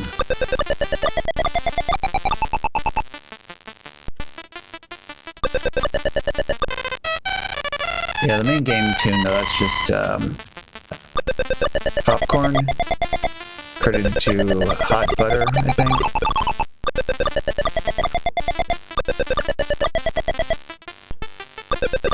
So watch out for that. Yeah, you can also crush the enemies with the falling bags of gold, too. Chopin? Yeah. One good retro games? Just looking up. Faith Unholy Trinity on Steam. Is that a Spectrum style game? Ooh, neat. Okay. Scary, good fun. Nice. Well, let's close this down. Time being, finish off the rest of that card game category so we can call that portion good to go for the evening. So we finished off Noisy Poker, Patience Solitaire. Okay. Let's see. Patience is a collection of 30 different solitaire card games. Obviously not playing all of those. Some of which were thought to be lost over time. Lost over time? How do you lose a solitaire game? Full color, undo, redo, keep score, and more. This program will keep you busy for years. Requires Windows. Oh, can we just run it? This game needs an identifier to keep track of you. Default's fine. So, the game we're talking about taking place in the 80s or 70s about exorcisms and demon witch sightings in America. Let's see. Faith Unholy. Well, I can add that to my notepad. Something else that's kind of spooky related that I need to actually play. Among the Sleep, I think I ended up getting that somewhere. And so I think that would be on point for Spooky Month. Okay, welcome to Patience 1.2, a collection of 30 solitaire card games. Patience is shareware, which means you can try before you buy. It's a serious bargain, only $20 for 30 different games. Alright. So let's just put this on Klondike if they have it. Just 'cause that's the easiest way to tell whether it's any good or not. Wait, Cowina? Is that for card backs? Cowma? Cowma. Oh, yeah. Weird rocket with the heart. Adobe? Adobe symbol. Oh. Sideways lips. ZZ Top. Like a car. Seahorse. USA flag.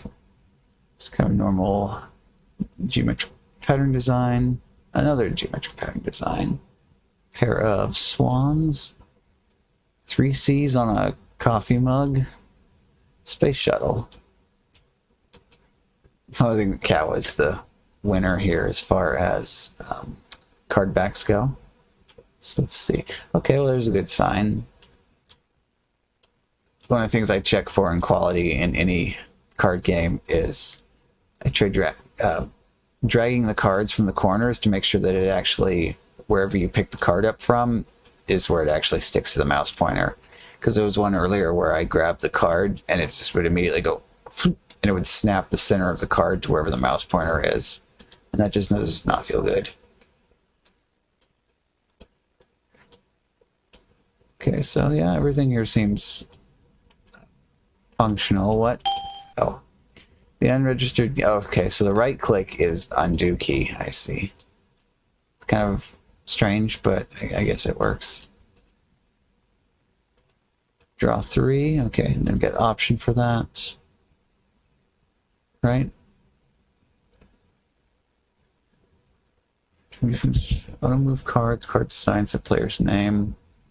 Huh. You actually do not have the option in this game to choose whether you want to draw 1 or draw 3. That's a little bit weird. When you grab the top card here, the other 2 cards kind of fall into place. 7, 5, 2, 3, 3. The designs on these cards feels a bit difficult to actually read. Oops. Oh, I clicked on a thing and it's like, no, gotta repaint that window. Oh, I bet this is okay. Let's see, what is it? Control, pause, break. No, maybe they didn't have that shortcut back then. I want to turn on show window contents while dragging. Performance, graphics. Oh, is that not an option on Windows 95?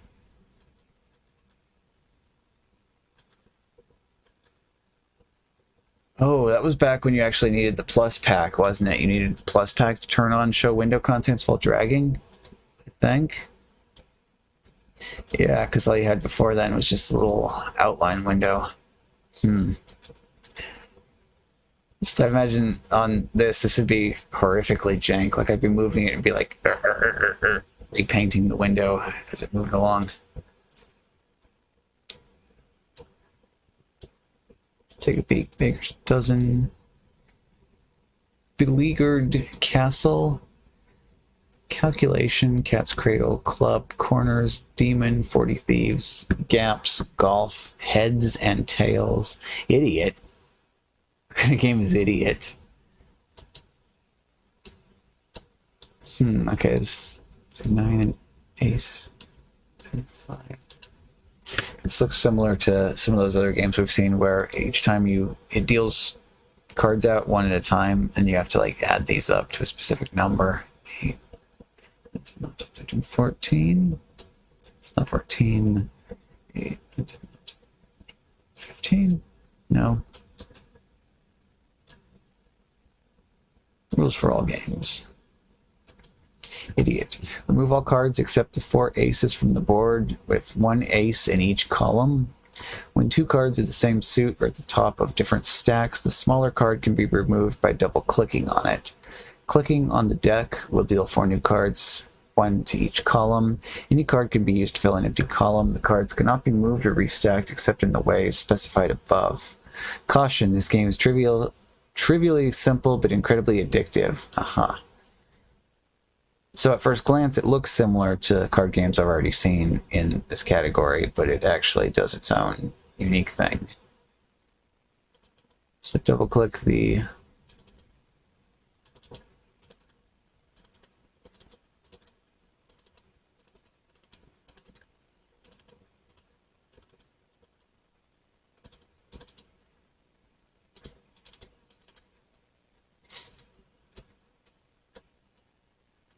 So yeah, double-clicking on some of them does remove them, but others, I'd have to read over the thing a bit more. Indian Patience. Interregnum? Klondike. Polyandry? Pyramid, Reno, Scorpion, Scrooge. Sea Haven Towers wide or narrow? Seven Devils, Shamrocks, Sir Tommy, Spider, Strategy, Sultan, Terrace, and Will-O-Wisp. I think Spider is another one besides Klondike that I have seen before. Yeah, because they included that in like some of the later Windows versions as a variation. Oh, I couldn't write that, and I thought, yeah, it's because it's running off the CD. Yeah, time period when games just tried to write to the same folder as the exe. Peg Solitaire. Oh, okay. Windows game, strategy. A true strategy game that will keep you and your friends puzzled for hours, even after you eventual find a solution you'll enjoy playing. See, that's what it actually says. Beautifully rendered graphics make it enjoyable even during your worst efforts, so it's always fun. Recommended IBM PC, MS Windows, SVGA, Sound Blaster compatible. Oh, and so it's just...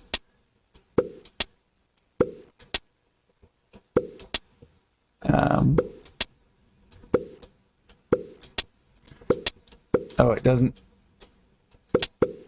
So I'm like jumping pegs here and it's not removing them.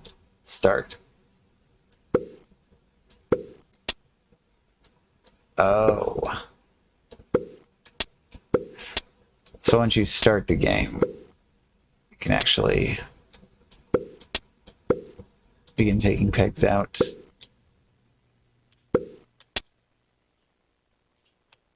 I'm a loser.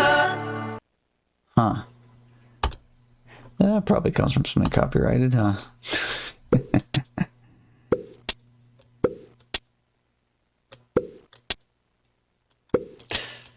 I suddenly feel like I'm waiting for my food at a Cracker Barrel. Hey, Strawberry, thank you for a happy birthday. You are one pathetic loser. Well, that sounded familiar too. The Beatles sample there? Oops, yeah, okay. Let's look in the... This game is shareware. If you continue to use it, you must register the game. Register the game, send $8. And I'm sure they paid the... absolutely sure they paid the rights holder for the samples that they used, huh? Let's see if we can...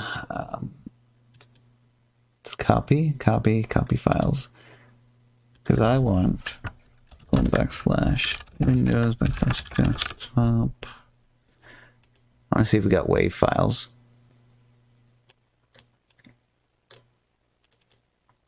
We do have WAV files, okay. Sir Paul McCartney paid them to use it. Yeah, it's exposure, it's advertising. You are one pathetic loser. Who is that? You are one pathetic loser. Voice sounds familiar. I'm a loser. Now we got that one again. Dumb and Dumber? Oh, would that be the right time period for that? Yeah. Sounds like Jim Carrey? Okay, yeah. I haven't watched the movie in a very long time. Oh,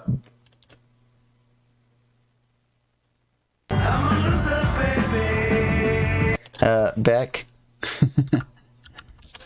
Pick drop. Pick up. There it is, you say. What do we hear if we win?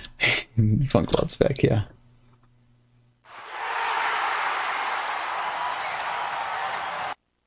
Oh, so we got potato mode, huh?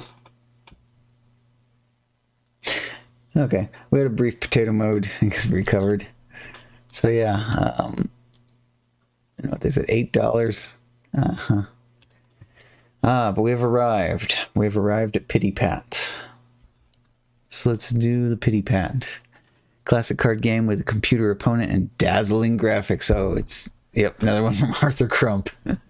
Arthur Crump seems to think all of his graphics are absolutely dazzling. For the beginning and advanced players, learn Pity Pat for the first time or brush up on your existing game. Requires Windows 3.1 or Windows 95. And let's see, Crump, so I need to copy, because it's going to be another Visual Basic thing. Windows, desktop.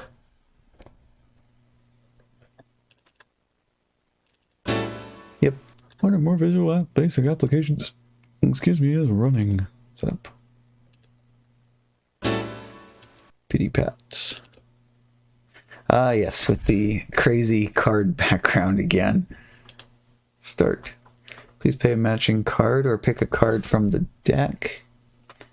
So what, 4? Does that match? It's still your turn. Play another card. Ace. It's Barbara's turn. Played a 4. Clubs, okay. Oh, you must play matching card. What matches then? Another one of those match. Alright, where's the outplay? There are many variations of the game of Pity Pat. This is one variation. The game begins with each player being dealt 5 cards. The rest of the card deck is placed in the center of the screen with one additional card dealt face up in a separate heap deck. Goal of Pity Pat is to be the first to discard all the cards in your hand. You accomplish this by matching the cards in your hand with the top card of the heap. When it's your turn, if you have a card in your hand that matches the top card of the heap, define match, please. You can discard that card and a second card. The second card will then become the new top card of the heap card. If, however, you do not have a card in your hand that matches the heap card, you'll need to click on the deck to choose a card from it. Ooh, excuse me.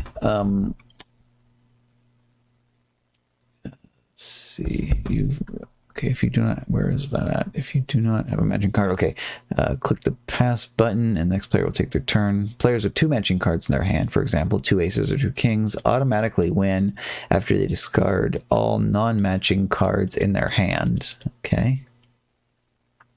Pity Pat is a betting game in which each player starts with a certain dollar amount of betting money. At the left corner of the screen, the amount of the bet for each game is displayed. This value can be increased or decreased as the game progresses. The game is over when one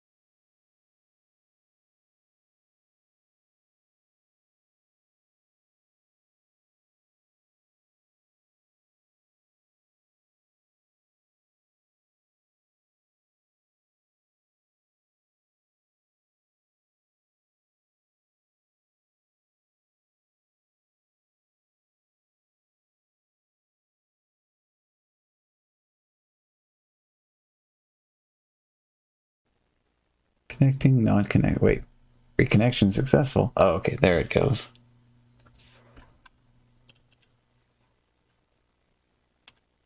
Thank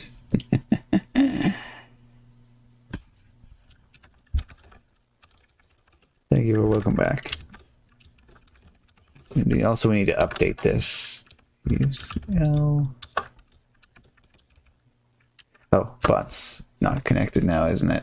Okay.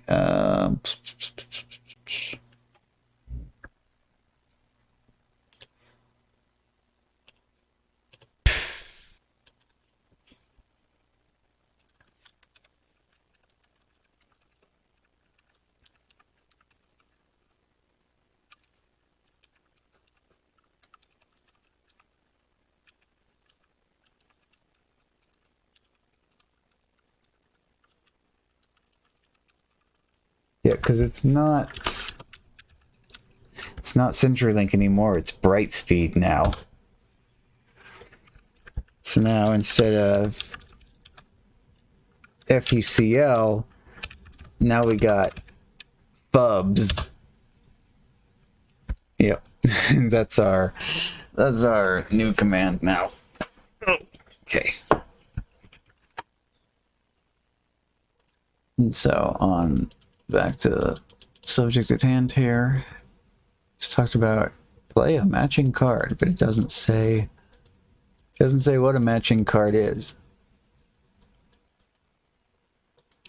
2 aces, 2 kings. Okay, so like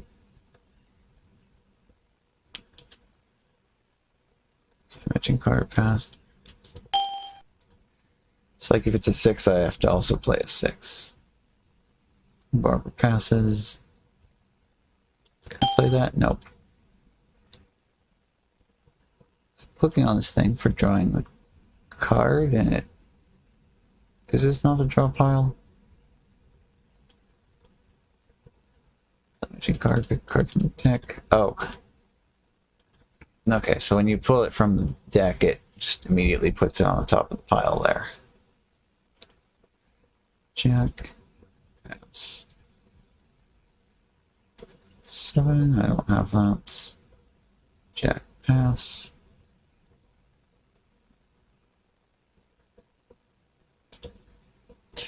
Okay, I can play the 3. I can also play and get rid of that. Why not? Over passes. So at least I don't have to say Uno when I'm down to a single card. It's definitely a similar kind of game to Uno, but with its own differences to it. Missing all the nice enhancements, though. The, draw 4 wild card and reverse and skip and all that stuff. You won this hand. Do you want to play another hand? Not really. No. Yep, and $10 for Kitty Pat. 1997. Cancel. Close.